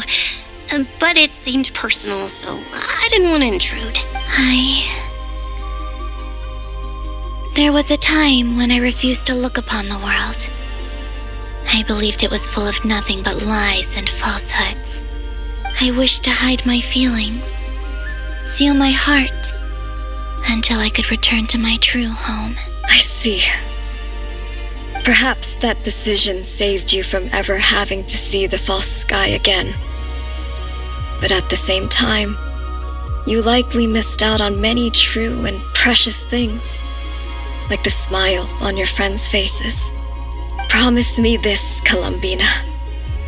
When you return to the future, open your eyes, take a look at the world around you, and see your friends. I'm sure that you know this already, given that you long to return, but that is your true home. Give me your hand, Columbina. Aria, Sonnet, you too. Okay. All right.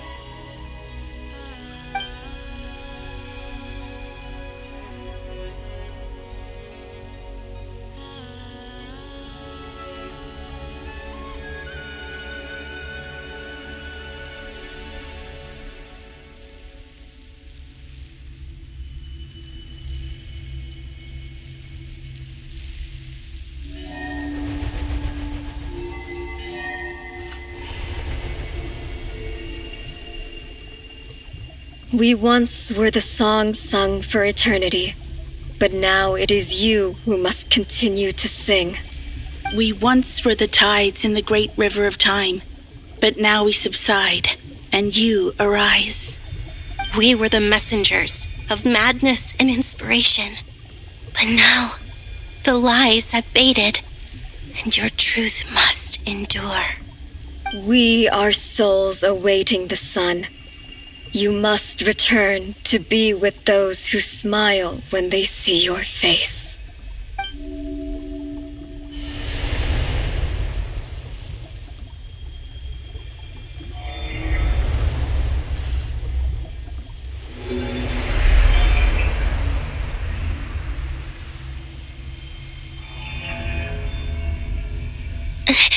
Is it done? Yes. We have transferred the authority over all 3 moons to Columbina Hyposelenia. From this moment on, she is the Trilune Goddess, the one and only moon goddess of this world.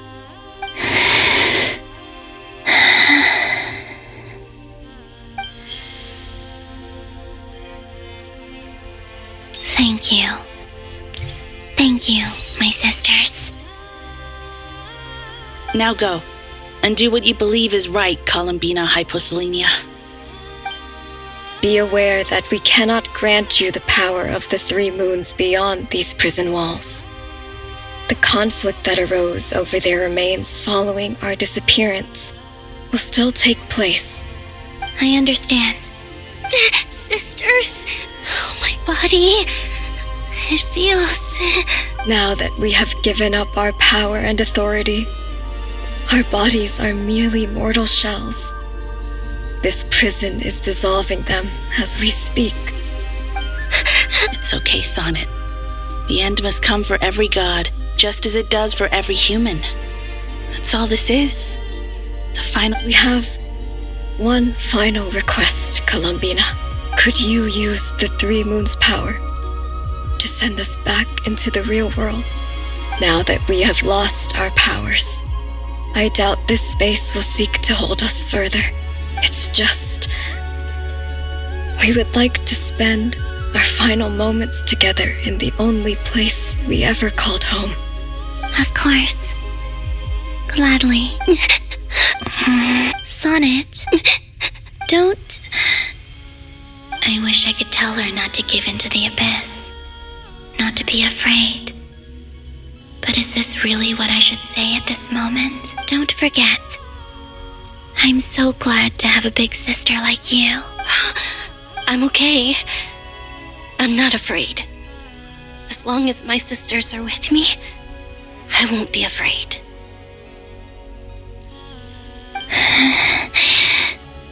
It looks like this is goodbye, sisters. Goodbye, Columbina. Take care of this world in our stead. I will. And now, It's time for me to bid farewell to my body, too. May it become the moonlight that keeps Nod Krai company through the long years ahead. So this is why Nod Krai was not always home to Kuvaki.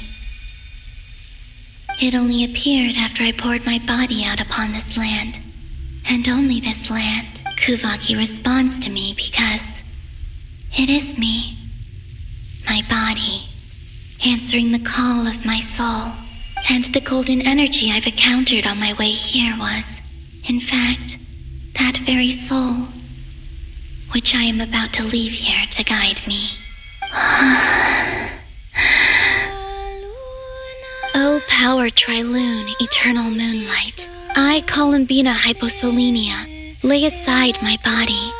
Let it be cast into the dark night to illuminate the future. May it be a companion to all who dwell beneath the moon.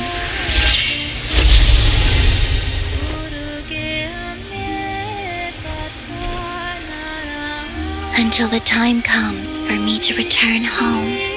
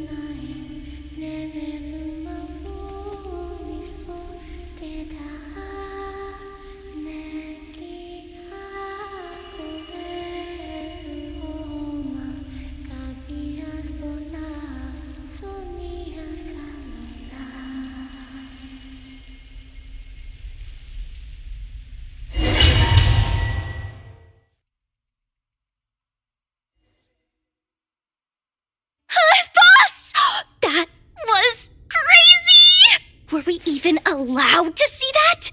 Is anyone? Can you still see? How many fingers am I holding up? I see 2 fingers, and a look of sheer terror on your face. Truly astounding, Miss Nefer. Your eyes have glimpsed the very ends of the world, and yet they remain as sharp as ever. Or is the credit for this miracle due to Miss Lauma?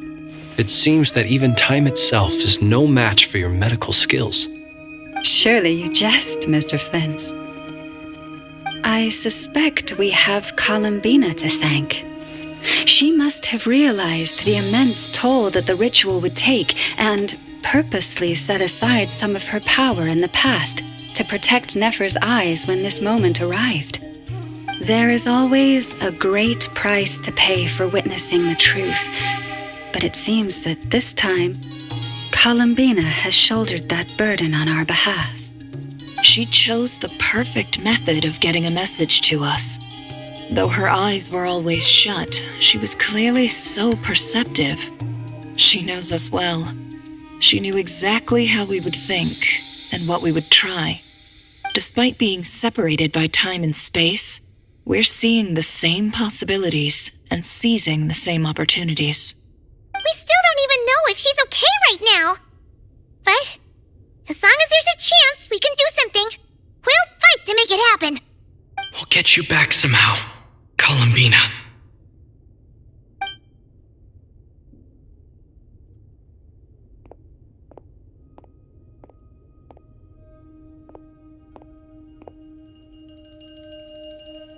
Well, based on the information we now have, let's figure out our next move. Thanks to these gentlemen, we have a much clearer picture of the situation with Dottore. The civilian population has been moved to safety, so we no longer need to hold back. Miss Androne, how are the calculations? So far, so good. I'll keep seeing how far I can push the system, though. Can't have Hatman being powered down for nothing. There's still a long road ahead.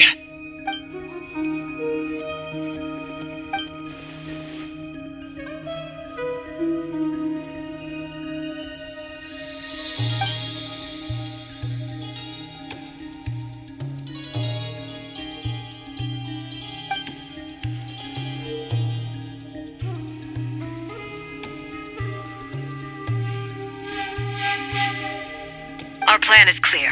Time is short, so let's get moving. There's just never enough time, is there? Time is the bane of my... All right, we'll do our part too. Yeah.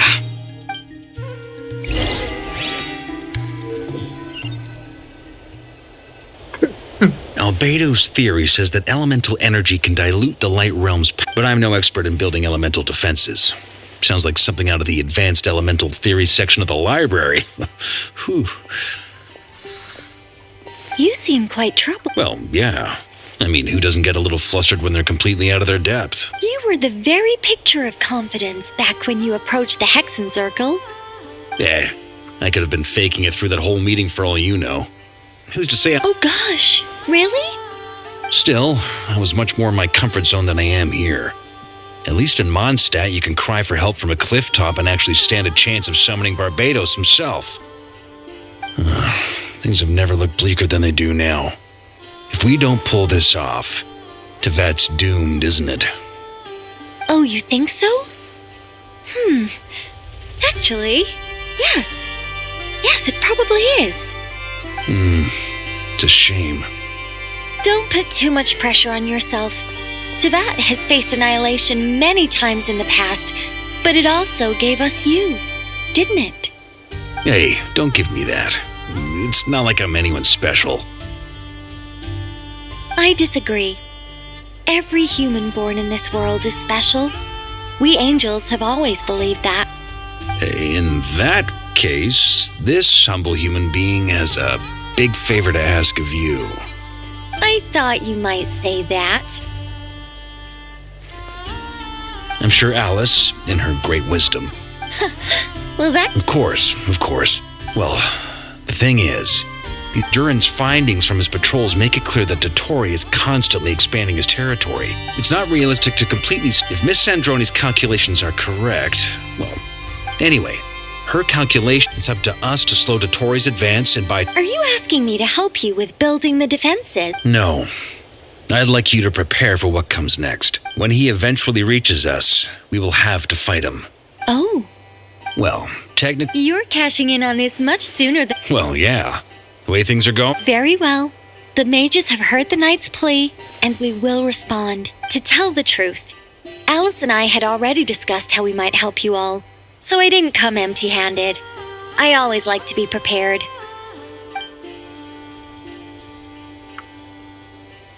This is... Wow. Yeah. This is great. Seriously, It's been many long years since I had a chance to dazzle humanity with a little divine intervention. To humbly serve as a reliable and responsible guide. Anyway, Knight of Boreas, go now. May the angel's blessing deliver you safely to your destiny.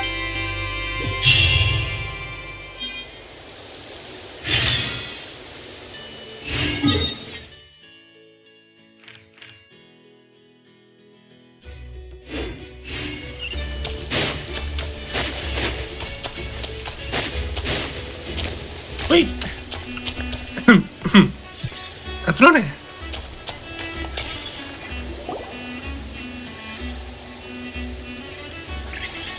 Ah, you're here. Sandroni!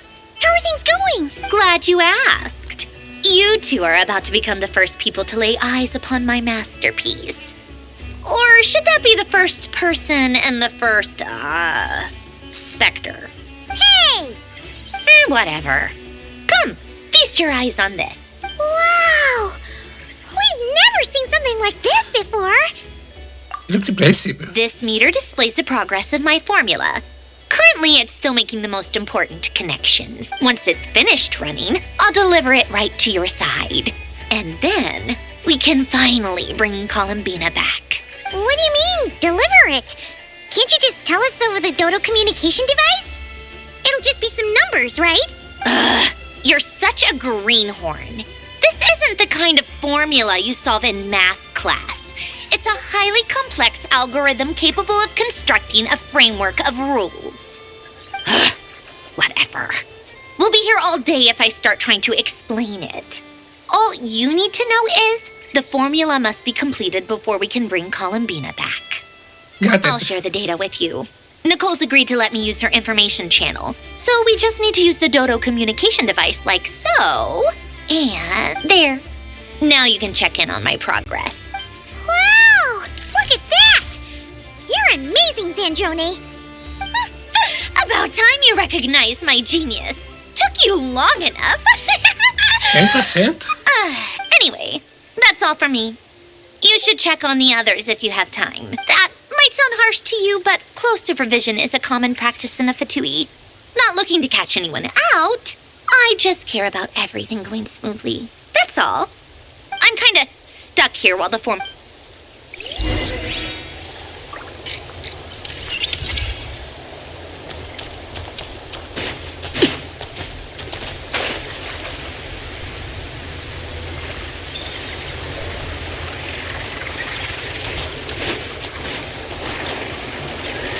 Thankfully, Miss Nicole has come to our... Golden Flame. Yes, that's Nicole's power, all right. Based on the latest message from Grandmaster Varka. It sounds like they've reached an agreement. The situation should be more stable with her assistance. Everyone will have at least some... Albedo! Durin! Hello there, you two. Are you well rested? That's good to hear. As per the plan, Albedo and I will be in charge of Nasha Town. As Dottoro's energy field expands, it's creeping ever closer in that direction. We fought side by side many times before, and I believe this time will be no different. So don't worry about us.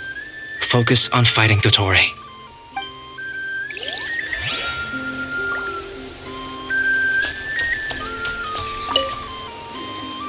Traveler, Paimon. Flans! How's everything coming along? Fairly well, if I do say so. Ooh, you sound much more serious. To be honest, I am not usually fond of exercising my full strength. For one thing, I am conserving my strength. Seeing you get into the zone like this really puts Paimon at ease. Huh, Traveler? Was at ease indeed. I consider it and rest well.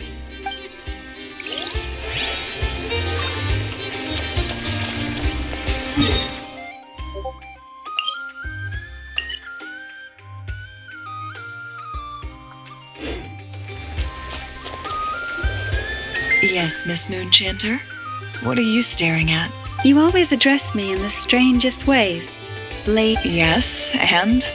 Are either of those incorrect? Not as such. It's just that I simply call you Nefer nowadays. Uh-huh. That's my name. What's your point? Nah. The point is I don't add any honorifics or titles. Meaning what?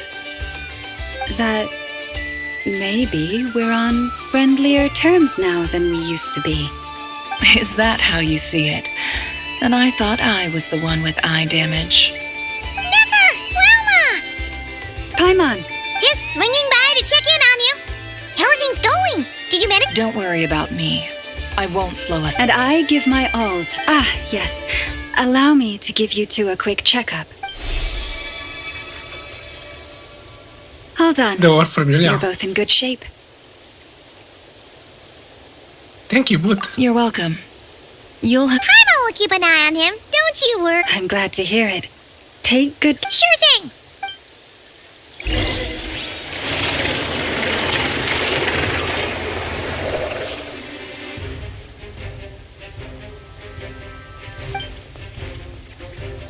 Here they come. As we expect... Get ready, everyone. Take your positions and prepare to engage. Let's begin. Testing. I'm at the ready.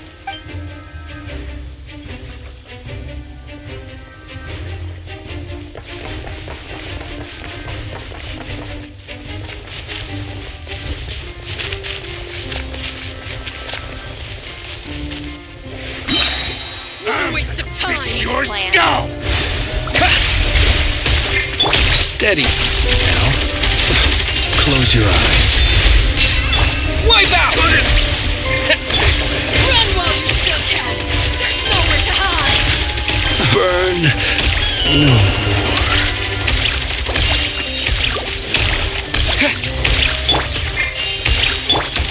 Waters!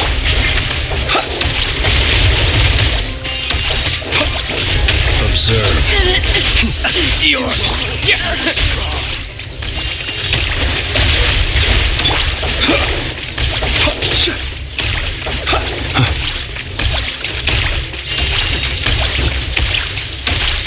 Be silent. Night falls.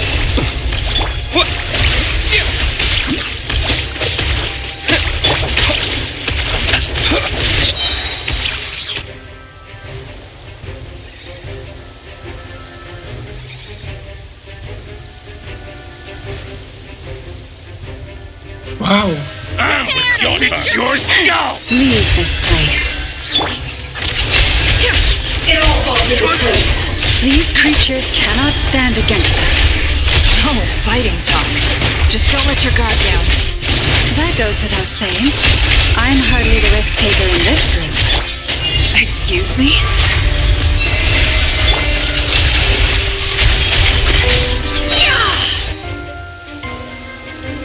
Wow. Pretty good one.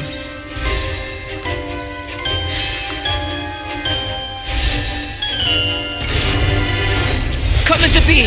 Witness my great undertaking. Watch out! A turning point in... Burst forth.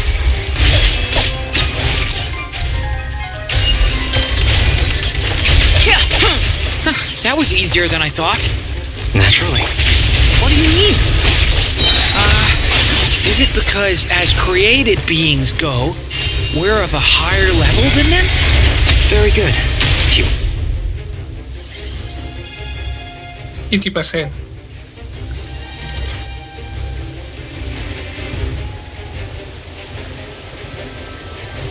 Wow.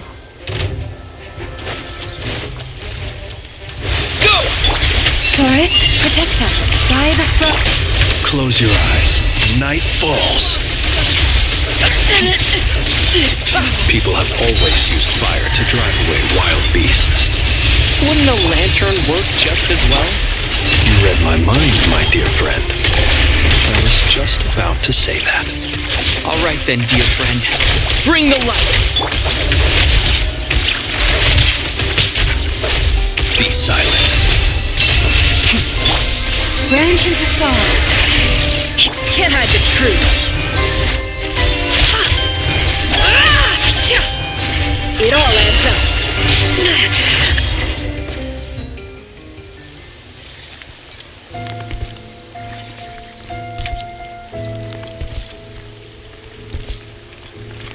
You're looking well. I trust you've had a good couple of days. Dottore. It's actually a good thing, and so... we are no longer on the same... And in any case... Saving time again.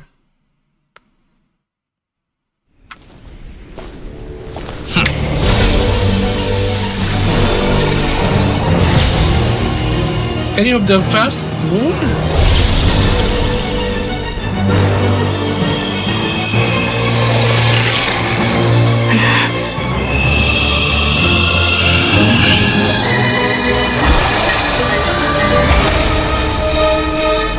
Oh my.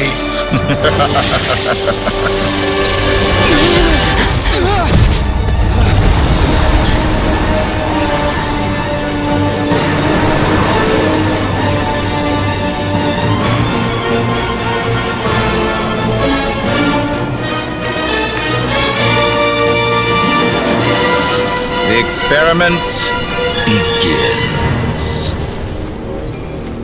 Opens the sky. With the marrow of the 3 moons in my hand, behold the false moon's fall!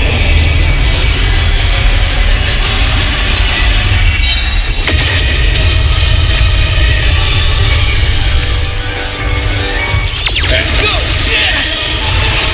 No more lies. You poor lost land. You can't face me! Close your eyes. The long sleep beckons. Be silent. That's more.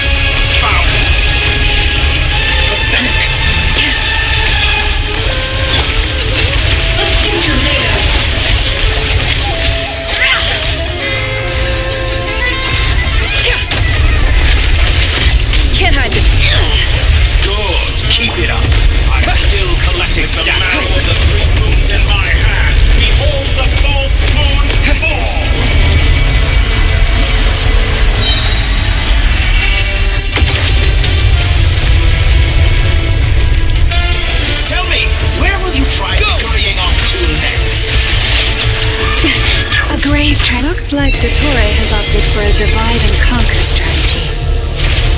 But we will not allow him to triumph. Now, I shall pray for our victory.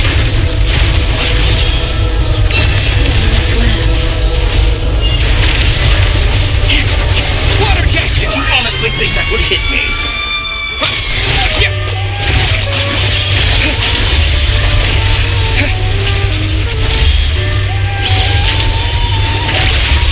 It all adds up.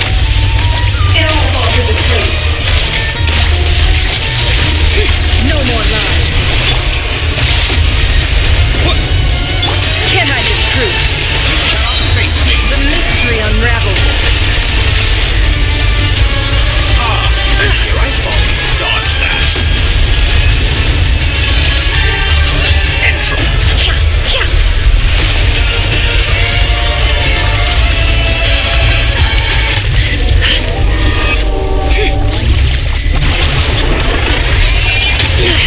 I better wrap this up. Pathetic. No more lies.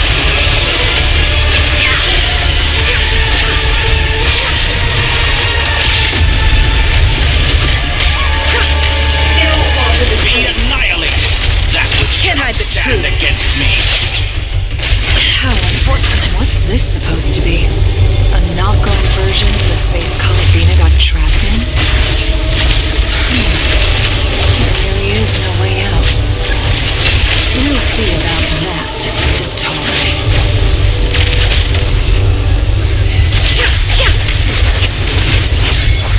My apologies. I had not intended to take your teammates from you. But you have a choice. Did you honestly think that would hit me? Obey, and I can release them. An excellent deal. Won't you consider that?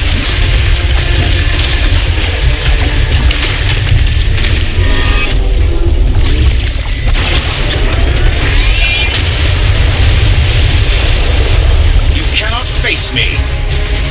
Foul. Go!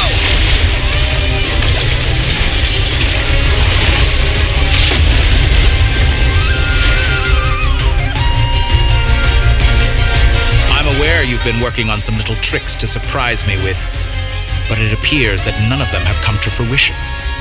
My guess would be that you're trying to bring Columbina back. But then, where is Sandrone?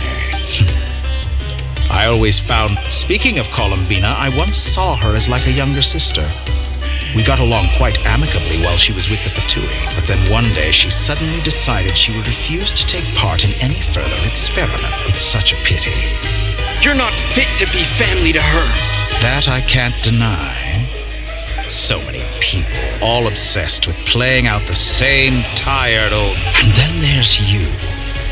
You had every opportunity to reach the right conclusion. But I maintain that I approached you in good faith, so I will offer you another chance. Will you work with me? You have until I count to 10 to make your choice. 1, 2, 3... Not in a million years.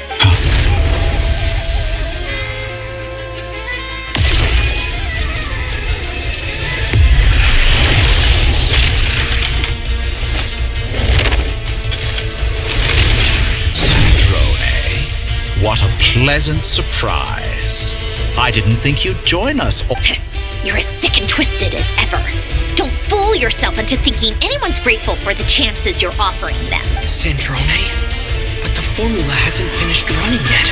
Funnily enough, I was just discussing a collaboration opportunity with the Traveler, and then I see you, who I must say is a good example of an opportunity gone to waste. Gone to waste? I said that everyone would get one chance, and you've used yours to... And what makes you think I believe a word that comes out of your mouth? I was planning on disposing of your little formula after wrapping up more urgent business here. But since you've taken the trouble of serving it to me on a silver platter...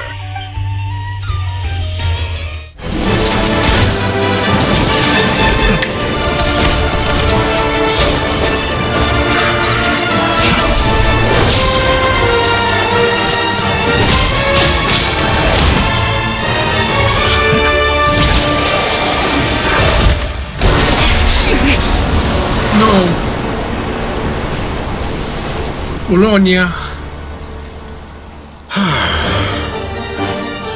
Is this your life's work? This piece of trash?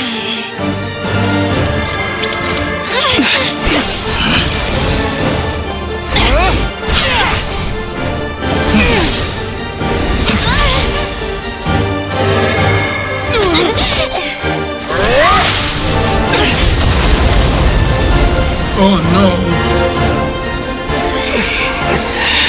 Your formula runs too slowly, Sandrone. You put your hope for success on others instead of fighting dirty. That is why you have failed. Now, whom should I slay first? Any volunteers? No one? How nice of you to leave the decision to me.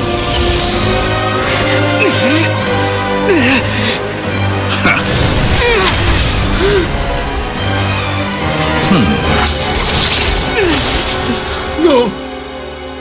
No. No. No.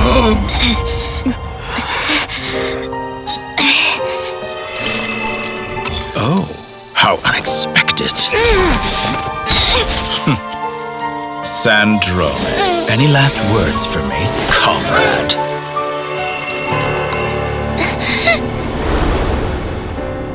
Is there anything you wish for? Not really. But I've always known what I don't want. Go to hell, Dottore. No. No!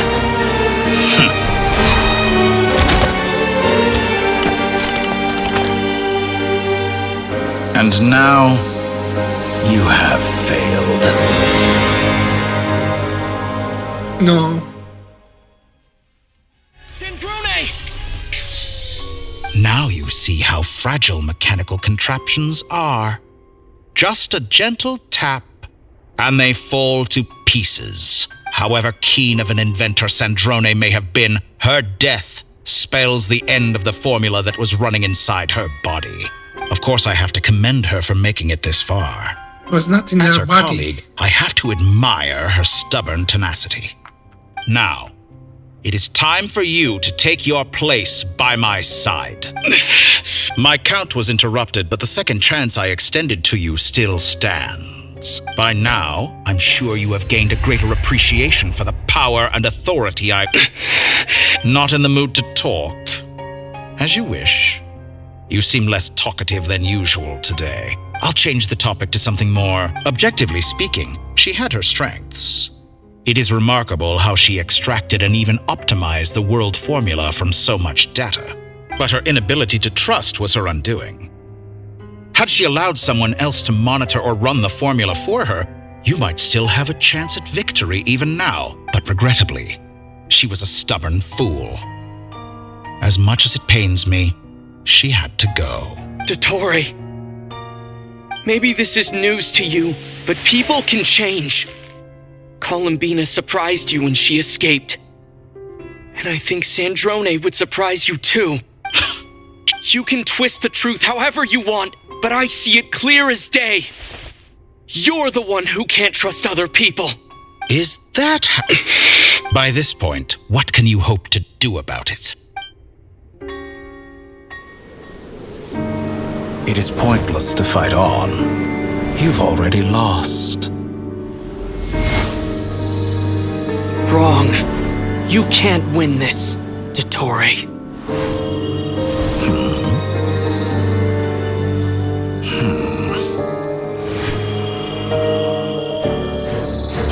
What?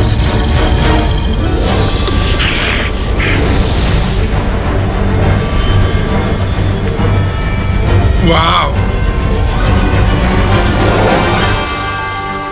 My formula can get us 90% of the way. It will connect you to Columbina. Then, I will bring the formula's output to the Traveler's side. For the last 10%, do whatever it takes. Just bring the moon down.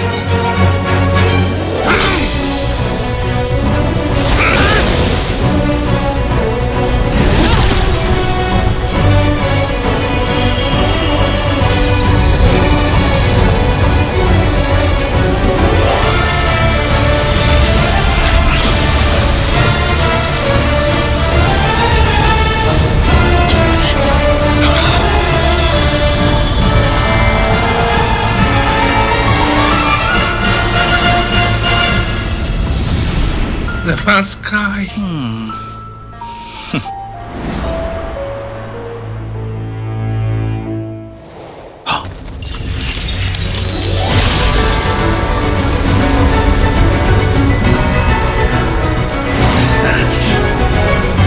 The moon will never be yours!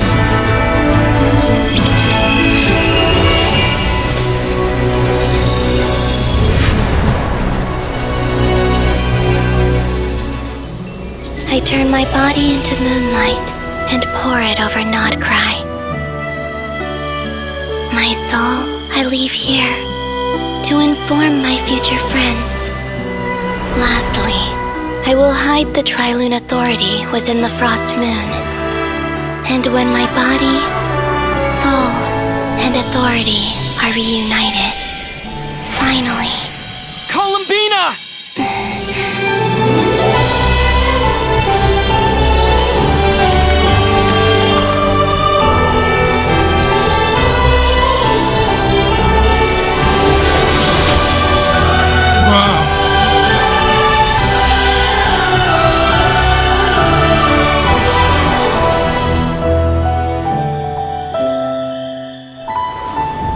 The moon gods.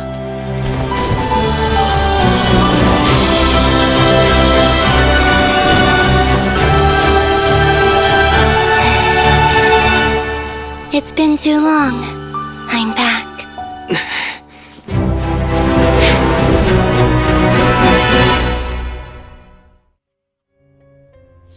Stay focused on the battle, traveler. What a touching reunion. Though I personally find myself repulsed by the sight of weaklings huddled together for war. Now, you're quite finished patting yourselves on the back. Show me how long you can strike before you drown. Watch out, Columbina! You can manipulate space itself!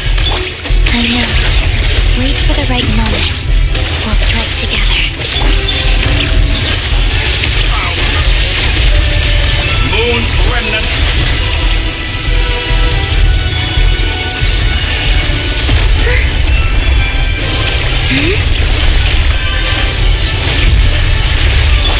Water jet!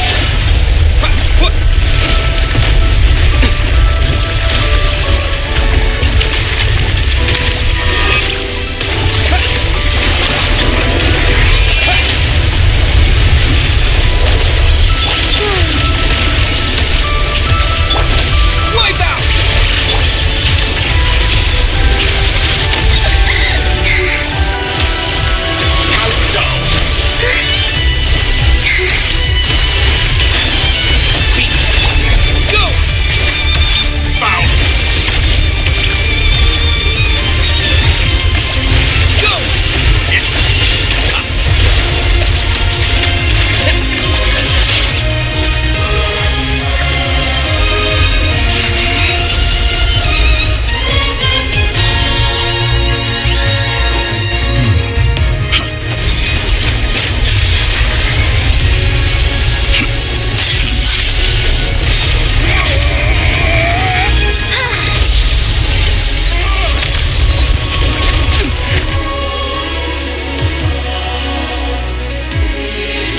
You the new moon's blessing.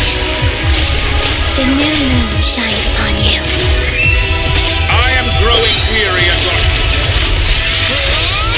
It's over, Dottore!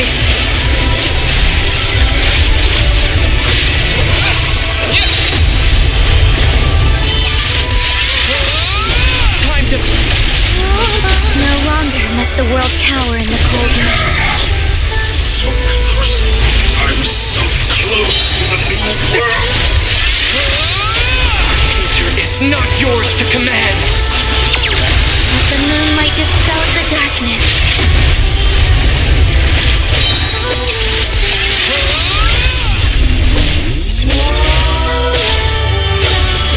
Everlasting as the moon.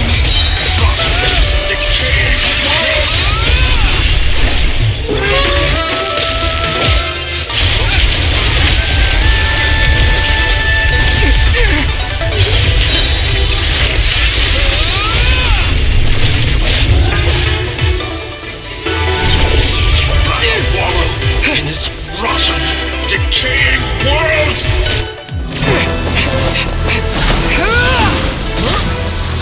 Willfully blind. How can you be so satisfied with your fate?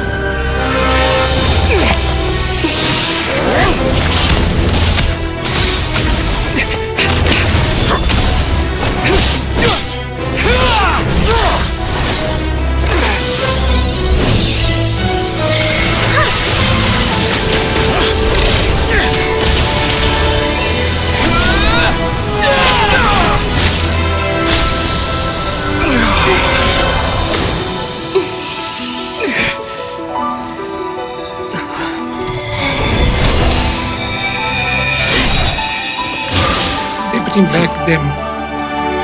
This battle was never about fate. It's about friends, family, and the home you stole from them. So dull. Only the weak rely on each other for comfort. You shall see. Once I transcend fate, you will be nothing but fodder for my grand experiment! That will never happen.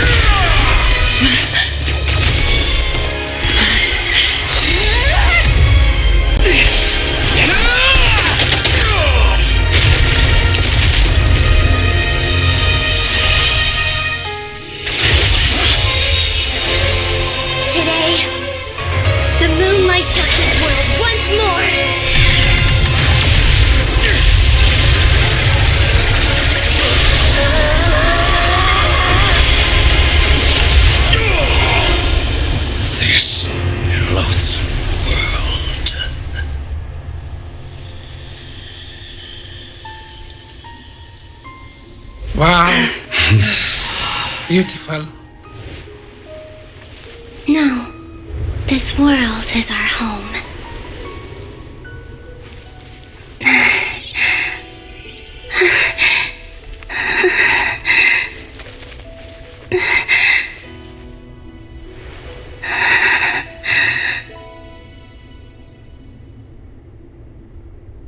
Oh.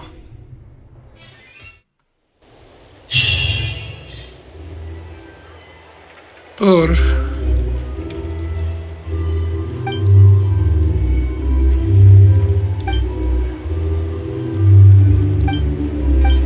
No, you're doing it wrong. The moon looks like this now. What are you drawing, children? The new moon, Mom. It looks different than before, doesn't it? Also, can I go buy a sugar sculpture today? Please? All right. I suppose today is a special day after all. Almost like a festival. For Sandrone. Get the latest Nasha Express Heat post-disaster report. Nasha Town reborn beneath a new moon. The voyage begins today. The future looks bright thanks to the League. Want a copy? I knew things would be different. But I didn't think that would include the moon. They say a new moon goddess has been born. A new moon goddess? Who's saying that? The Frost Moon Scion? I guess so. Hey, since we've come all this way, shall we grab ourselves? Are you a convert now? Oh, come on. What does it matter? Beautiful. Come on. We gotta get there. Shh, keep it down. This is a residential area. What if people... Oh, che bel sadrone.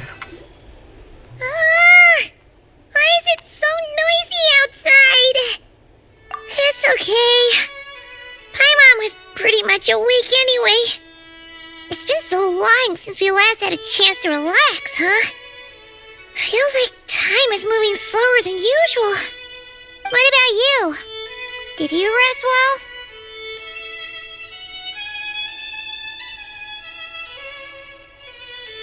Still winding down from everything that's happened? Okay, if you say so. But don't push yourself, alright? Let Paimon know if you need to talk. What we just went through was... a lot. Luanatar disappeared after Columbina came back.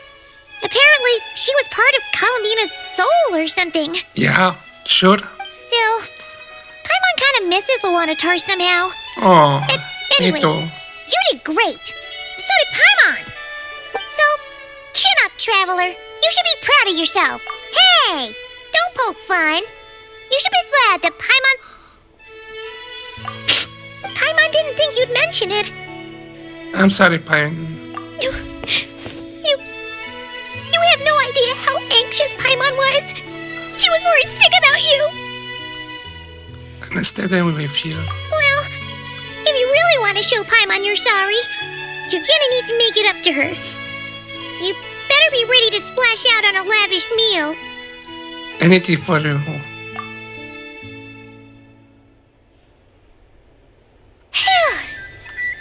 Okay. Paimon? Huh? Oh. Hey there, Traveler and Paimon. Good morning. Morning, Yehuda. Here for some breakfast?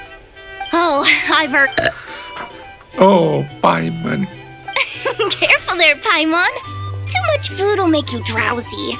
Don't let anyone catch you hiding at the back and nodding. You should probably be saying that to Aino. True. Well, nothing like a Region 1. Try telling Boss Neff that. She's not exactly... Really? Probably I think things will work out, though. Paimon's with you on that one. All right. Everyone's been rebuilding these last 2 weeks, and life's slowly returning. Were you about to head out? There's still... Yeah, we're working... Sounds good.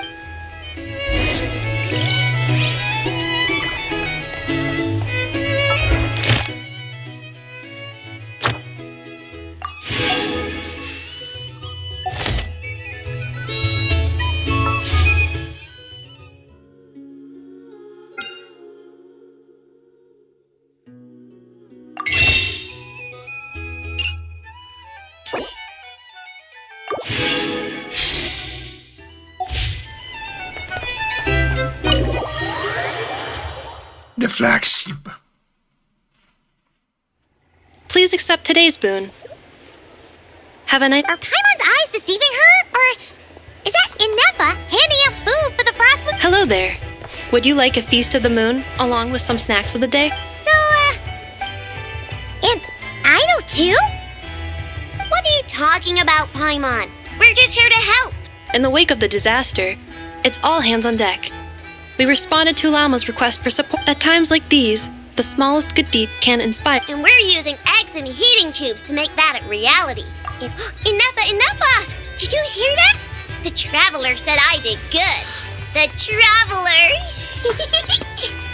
That's because it's true, I know. That's the word. If you can resist eating today's dessert, Credence. I will provide you with compliments too. No way! Well, that proposal got shot down quickly. I need something to get me through the hard times too, you know.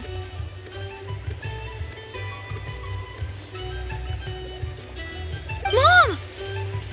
Yes, dear. Go. Excuse me. Could I take a photo with the robot lady? She helped us get safely out of Nod Krai, and she helped us get back home too. She's the best. Of course she is! And since I'm the whiz kid who built her, that makes me even better than best, right? But you stole my snacks though. Oops. Shall we move to the open space near the center? The view there is better. Thank you!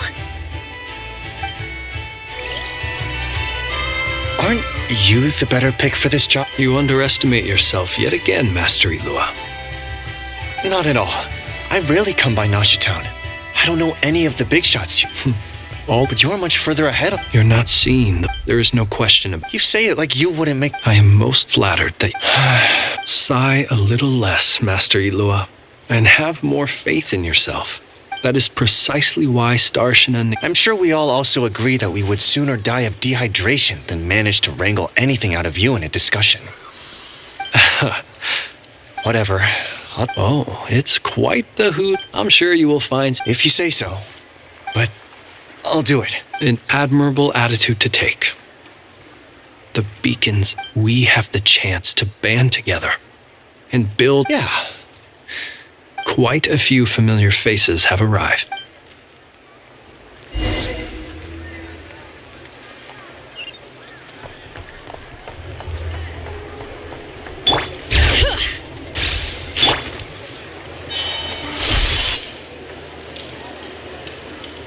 Wow! Everyone's here!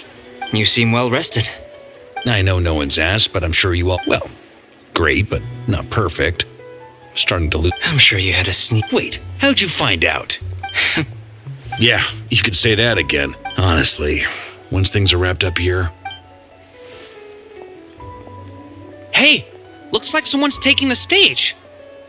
Can everyone see okay? Anyone need a boost? I'll just listen from the back. It's fine. You're taking this pretty seriously. Well, it's not every day that I get... Soak it up like a sponge. I'll make sure you get a chance. Mr. Varka, I can knight you. Is he joking? You'll have to figure this one out for yourself. It is my honor to host the opening ceremony for the League, and to have this opportunity to speak to you all in my capacity as Voynich Guild representative. Could this person also have been pushed onto the big stage by the real big shots? Guess I'm not the only one then. We come here today, having weathered the trials and hardships of yesterday, and having learned from them the importance of unity and cooperation. All right, here we go. Uh-oh, looks like Aino's off. Come on, get the speech over with already. Nod Krai is our home, the land we rely on for survival. And as we chart a course for the future, may we persevere through the storms ahead as we sit...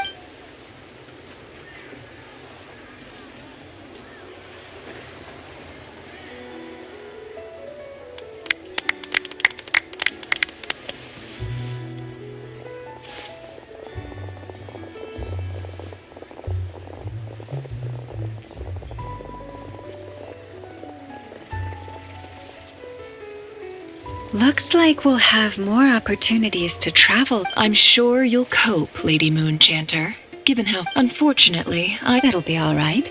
I thought you'd approve. That's Columbina's return has brought joy to all who care about her. That includes both you and me. As for the Frost Moon Scions, we are learning how to thrive independently, without relying on the Moon Goddess. It is up to us to make our home a more livable place. I like the word try. I'm just not as optimistic as you. The Frost Moon Scions should count themselves lucky that they have a leader as stubborn, but Nod Krai's a big place, with all kinds of people. Well, that's where you and your methods come in. Unless... the Curatorium of Secrets is only here for appearance. For now, yes. And that won't... What would make it worth your while? Getting out more than I put in. Right now, I'd barely break even. Then maybe it's worth it. All right, you can stop now. Or do I have to join the Frost Moon Scions before you'll get off my back? You'd be very welcome to join us. Hey, you two! Congrats on all your hard work! What are you chatting about? Nefer was trying to dissuade... Sorry, what? Your conversations are always the most interesting. Would you two care to join me for some tea before heading to your next destination? Oh,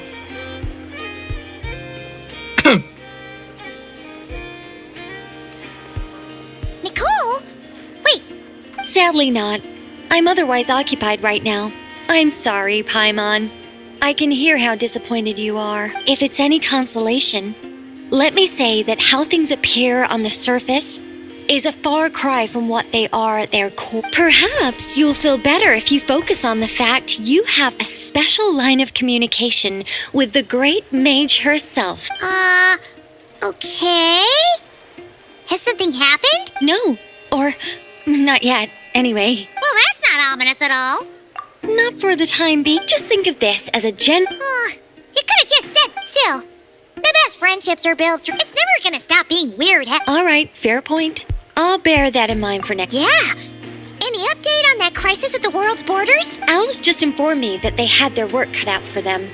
And now everyone's thoroughly exhausted. The disruption caused by this disaster has made Tevat easier to detect from the outside universe. She plans to wait for things to stabilize, then reschedule her Mondstadt vacation plans. As for me, I agree with Hat Guy's perspective. This is a time when many new variables are emerging, and the situation is changing constantly. Plus, most of this change is for the worse. We have to remain vigilant and ensure that the embers of chaos are not rekindled.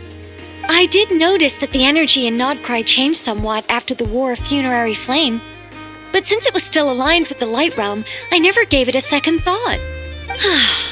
It looks like just doing my duty, of course. Never mind. Paimon's right. Showing off my knowledge would be much more satisfying in person. By the way, you did receive the gifts from the Hexen Circle, yes? I'm not trying to claim credit or anything, but my pride demands that I at least mention it. They're quite similar to the protective talisman that Alice gave Dor. Oh! Indeed. We went to great... Anyway, I'll contact you if anything... Oh, you should head to the dock.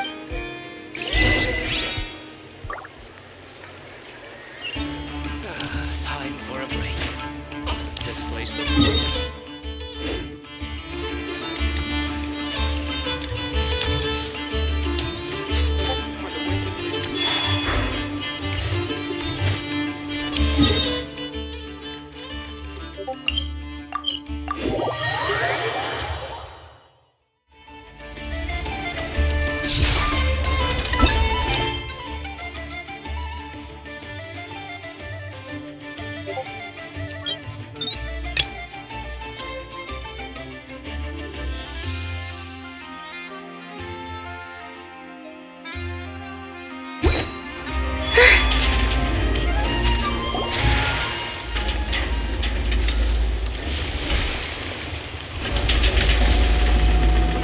You're here.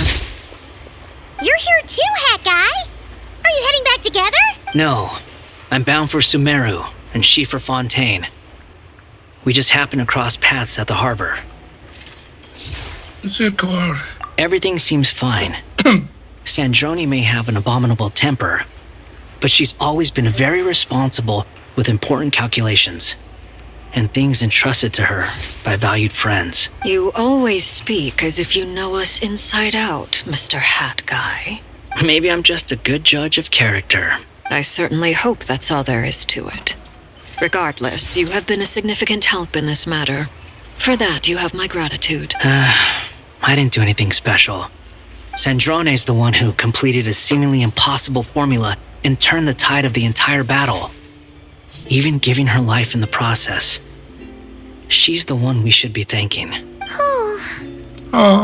Even we were unaware that Sandrone had hidden the real formula inside Polonia's body. She managed to fool Dottore into thinking the formula was running in her system by installing an identical-looking decoy within her.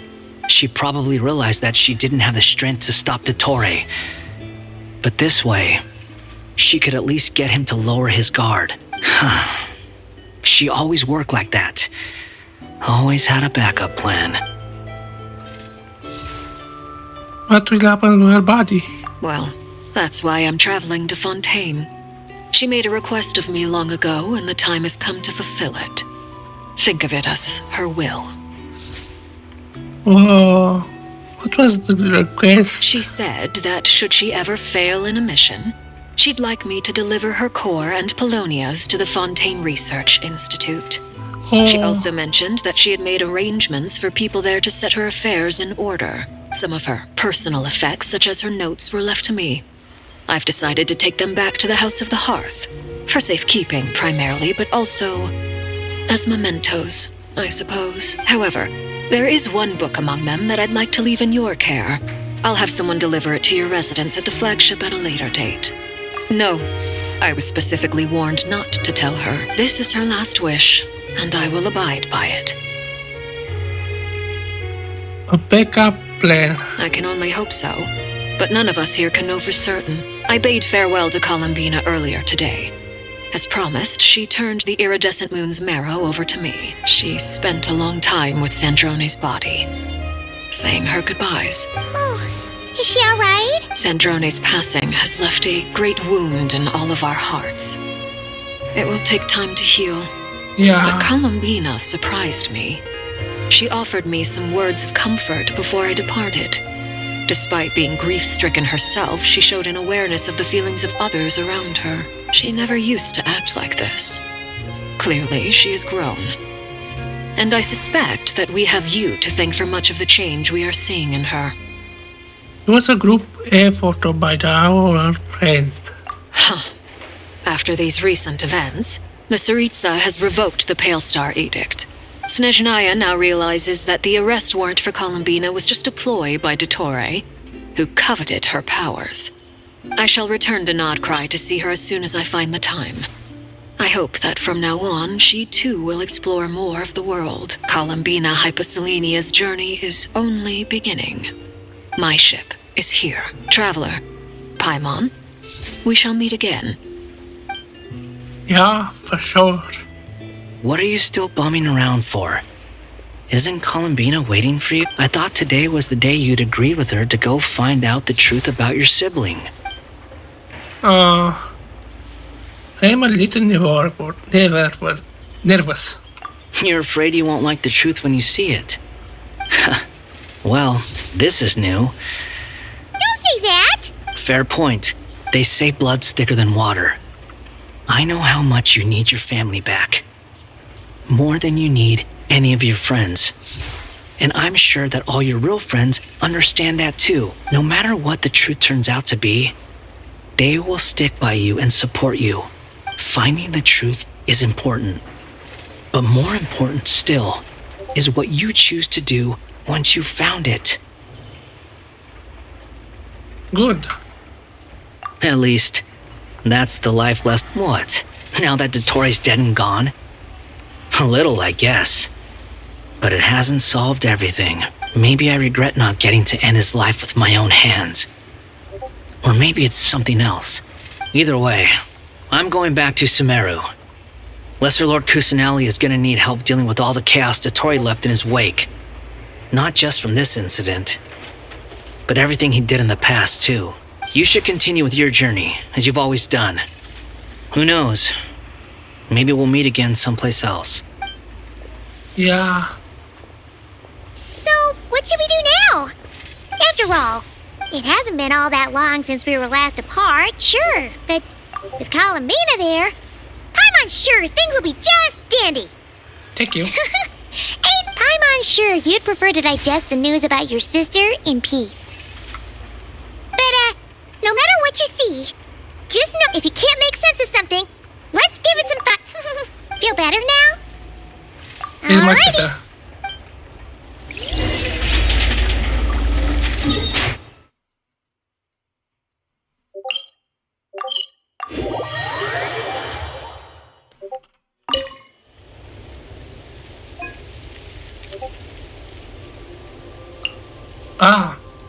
It was not make it did yet.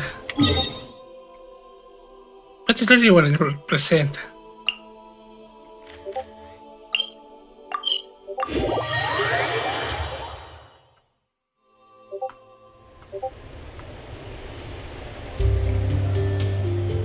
Columbina, we're here! Can't quite believe we're meeting out here. Wake up! Well, you're still welcome to go there whenever you want to see me. It's just, now that it's all over, I've decided to make some changes. Try and fit in with the Frost Moon Scions.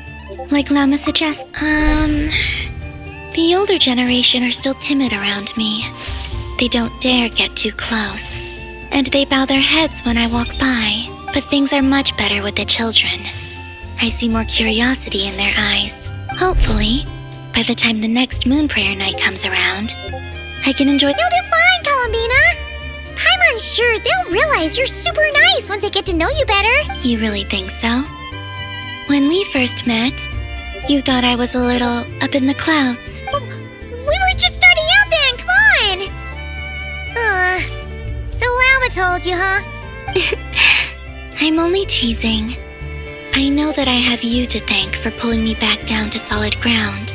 It feels good to finally stand firm on the earth where I was born. Oh, that's great!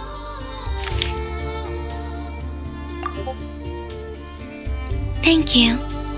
I'll make sure not to lose it this time. Well then, are you ready? Lumine, what happened to our spaceship back then? Why did you leave? It's time to learn the... Ready as I'll ever be. Good. Then let me open the way for you.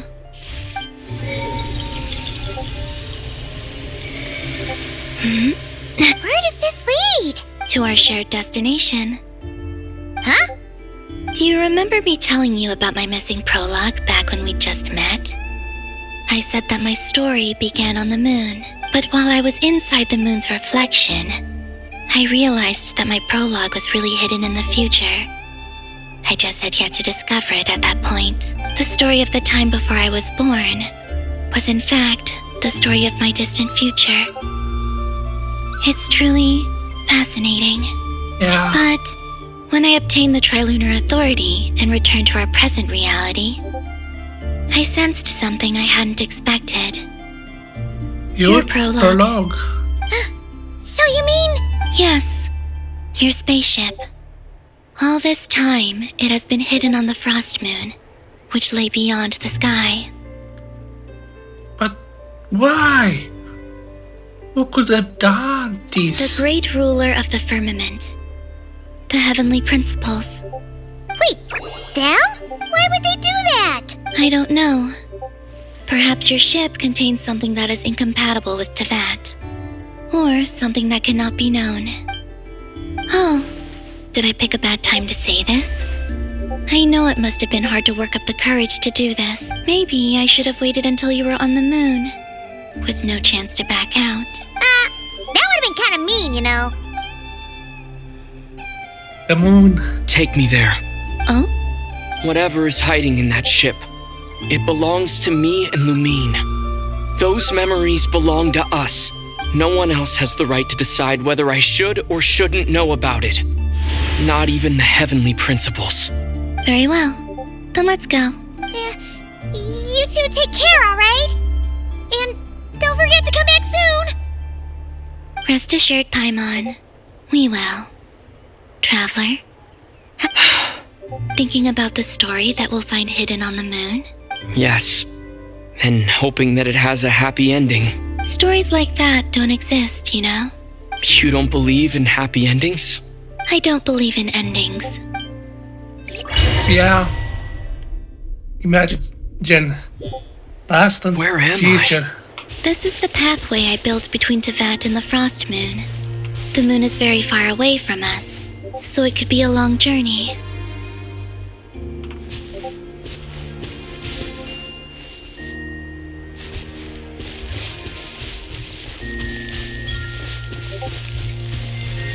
After I obtained the Trilunar Authority, I unwittingly saw past events from many of my friends' lives. One was Lauma. Go to the moon. She was so young when they chose her to be the Moon Chanter.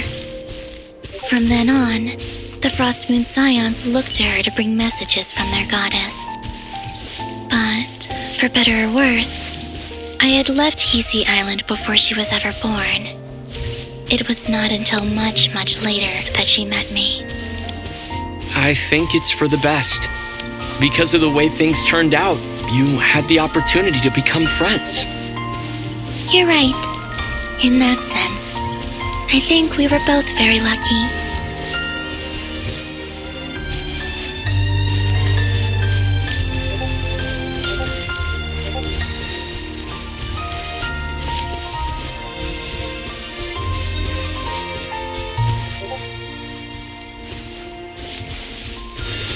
Oh, and about that mage, Nicole. I only recently learned that she has lived in Tevat since the time of the Three Moon Sisters. The Moon Goddesses always had a good relationship with the angels. I suppose our friendship continues that tradition.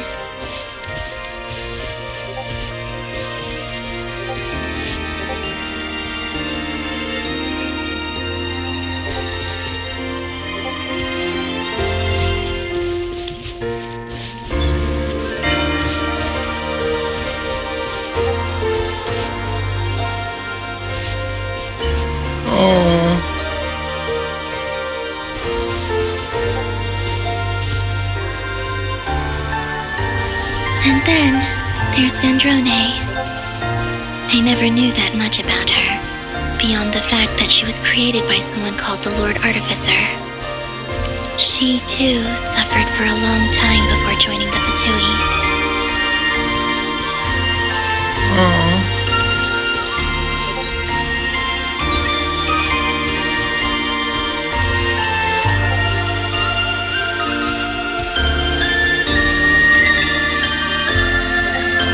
How I wish I could talk to her again, even if only to hear her say nasty things to me.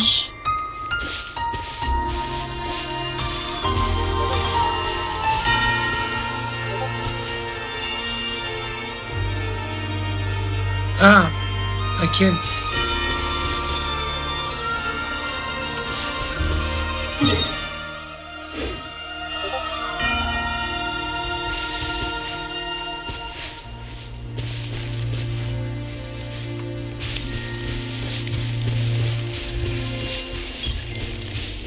A pathway to the moon.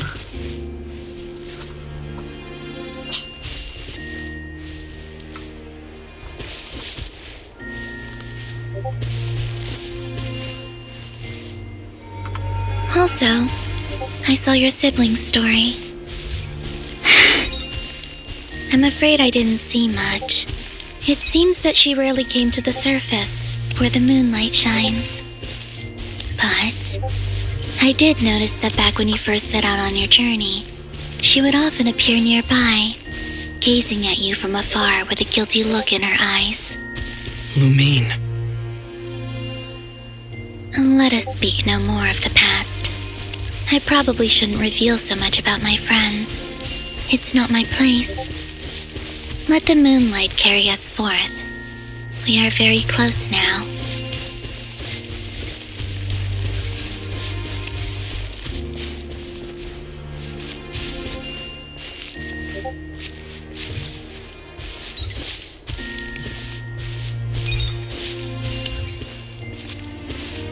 The moon carriage. After this, I'd like to bring some kuhenki to the moon as well. If they're willing, of course. What about your other friends? Will you bring them to visit too? Certainly. But I'll need to tidy the place up first. This home hasn't received any guests in a long, long time.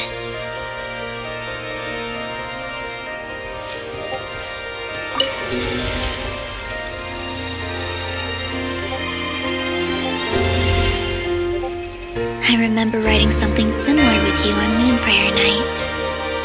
I believe it was called... Dodoko's Whirligig. Yes, that was it. You asked me if I was afraid to return to the moon, and I said that I was. The idea that I had gained something precious, only to lose it so quickly. That frightened me. But I'm not afraid anymore. Besides, this time, we're traveling together.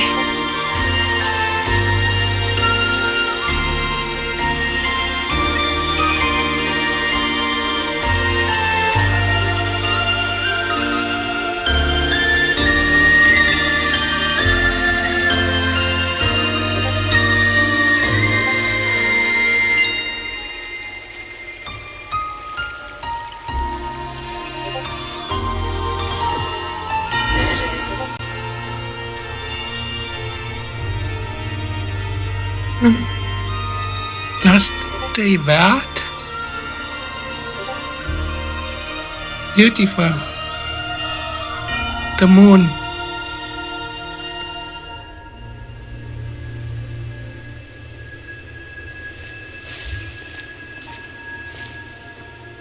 So beautiful.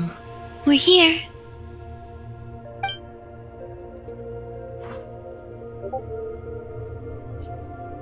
Over there.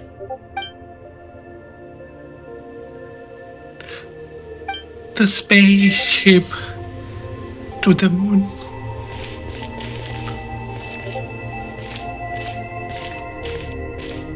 Wow.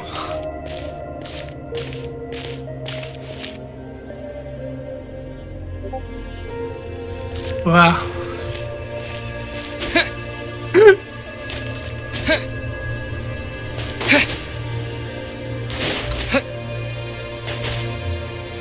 The moon gravity.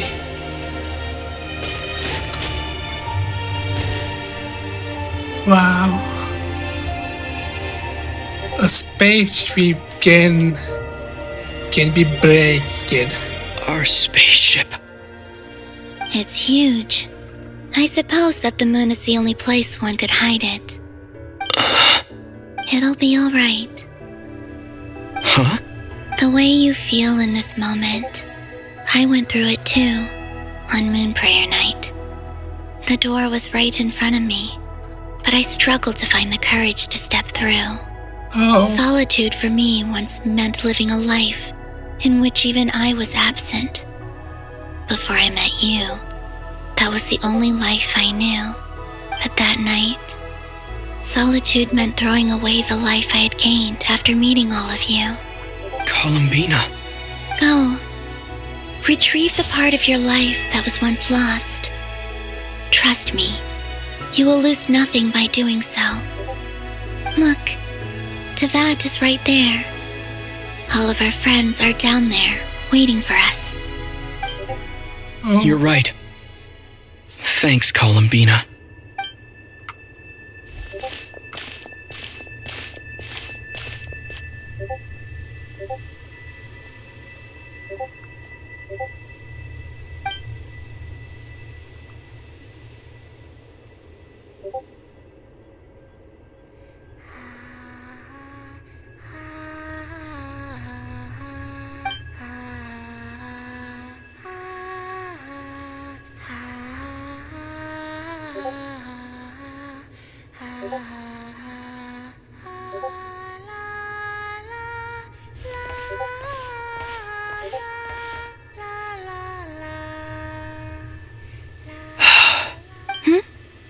Finished? Yeah. Why did you take your eye mask off? Well, since my return, I've decided to take more opportunities to see the world with my own eyes. Besides, I've always wondered how Teyvat looks from the moon. Beautiful. And what do you think?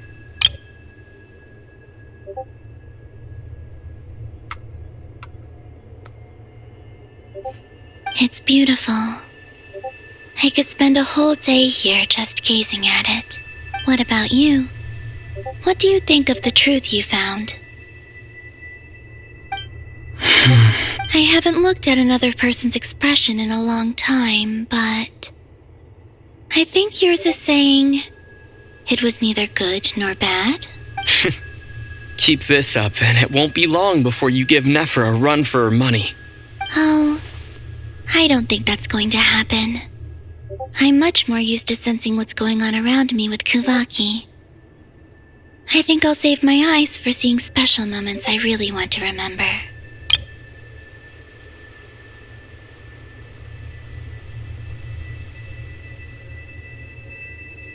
Wait. The desert? This Meru. I read the spaceship's flight logs. I always assumed that this was my first time in Teyvat. I thought that Lumine and I must have been hibernating in space for centuries on end. But the logs show that our spaceship flew over the skies of Teyvat once before. A long, long time ago. Flew over? So you didn't land? No, the ship barely came to a stop before flying on again. After that, it continued traveling through space for a long time. Some of the data is corrupted, but I suspect that it kept flying for thousands of years. It was only after that that the ship made a forced landing in Nod Krai. When Lumine found me, could this mean that she left the ship long before I did? Maybe even during our first pass over Tevat. Are you alright? Yes, I can feel that the truth is coming together, one small piece at a time. I remember Lumine telling me that when she first arrived in Conria, she could not recall the past, so this might be something that even she doesn't know. Here, I made some space for you. Your mind must be racing, and this seems like the perfect place to Oh, wait, there's one more thing. What is it? Wait here a moment.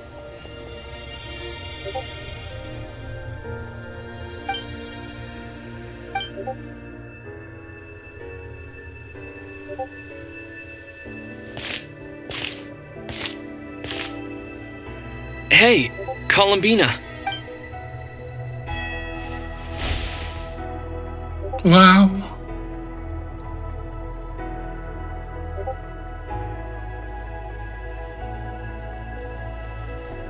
Beautiful. Is that a new outfit? An old one, technically. It's been in a cabinet inside the ship this whole time. It's a matching pair with Lumine's. She always liked this set more. Huh. I don't think there's a huge difference. Really? Yes, it's still the same you. You're the same person, no matter what clothes you wear. Only Columbina would make an observation like that. Traveler, do you consider Tevat your home? Home is wherever Lumine is.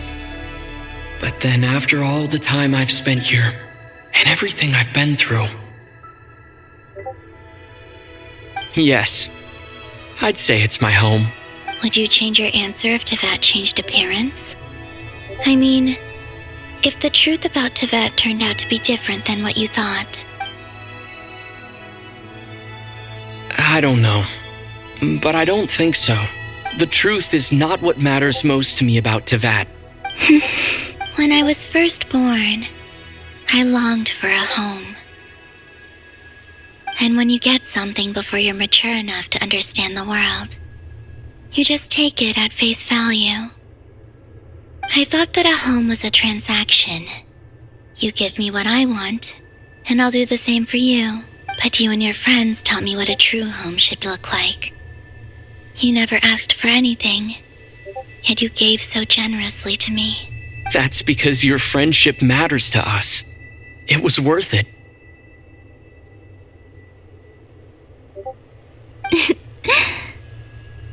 In the past, I thought that my birth in Nod Krai must have been a mistake. But after journeying to the distant past where the story began, I realized that it was I who chose Nod Krai to be my future home. Now, I am glad that I made that choice. I'm sure your friends are just as glad. In fact, I intend to make the same choice today as I did back then. What do you mean? Well, I've given the Eternal Moon's marrow to Lauma, and the Iridescent Moon's marrow to Arlecchino. And now, I shall return my Kuvagi to Nod Krai again, that it may continue to protect my chosen home. Wait, but what about your body? Oh, are you worried that I'll disappear again? I won't. Not this time. The Frost Moon has now entered the fall sky, and I am the Tri-Lune goddess. I am only returning to Nod Krai the part of me that it needs. I am giving what I can, because my home is worth it. Oh, and I have something for you, too. For me? Yes. Come closer.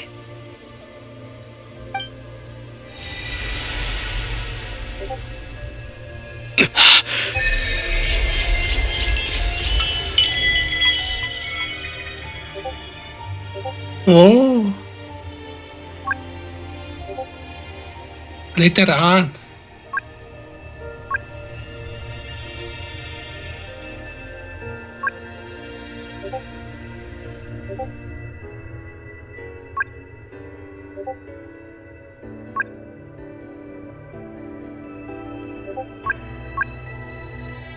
Oh.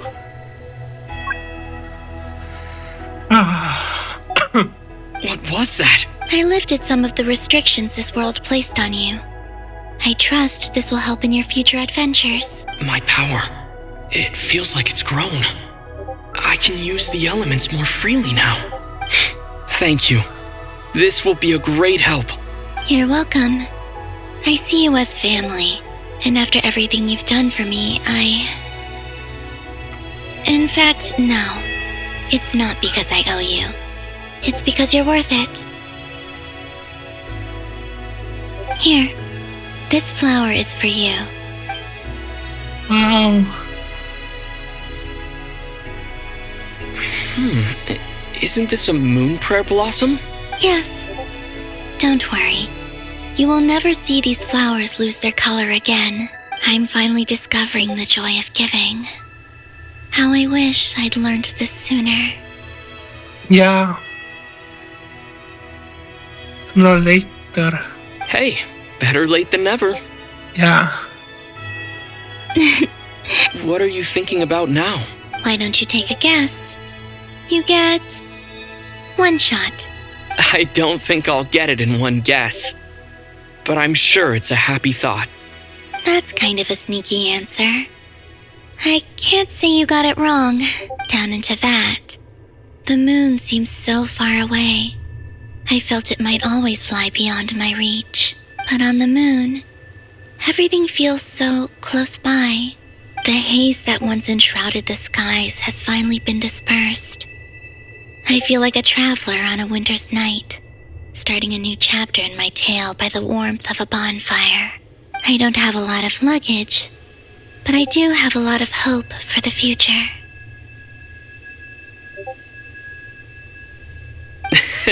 Next, to start with, I want to stay here just a little longer. After that, let's return home and continue our journey. Yeah. Good ending.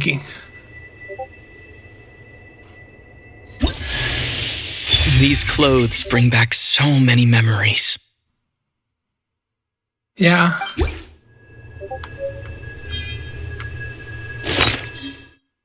Beautiful.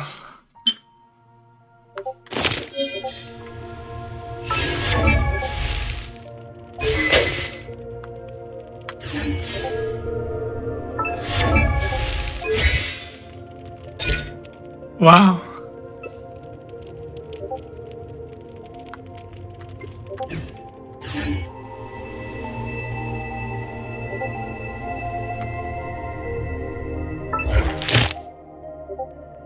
Wait.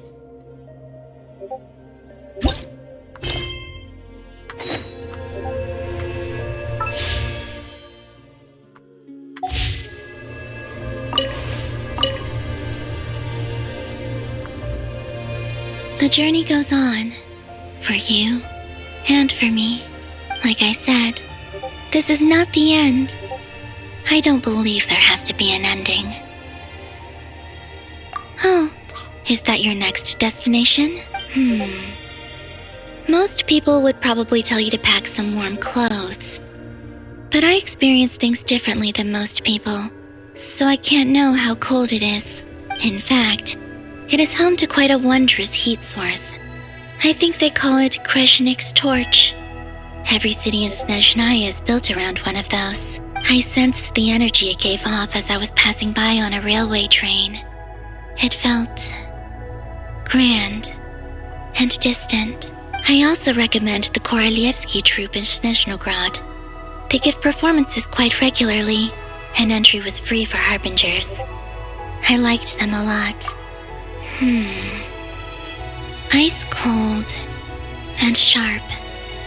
Crystal clear in some ways, yet profoundly unfathomable in others. Like the thick layer of ice on top of a frozen lake. That's just the impression that Tsaritsa gives me. I was never able to glimpse what truly lies beneath that icy exterior. In fact, I don't think the people of Snezhnaya even know what kind of power their god wields. Maybe that's because the Tsaritsa herself has never acknowledged, nor accepted that power. There's Regrator, the Rooster, and the Jester. Between them, they control a lot of what happens in Snezhnaya. But I can never wrap my head around how exactly power is split between them. I just know they are each responsible for many specific domains. I noticed that the Rooster and Regrator often appeared to get along on the surface, while working against each other in secret. But I wasn't particularly interested, so I tended to keep my distance. Once things settle down in Nod Krai, I'd like to explore the world beyond Snezhnaya. You've told me so many stories about the other places you've been to, and all the friends you've made there. I'm curious to visit those nations and see them for myself. It would also help me learn more about the journey that has made you into the person you are today. Okay. As you continue on your journey, don't forget to gaze up at the moon once in a while. It is, after all, no longer an illusion. Yeah. No more illusion. No more for our sky. It shall cast down its true moonlight, connecting us in truth.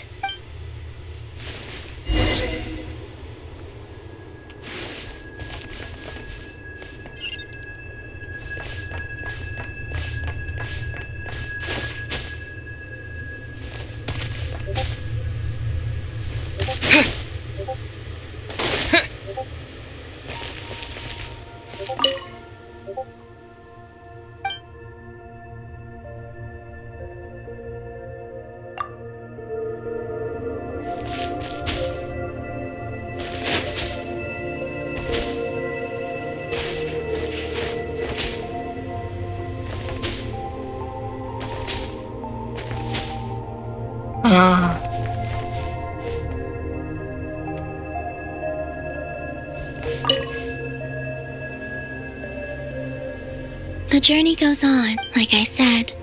This is not the end. Okay. It shall cast down its Yeah.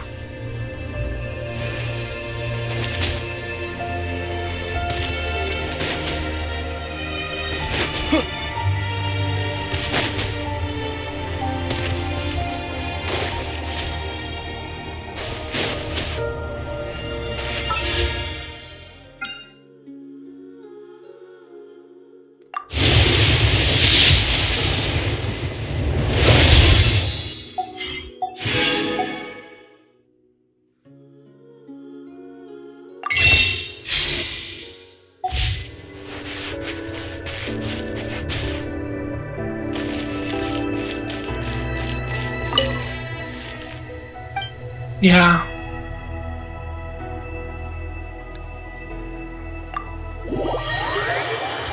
Come back to the white.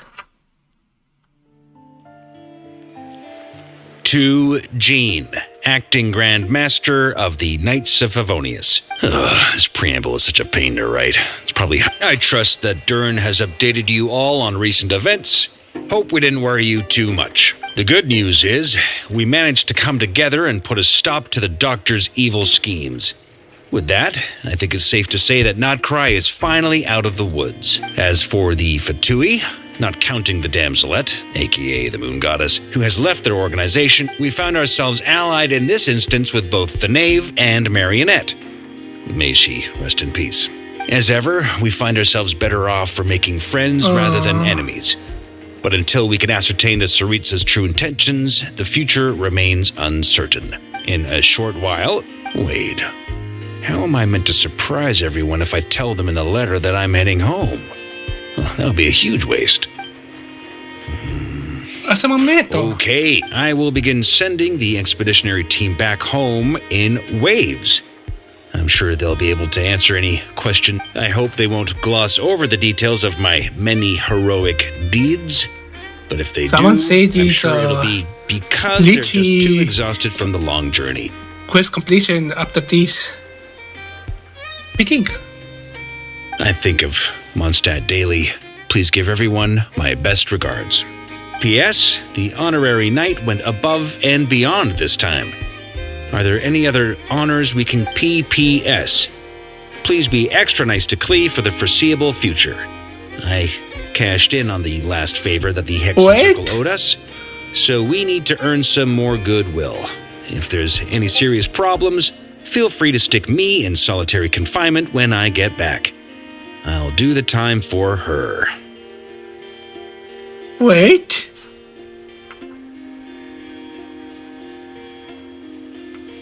What is vodka? And Alice? And Klee? Huh? Whew.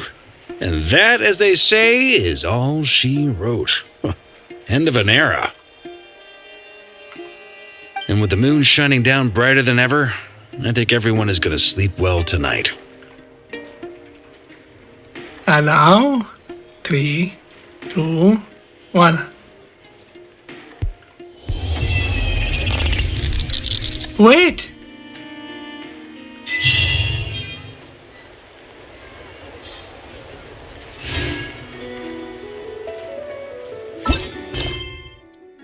No more.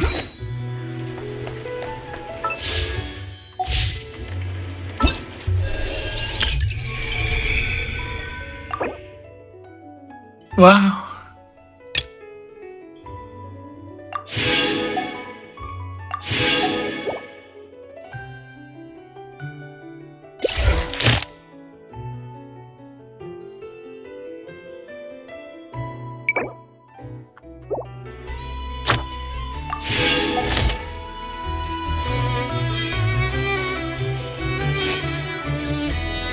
Yeah, they are.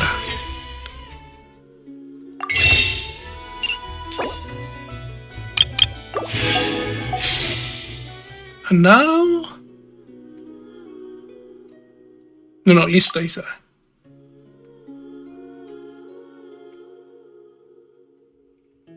Not much.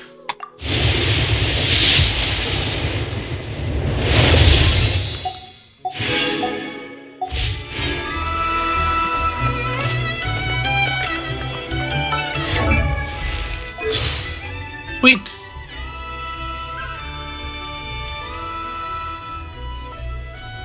She is a very special...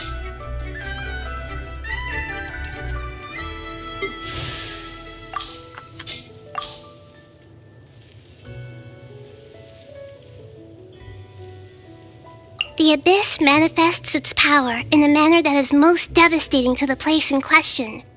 In Sumeru...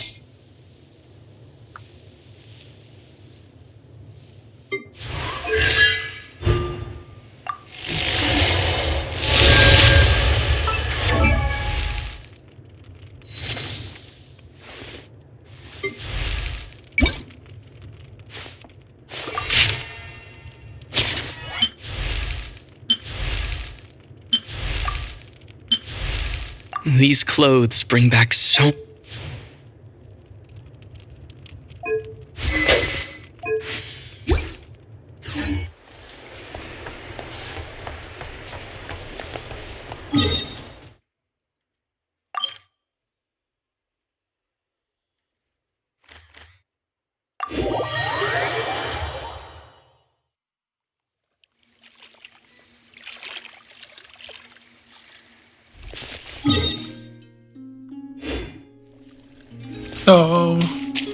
So was the live?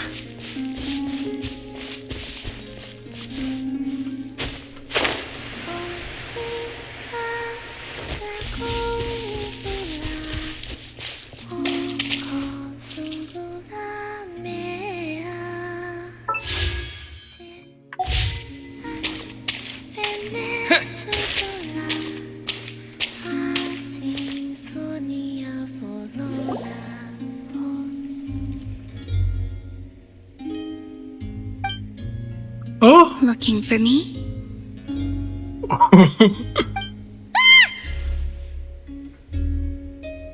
You really have to pop up behind like that? After sensing your arrival, I wanted to see how close I could get to you from behind. Because you had nothing better to do? Or... Is that how it seems? The Tsaritsa only sought the power of the moon goddesses, take walks, watch the moon, sometimes sing. But I came to do that last one less and less after Sandrone forbade it. She didn't like your singing? No, she praised it actually, because, for those not in the know, it seemed like I was about to use some sort of power.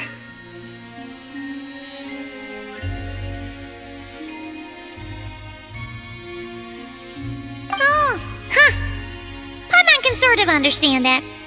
Oh, and there was another reason. She said she did most of her research at night, so if I sang during the day, it would disturb her attempts to catch up on sleep.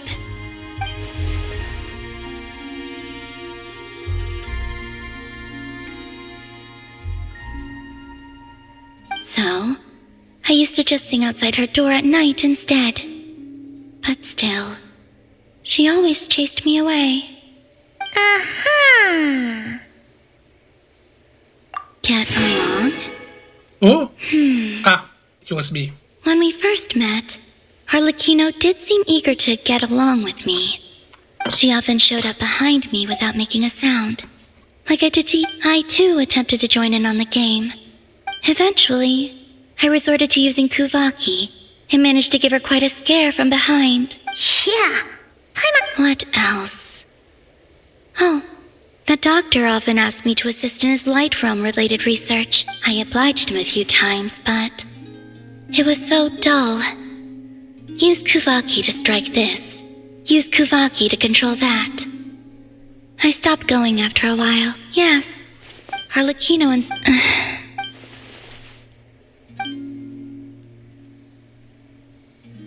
Give me your hand. Why? Rosaline taught me.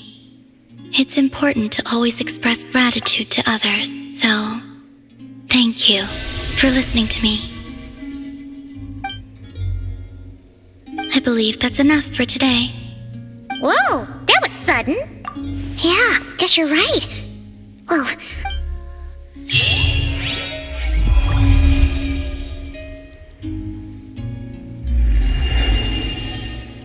Wow.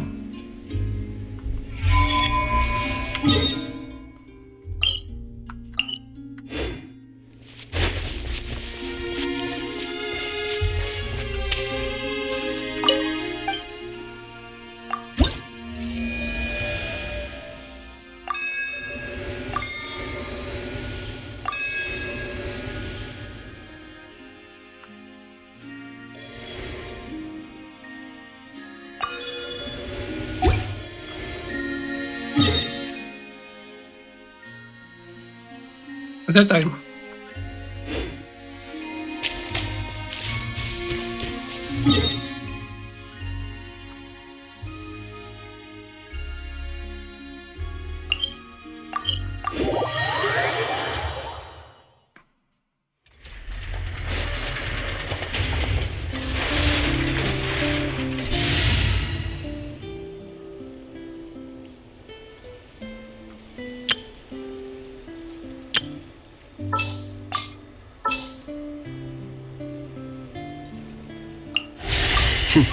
Happy to oblige.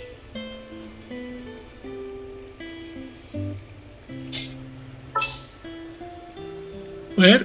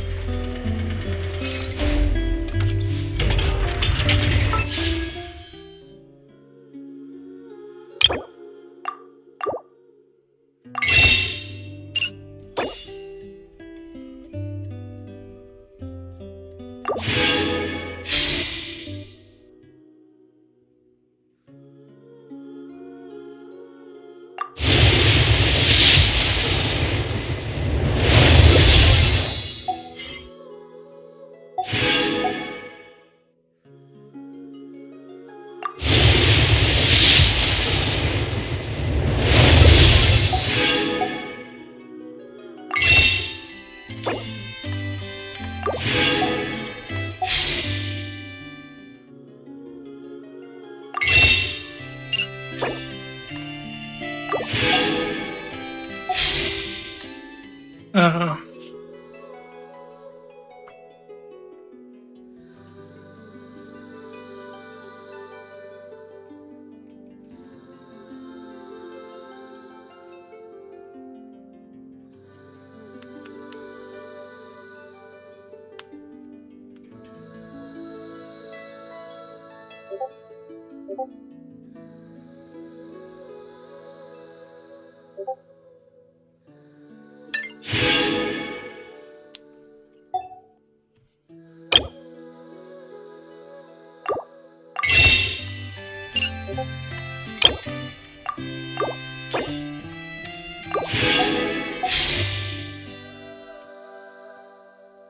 Three, two, one.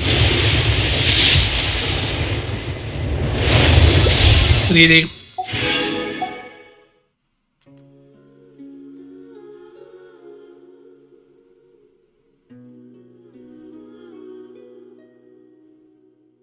Finish that art pity.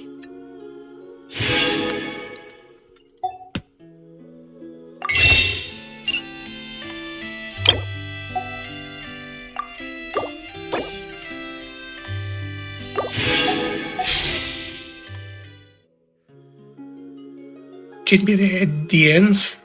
What are?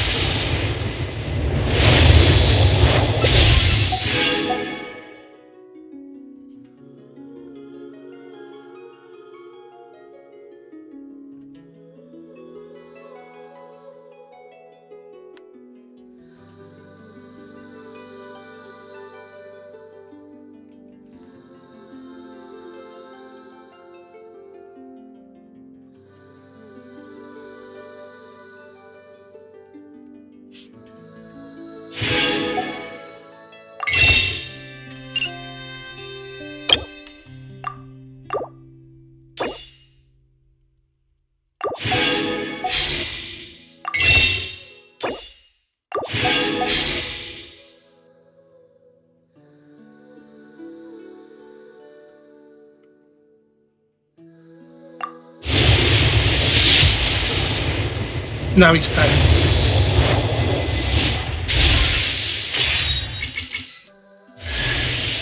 Oh.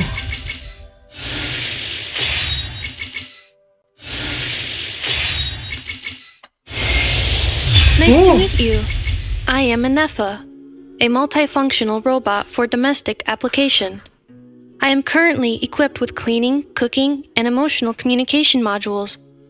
I also have a combat module, which can only be activated after reading the 11-page liability waiver. Now, how can I assist you today? I don't know.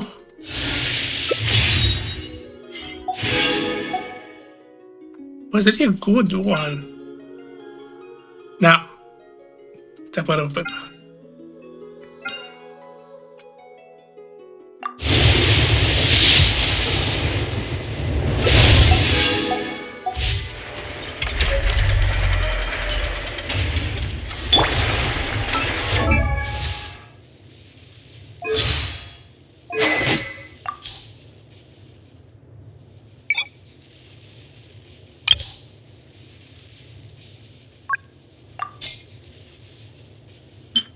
Wait, can I use this?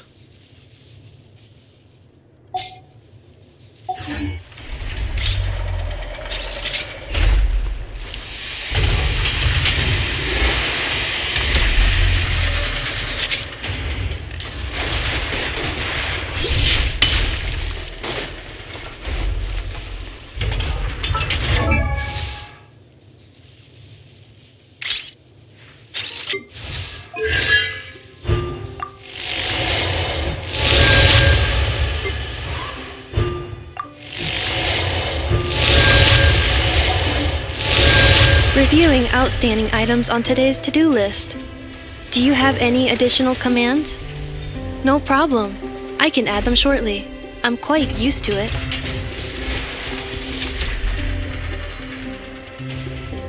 Thanks. So, this is the life. Eating her. Damn, lucky.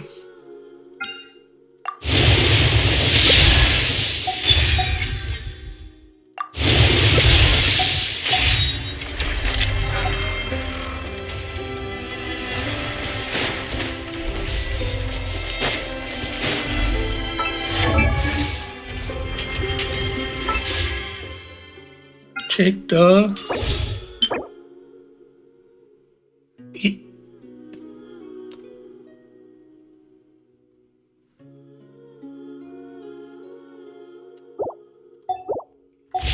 Clean up.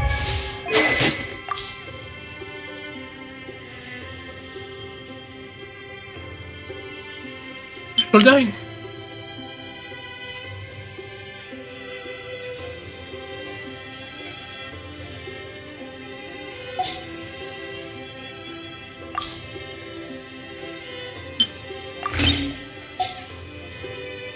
Sequence in progress. Based on data from past incidents.